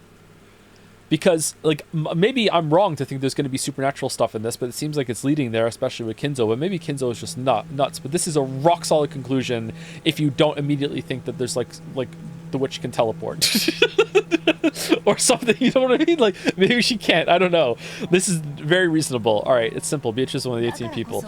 That's why they want to create the illusion that there are more than 18 people. The 19th person was revealed so spectacularly. If someone were to profit from this, it wouldn't be some 19th person in hiding, it'd be one of the original 18 people. Of course, this reasoning is full of holes. Of course, even the opposite could be completely true. You know what? If you put a wig on, if you turn over even a few of the premises, it'll simply fall apart. But I'm almost completely certain it's correct. This is starting to feel pretty creepy. Someone lent Maria the umbrella and handed her the letter. Supposedly, none of the 18 did this, and yet Beatrice was hidden among those 18. Was this person planning hiding their true form and pretending to be Beatrice? I suspect it might have been Maria-chan play acting, but the contents of the message were extremely complicated, and it's hard to imagine Maria-chan writing that herself. However, I can't deny the possibility that Maria-chan is working together with someone. But wait a sec, Maria's a 9-year-old kid, right? What could she possibly be planning, and with whom? And what about her straightforward, overly honest, obedient nature? Yes, I understand what kind of person Maria-chan is. Maybe Rosa went in, put the wig on, went back out, said, you know, Mommy wants to play a game with you, actually. Here's an umbrella. Say I'm Beatrice. Here's a letter. And then went to sleep, and then took shot put ball out. Yes, I also understand what kind of person Maria-chan is, but that's exactly why I think it's possible. That girl's a dreamer who can't help but look up to and blindly accept the existence of witches. So if a person appeared in front of her and claimed to be the witch Beatrice, Maria-chan would happily swallow it up, I think. So you're saying that if someone disguised themselves by wearing that fancy dress from the portrait, tricking Maria wouldn't be that hard? Honestly, I think if someone just held the painting out in front of them and just did a voice that you know, Maria might go along with it. Of course, with that reasoning, all of us women would become the primary suspects. Anyway, who did Maria-chan encounter? Learning the details of that question would be the best key to solving this riddle. But this key has been firmly locked away inside Maria-chan's heart. Everyone denied the existence of the witch without listening to her, barraging her too much with questions about who Beatrice actually was. Okay, who knows that Maria likes the witches, though? Actually, I was going to say that it would have to be Shannon, because Shannon was there when we were having that conversation, but Maria's been here before, so she's probably liked the witches in the past visits, too, so any of them could know that, actually. Everyone denied the existence of the witch without listening to her, barraging her too much with questions about who Beatrice actually was. You'll read this already. She probably won't open her heart to the adults now. In the dim hall in front of the portrait of Beatrice, Maria was sobbing. No one believes I met Beatrice. Ooh. Even though I showed them the letter Beatrice gave, they still don't believe.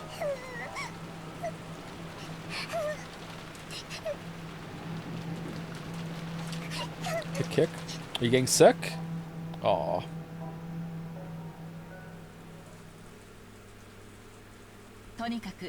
Anyway, Maria-chan's holding the key. Key? The key to whether Beatrice is one of the 18 people or a 19th person. Maria's stubborn, right? When that girl gets angry, it's pretty hard to make her feel better. Battler-kun, I think a kid like you would be better at cheering her up than an adult like me. After she's feeling better, try asking. I know you don't care about all this back and forth about the inheritance, but don't you find this Western Mansion mystery situation exciting? Hell yeah! Who in the world is this person who gave Maria-chan the letter? It makes your intellectual curiosity ache. You're actually pretty tough considering you're still excited after being dragged through that endless money talk. Adults can be pretty amazing. I shrugged exasperatedly, but I did notice something. Kairi noticed how dejected I was after overhearing our parents' turbulent discussion, and was probably trying to clear the air. At the very least, I'd recovered enough to voice my complaints. She wasn't my real mother, so I've never felt like calling her mom. But it did make me think she's a real adult. Hey brats, so this is where you were. Kairi, you really took your time fixing your makeup, didn't you? I think I'll make a habit of going out to touch up my makeup too. By the way, what are these boobs? Oh, that's where I got it from. I'm sorry. A woman's makeup takes a long time. So, how's this discussion been without me? I'm sure everything was all peaceful and harmonious. Kairi-san poked the weak spot under my arm with her elbow. We decided to take a break to cool our heads a little. It looks like we'll be at it all night. Makes me want to cry. His way of talking hadn't changed, but he couldn't completely hide his fatigue. I couldn't say I was sympathetic, but he looked pitiful compared to his normal, energetic self. Still, that rain's just awful. I really don't want to go back to the guest house. It looks like Natsumi-san set things up so we could spend the night here in the mansion. What'll we do? We don't need to decide until you're done, right? If you run so low on energy that you can't return to our room, then we can take them up on their offer. Okay, this seems like it's just prime for someone to die tonight. Everyone's in the mansion. There's not going to be like, well, you know, we can eliminate 5 suspects immediately because who could get into the mansion without it raining or whatever. It seems like set up perfectly. Conditions could not be more perfect for someone to die tonight. You're right. We can think about it later. What about you, Battler? If I stayed, I'd just get in the way. I'll be nice and go back over there. Oh ho! I see. Will you go back so soon? I don't know. It'd be lonely to head back myself. I'll gather all the kids and we'll head out. Okay, you go do that. Also, Battler, you won't be going to sleep that easily tonight, right? Yeah, I'll probably be up talking with the cousins. Sounds like we'll be up all night. Is there a problem with that? I see. If you're still awake when the adults' discussion is over, I want to have a little talk as a family. A what? That doesn't sound like you. Apparently Kairi-san was thinking the same thing. What are you talking about? She asked him in a small voice. It looked like Kairi-san didn't have a clue what that meant either. I also want to talk to you about it, Kairi. I'll tell you later, so don't ask how. And then he died. Please. I don't know anyone who neglects the concept of family as much as this old bastard. And now he's saying we're going to have a talk as a family? Both Kairi-san and I couldn't help but get wide-eyed. Look, don't look so terrified. I'm the one who should be terrified. After all, at that point he swallowed his words for an instant, even though putting on airs of importance wasn't much like my dad. You're freaking me out, Dad. Everyone in our family's gathered here now, right? Don't make a big deal out of it and spit it out. Tonight, I will probably be killed. There was a huge crash of thunder. Right before Rudolph died, he told me, I think I might die. It must have been really close. I hope he's fucking with us. Dad's expression, brightly illuminated by the lightning, was burned into my eyes. Dad's face, which always looked so sure of itself, and which always wore a taunting expression, was strangely frail in a way I couldn't really explain. It was so worn out that he looked like a different person. What? What are you talking about? That doesn't sound like you. Giggle. I agree. What happened? You look so timid all of a sudden. It's not like you. I'm gonna go fix my makeup too. Don't follow me. Dad turned away weakly. After that, only Kairi and I were left, still wide-eyed. What did he say? Tonight he'll be killed? You don't think that mysterious letter scared him, do you? He's been watching too many serial murder movies. Kairi-san didn't answer my light-hearted words and continued to stare at my dad's disappearing back.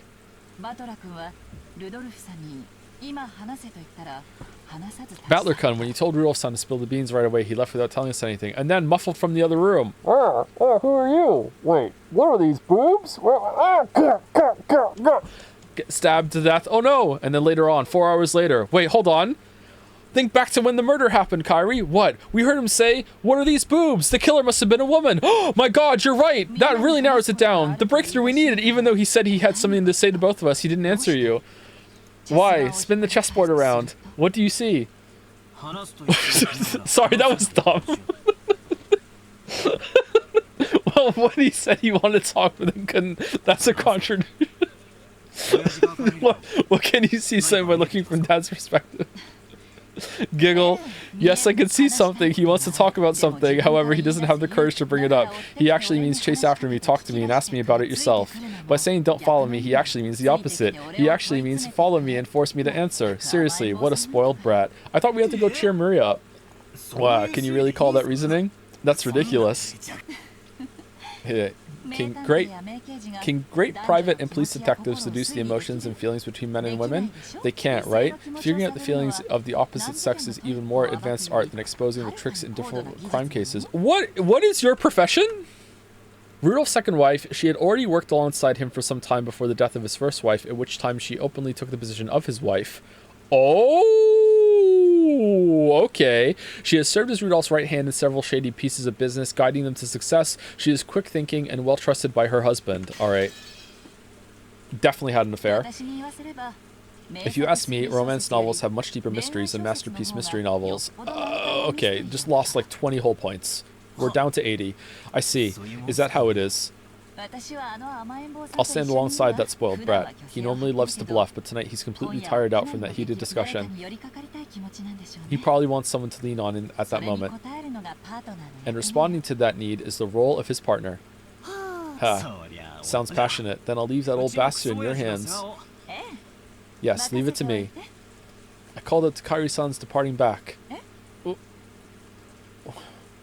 What? Huh? What? I want to say thanks. Thanks to you, my gloomy mood has cleared up a lot. That's good. Communication is important. After answering with a wink, Kairi-san followed after Dad. Ooh. Does no one else see it? Is it just me? I feel like they're a better pair than Kairi and the Dad, man.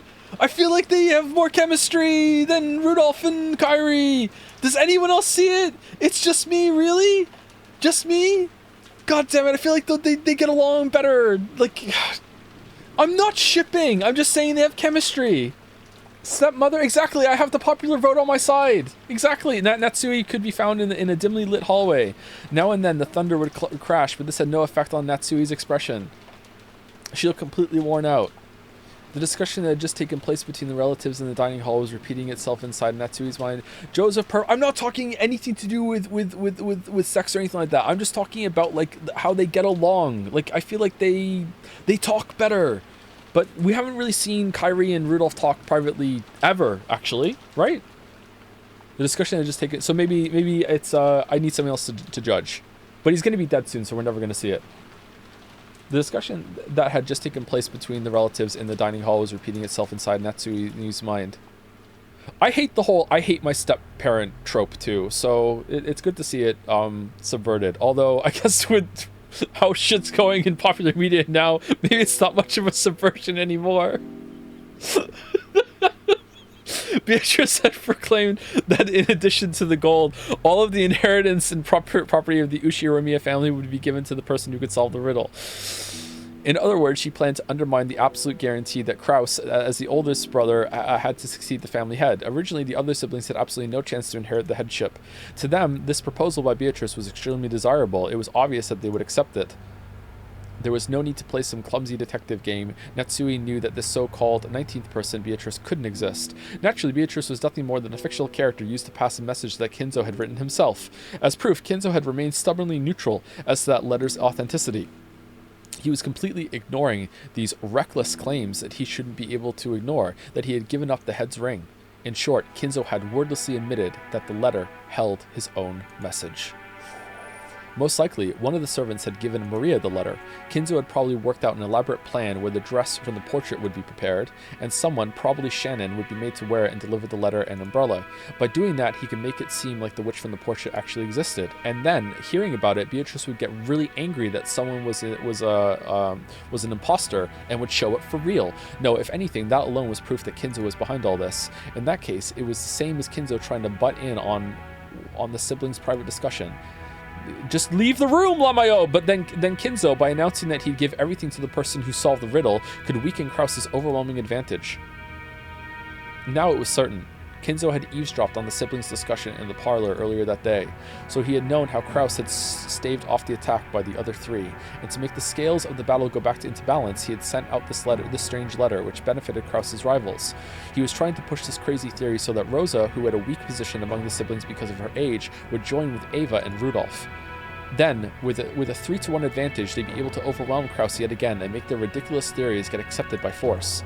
And by doing that, he gave them the power to resettle what had once been a nearly decided conflict. They had now started repeatedly pressing Krause to pay them a large amount of money. Using the condition that all of the siblings would guarantee Krause's position as the successor, talk about advance payments was being brought up again despite having been rejected once. Of course, even without the story about the hidden gold, the Ushiromiya family's store of wealth was vast. That store of wealth alone was more than enough. And it said the witch was going to take it all, right, as interest, or at least some of it. I can't remember if it was explicitly all. Maybe it was all. Even if the hidden gold was buried forever along with Kinzo's death, there would be more than enough to satisfy. Therefore, even if they weren't that interested in the gold itself, Kinzo had managed to instill the lifelong fear that, on the off chance that someone found the gold, that person would be granted the headship. And this kind of Achilles heel would definitely be taken advantage of by someone sooner or later. The only person with this fatal weakness was the successor, Krause. The other siblings had found, no, they had been told by Kinzo about something that only Krause could lose, and they had thoroughly taken advantage of that. Okay. Natsui, as Krause's only ally in his painful position and as his wife, wanted to fight alongside him. She kept trying to explain to him that the existence of the gold itself was a farce, and there was no need for him to compromise. Krause had always told Natsuhi, he had told all of the siblings. He always said that the hidden gold was nothing more than an illusion created by Kinzo. Therefore, Natsui had believed it as his wife and had supported her husband on that foundation. But now...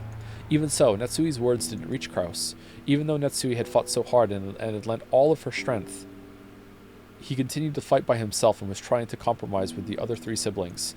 Natsui sadly and weakly wondered why she could not be of use to him, and then started getting angry. It had happened when everyone decided to take a short break to cool their heads. Natsui had flared up against Krause. Enraged, he had asked why she could not be useful to him. He had then told her that he wanted to talk about something and invited her into a room that she was not normally allowed to enter. What? That room had been sealed with a heavy-looking padlock, and just looking at it had given her an uncomfortable feeling.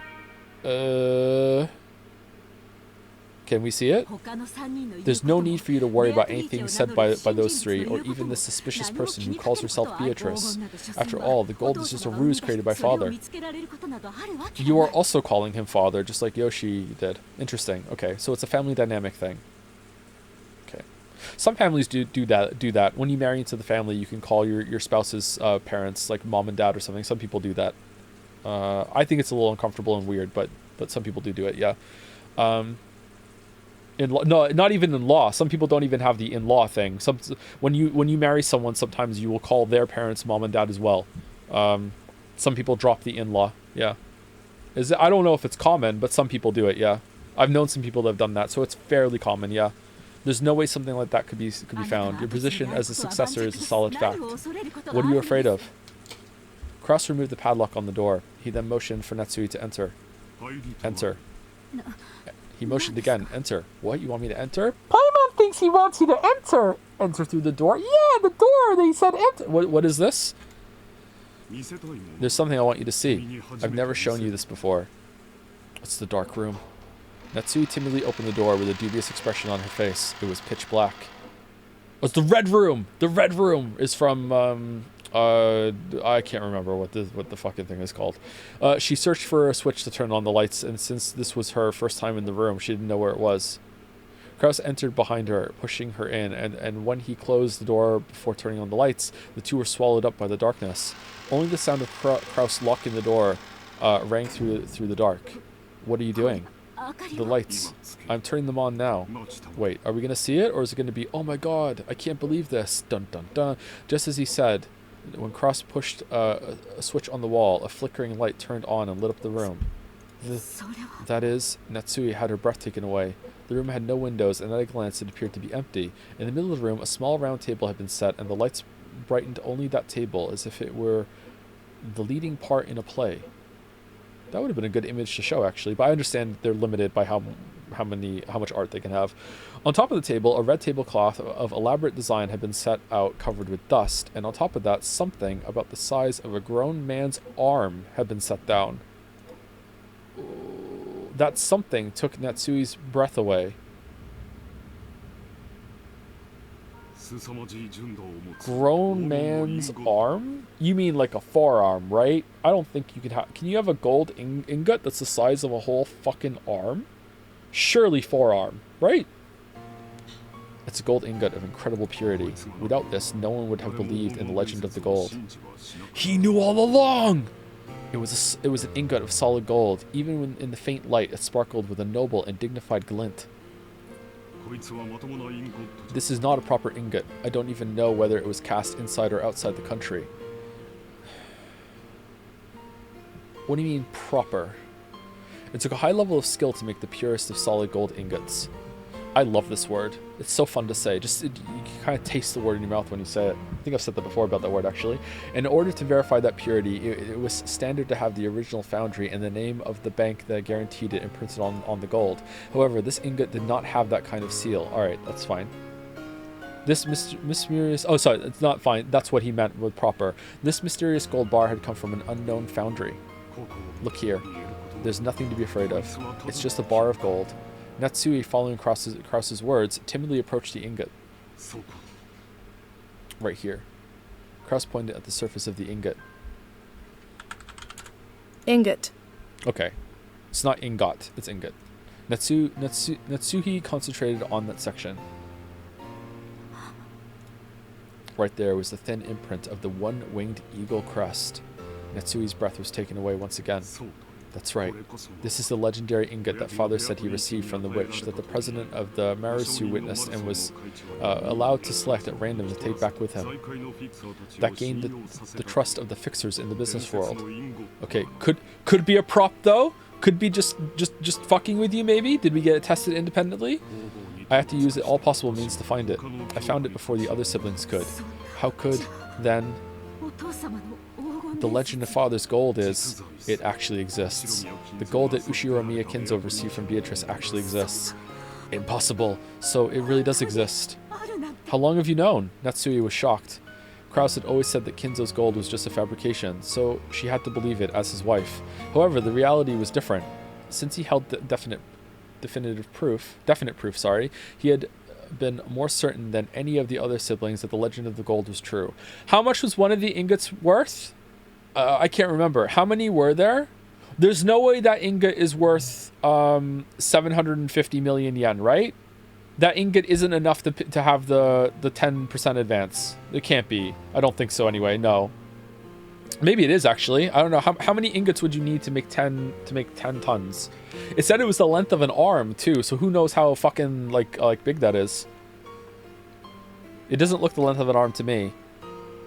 Legend of the gold was true. Because of this, Kraus was deeply frightened at the possibility that someone other than himself would find the gold he failed to find, costing him everything. But to Natsuhi, this truth was more than enough to split open her heart. She had thought that as Kraus's wife, she should be as close as... Yeah, exactly! That she should be as close as confident, which is why she had selflessly supported him. And yet, he had hid this fact from her until today. Why? Ask him? Have I been... so undeserving of your trust? That has never been my intention. There was simply no need to tell you. You never asked. Is that all a wife means to you? Calm down. Becoming passionate easily is one of your bad habits. You're the one who's making me like that, aren't you? I've been supporting you as a wife ever since I married into this family. For your sake, I threw away the family I was born into, and I've been offering up my heart and my body to serve you. And in return, this is what I get? How could... How could you? Kraus grimaced, looking annoyed. His expression effectively communicated how much he disliked this part. It's fucking...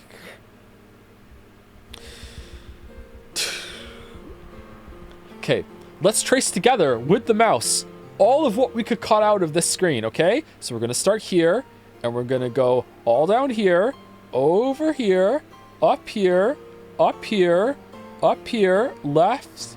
We're not done. Up here, down, up here, boom, period. Done. It doesn't look like I will be of any use to you anymore. That's fine. I can resolve the troubles with the siblings by myself. I don't need your help. This is fucked up, man. That's wrong. This is the Ushiramiya family's problem. It's true that I am not permitted to wear the family's crest on my body, but I am still your wife. Even so, are you saying I'm not capable of helping you? Are you? I especially wouldn't want to risk you getting involved. I mean, well, he's showing you now. It would probably make your headaches even worse than they are now. Take a rest for today. The siblings will deal with the siblings' problems. It has nothing to do with you. That is all.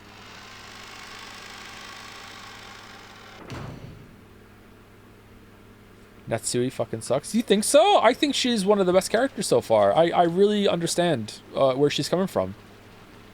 I probably feel for Natsui more than any other character in the story right now, actually. A dull headache tormented Natsui. No matter what medicine she took, no matter what scent she burned, it wouldn't heal. In fact, simply wandering alone through the dark corridors and listening to the sound of rain seemed to be a better cure. I may be Natsui, but I was never that Natsui.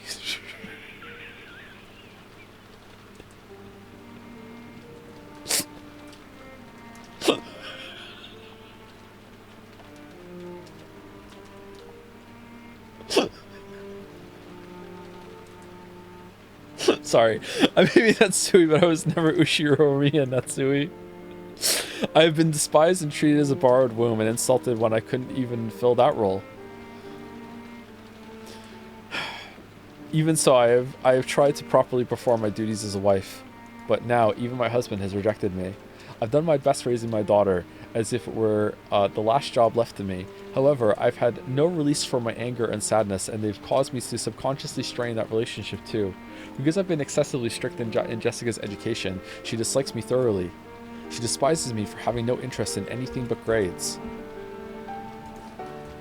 There is no longer anything I can do for the Ushiramiya family. No. That's no good. Despite it all, I must help my husband and beat back the schemes of the other greedy siblings. You also have a daughter! The family head won't be around much longer. Eventually, Kraus will succeed the head, and the next successor will be Jessica. Strictly speaking, the man who enters the family by marrying Jessica will become the next head, but it all comes to the same thing. I have to make Jessica an excellent successor whom everyone will accept as worthy to take over the Ushiramiya family. Just obsessed with the family. In the days to come, that greedy Ushiramiya Eva will probably be plotting to find some fault with the main family, and if all goes as she plans, Jessica will be dragged down from the succession, with George set up in her place. It is regrettable, but George is a man, and even more, has matured as a person. Compared to Jessica, who is right in the middle of her rebellious period and whose grades are slightly below average, it can be seen at a glance who is more fit to succeed the head.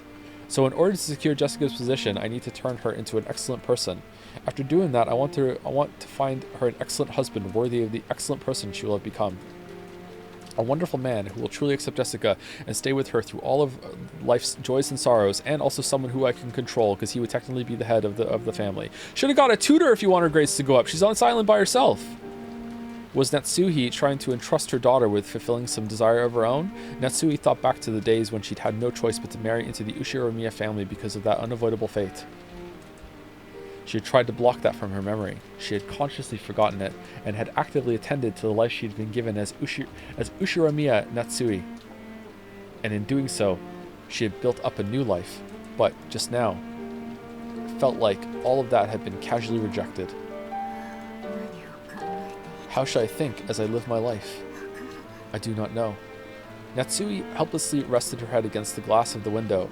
The glass, which was cool thanks to the raindrops beating against it, felt somehow refreshing, even though it should have been emotionless. Right then, it seemed to be the only thing that could understand Natsui. At that point, even if someone had appeared, Natsui didn't intend to pay any attention to them, but she did pay attention, because it was her beloved daughter. Okay, that was kind of weirdly written. Oh, it's you, Mom. What the heck are you doing in a place like this? Thought you were a ghost. Just like always, her words were rough and not at all like a girl's. Instinctively, words of rebuke rose to Natsui's throat. However, their strength gave out and they didn't escape her lips. Jessica, forgive me, but my headache is awful. Please leave me be. I see. Jessica was seeing her mother in a position of feebleness for the first time, so she was considerably disconcerted. Until now, she'd been filled with contempt for all of the parents, including her mother, but now those feelings had been completely swept away. Her mother's utterly exhausted face had wiped them all out. In its place, the words George had told her floated back in her mind. Our parents are doing their best in their own way, and because their families are counting on them, they can't afford to keep everything pleasant, and have a heavy responsibility to fight.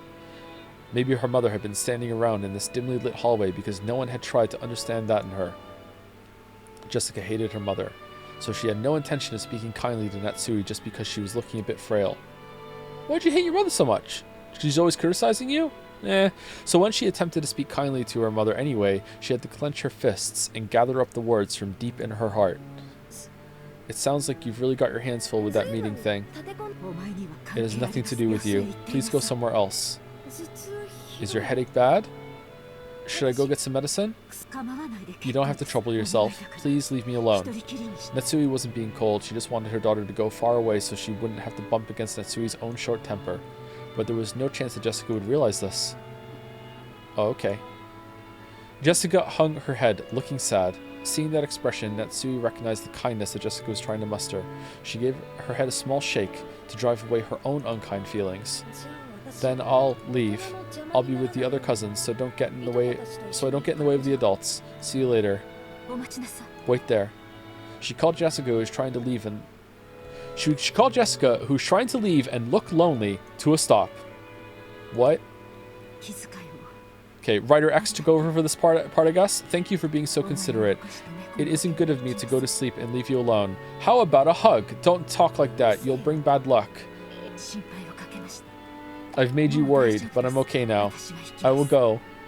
If I let my daughter see me this feeble any longer, I'll only make her feel more easy. With that thought in her mind, Natsui left Jessica with words of gratitude and made to depart. This time, Jessica called out to her mother's back. Everyone's calling out to each other's backs in this story so far. Natsui stopped and turned around, asking what business Jessica had with her. But Jessica herself didn't know why she'd stopped her mother, and for a while she smiled wryly, muttering to herself as she hesitated over what to say. She was poking around in her pocket when her hand touched something, and she took it out. Hey Mom, I was given a charm today. What was it, a charm against magic? I'm pretty sure that you were supposed to hang it from your doorknob, I think. I forget. There's no point in me having it, so I'll let you take it. It was a scorpion charm that Maria had given her on the beach, and that's the only reason why Natsui will survive the night. Although she'd heard of its various effects from Maria, Jessica's mind had gone blank, and she was just barely able to say even that much. Jessica, thinking that her mother probably wouldn't accept it anyway, immediately drew back her hand as she had stuck out, grasping the charm. So when Natsui came back to take it, she was extremely shocked, like electricity. What is this? Some kind of prized toy? Well, I think it's something like that. I guess you wouldn't really expect a charm that looks like a toy to do anything, but her mother took the charm from her, from where she grasped it in her hand. Thank you. I'll take good care of it. Sometime soon, in exchange, why don't I give you a charm that was important to me when I was a child? Oh, she's into this bullshit. Okay.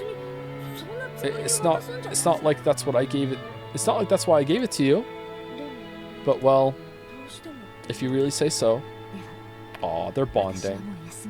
Then I will rest for now. My headache is awful. Try not to stay up too late. Sure. Maybe Natsuhi needs to get off the gluten. Natsui put the charm in her pocket and turned away. She then disappeared into the dark hall. And nothing called out to her back.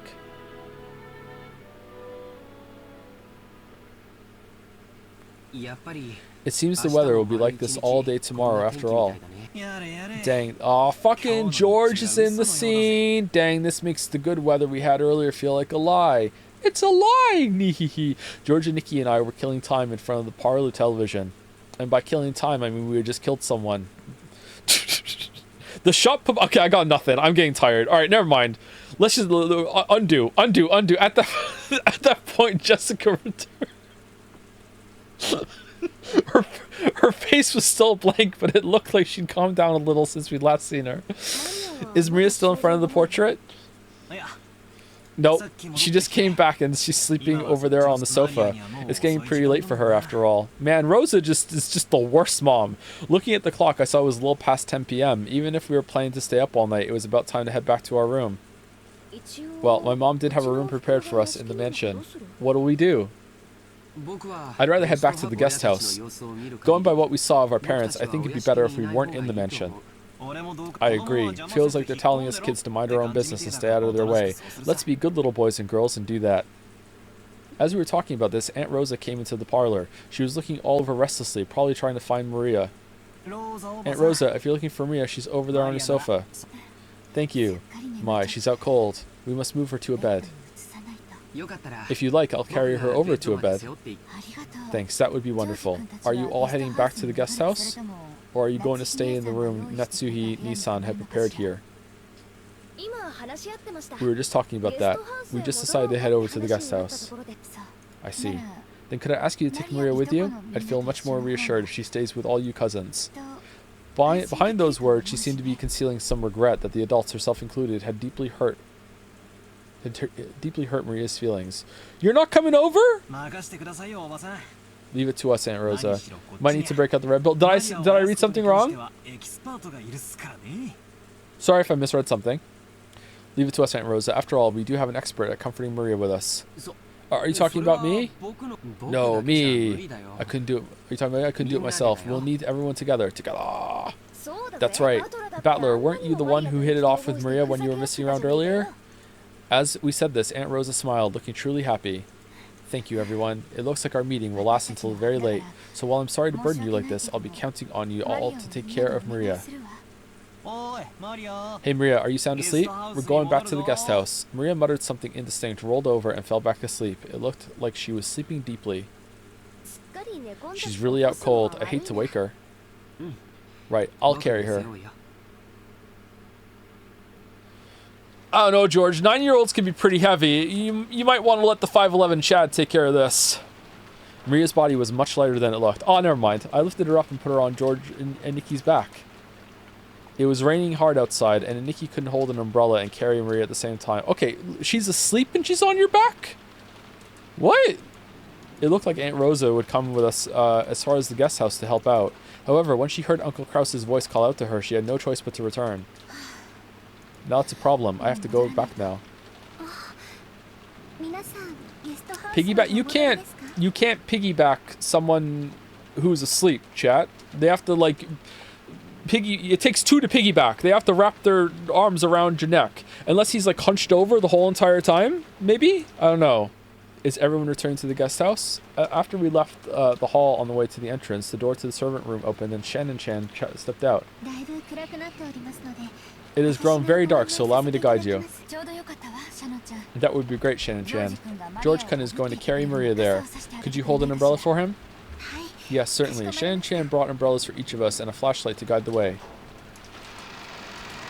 As we opened the front door, the downpour was quite terrific. It looked like we wouldn't have any spare time to take a pleasant walk and enjoy the nighttime rose garden. And Nikki, is she too heavy? Want me to carry her? I'm 5'11", by the way. It's okay. I can at least carry Maria-chan. I'm truly grateful. Please take care of Maria. Sure, you got it. Then I guess this is goodnight, Aunt Rosa. Then I will see them over there and return here. Yes, please. Aunt Rosa watched us leave. And then she said to our backs, Maria, I'm sorry for everything. Rose's mumbling voice didn't reach the person in question, nor any of the kids, but disappeared beneath the sound of the rain. Ooh.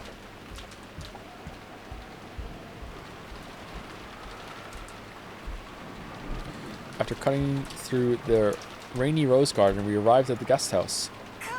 If only I applied for the position of Maria carrier, then I would have gotten a chance to have Shannon-chan's huge boobs running all over my arm.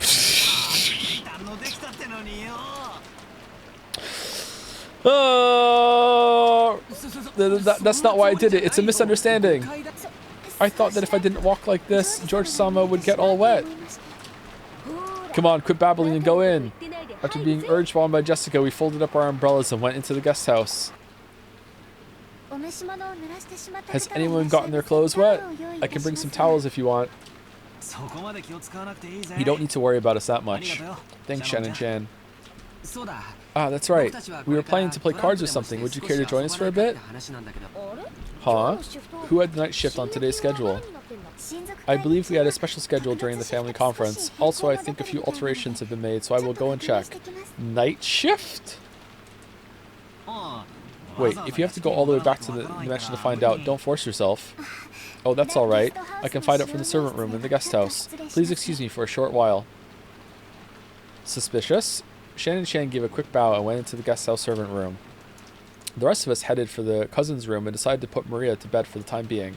Maria was sleeping very deeply and there was absolutely no sign of her eyes opening. For now, we get some soft drinks out of the room's refrigerator and drink those while playing cards or something. Coke Zero?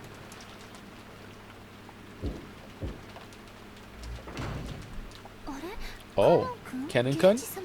And you're here too, Genji-sama. What has happened with tonight's shift? Kraus-sama has given an order. He made some sizable changes to the shift schedule. Indeed. Goda-san now has the night shift at the mansion. Shannon and Cannon have the night shift in the guest house. Kumasawa-san and I have been ordered to sleep in the guest house. Just now, a phone call came saying that once you arrive, you were also to remain here for the rest of the night. Wow, conditions could not be more perfect for a murder. Oh, who could it be? But there were people in the guest house and people in the mansion, and there's no way someone would be able to go to the mansion and back again. But wait, what if they had an umbrella? Oh no, all the umbrellas were slashed in the night. Oh no, that certainly is a sizable change. The shifts at the guest house and the mansion have been completely reversed, haven't they? Why? Originally, Shannon and Cannon had been assigned the night shift in the mansion. Yeah, I know. While the night shift had been in the guest house, where all of the relatives were staying, had been assigned to Goda, who had an abundance of experience in entertaining. Kumasawa should have been sleeping at the guest house, while Genji should have been sleeping in the mansion. However, it seemed that Kraus had suddenly ordered that the schedule be modified. Man, the plot's so nice they said it twice. The shifts at the guest house and the mansion had all been reversed, and Genji was spending the night at the guest house. It's probably because of Beatrice-sama's letter. Yeah, that's the letter that caused them to change all the shifts in the mansion in the guest house. I was sleeping over there before, but now I'm sleeping here. Everything's all turned around. Why probably? Okay, I'm dropping the joke. After such a mysterious letter appeared, it was only natural that Kraus-sama would suspect. We served directly under the master, so Kraus-sama tried his best he could to keep us far away from the family conference. And Sai slaps the table. You're still dry, Waffler. You must have met with the Golden Witch Beatrice. Oh, Waffler, Battler, and Waffles together. Nice. Genji, Shannon, and Cannon were all permitted to wear the Ushiro-miya family crest, the one-winged eagle, as the servants who served directly under Kinzo. Ah, that's why. Okay. Of course, since they were working for the Ushiro-miya family, they had to obey anyone's orders, but their only boss was Kinzo. Alright, that seems kind of weird, that they get to do that, but someone who's literally married to one of them can't? Since only Kinzo held the right to employ them, even Kraus could not have them dismissed of his own accord. Because of this, Kraus and the others often viewed these servants as Kinzo's underlings and shunned them. Oh, what the fuck is Kraus planning then? That he dismissed... Man, do you have to go check with Kinzo? Well, he didn't get them dismissed. He's just moved them to, like, I guess that's within his power, huh? In fact, Kinzo seldom let anyone other than them enter his study. This sudden shift change was probably a clear expression of the sense of mistrust that had caused. Considering the time Kinzo had left to live, this would definitely be the last family conference before the problem of the inheritance came up. On top of that, the mysterious... I don't know, he's looking pretty good to me. On top of that, the mysterious letter that claimed to be from Beatrice had also dropped out of the blue.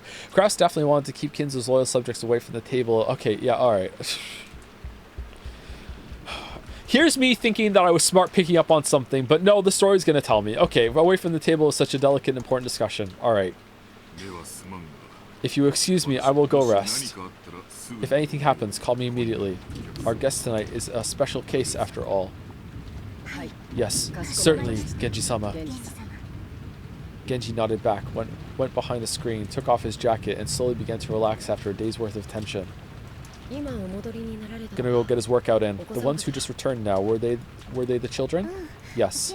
The other relatives are having a conference in the mansion. It looked like it would drag on for quite some time. Then we've got it easy. It's already this late and there's this weather. The rest of the relatives will probably spend the night in their rooms in the mansion. Yes, probably. I'm only saying this because Genji-sama isn't around, but I'm a little happy I was sent to the guest house, I guess. Oh? Why's that? Because you can stay away from Madam and Eva-san, those bullies? Or do you have another reason? George! It's not as though I have. Another reason? I see. Then let's do our best together with our night shift. I'm counting on you, Nissan. Just now I was asked to go to the children's room and play with them. Shannon hung her head apologetically, gazing at Kennen uncertainly. Kennen didn't try to meet her eyes and spoke curtly as he sighed. It looked like he didn't plan on indulging his sister.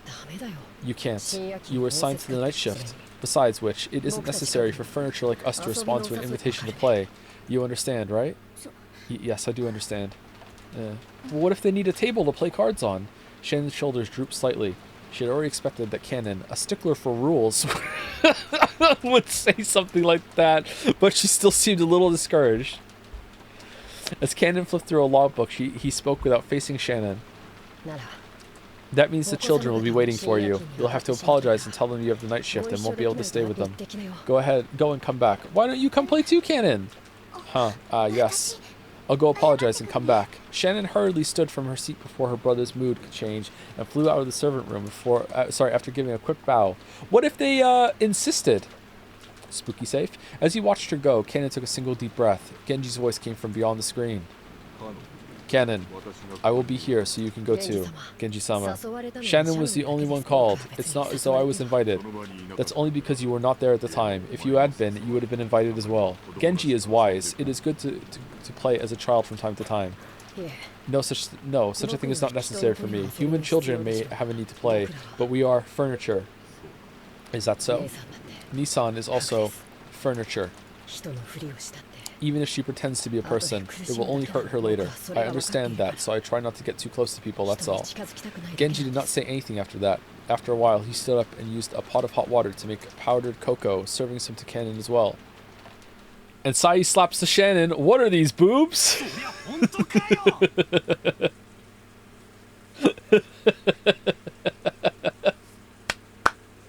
That's a good joke.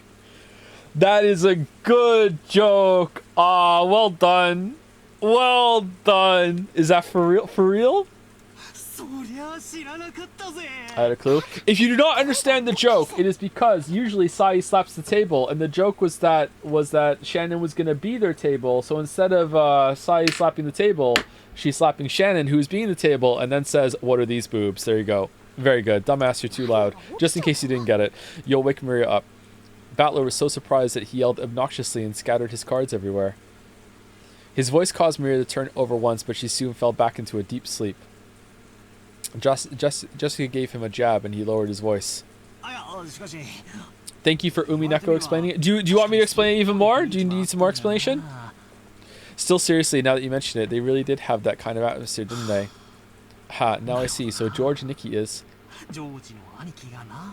George couldn't be seen anywhere in the room. A short while ago, when Shannon came into the room, George suddenly said he'd forgotten something in the mansion and needed to go back to get it. Oh, no!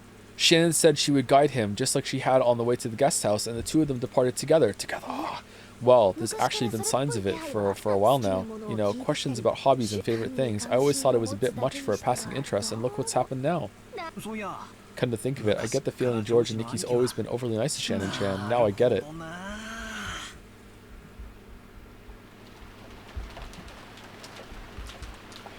Is Mouse here?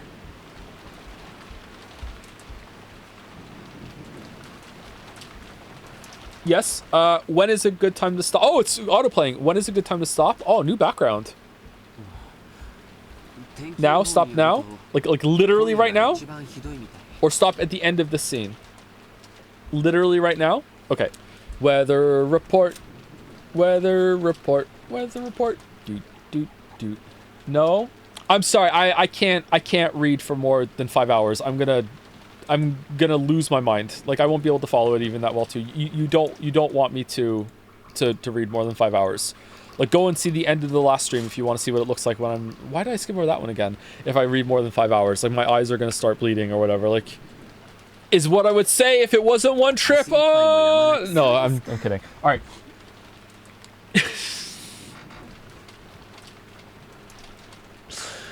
Okay, so that was Umineko stream 2. Pretty successful, I gotta say. I think the story's picked up quite well. I'm enjoying it much more than the first stream. I don't think there was a part today that I was overly bored. There were definitely some scenes that were slightly slow, and there were definitely some lines that could be cut, but not as much as it was in the first one. I'm curious how much of the first stream is actually going to be properly important, and if they could have, I don't know, started on the boat trip to the island or something, if they didn't need to start in the airport. I don't know, they could have combined some of those scenes. Like, is Battler being afraid of being on a vehicle really that important? I don't know, we'll see. Skip Persona next week for more of this. I don't know if I'm ready to make that call just yet, but we'll see. Okay, maybe we'll have 2 a week instead of 1 a week, but if we are having 2 a week, I think I will split it up, but we'll see how it goes. Okay, but before I go, thank you Jahions for the resub. I just hit the microphone, sorry. Do you think Rachel Amber is somewhere on this island? I've heard she's a social chameleon and they probably thought she was a part of the family. She could pull off being a witch, for sure. For sure. Everissy cheered 100 bits. Okay, that's a really funny message, but I can't say it. +2 Everissy. +2. God damn. Oh, man. Thank you, Pincerata, for the bits. We need guest star Greg Chun to voice Battler because he is perfect for making pervy jokes actually land. That's very true. That's very true. Limited edition. Thank you, Mincerata, for another 200 bits. Glad you're enjoying the story so far. I generally think episode 1 has the least cliff, so I think you'll be hooked for the time being. Oh, does it get worse after this? Oh, no. I hope not. I hope not. Why would they say that? Porno mag. Paste it? You want me to paste Avarissy's joke in chat? Okay, hold on. Let me say it. All right, here you go. This was Avarissy's message. You cannot cheer your own channel. All right, so I copy and pasted it. All right, there you go. So owned. So owned. Thank you for the setup, Avarissy. Thank you very much.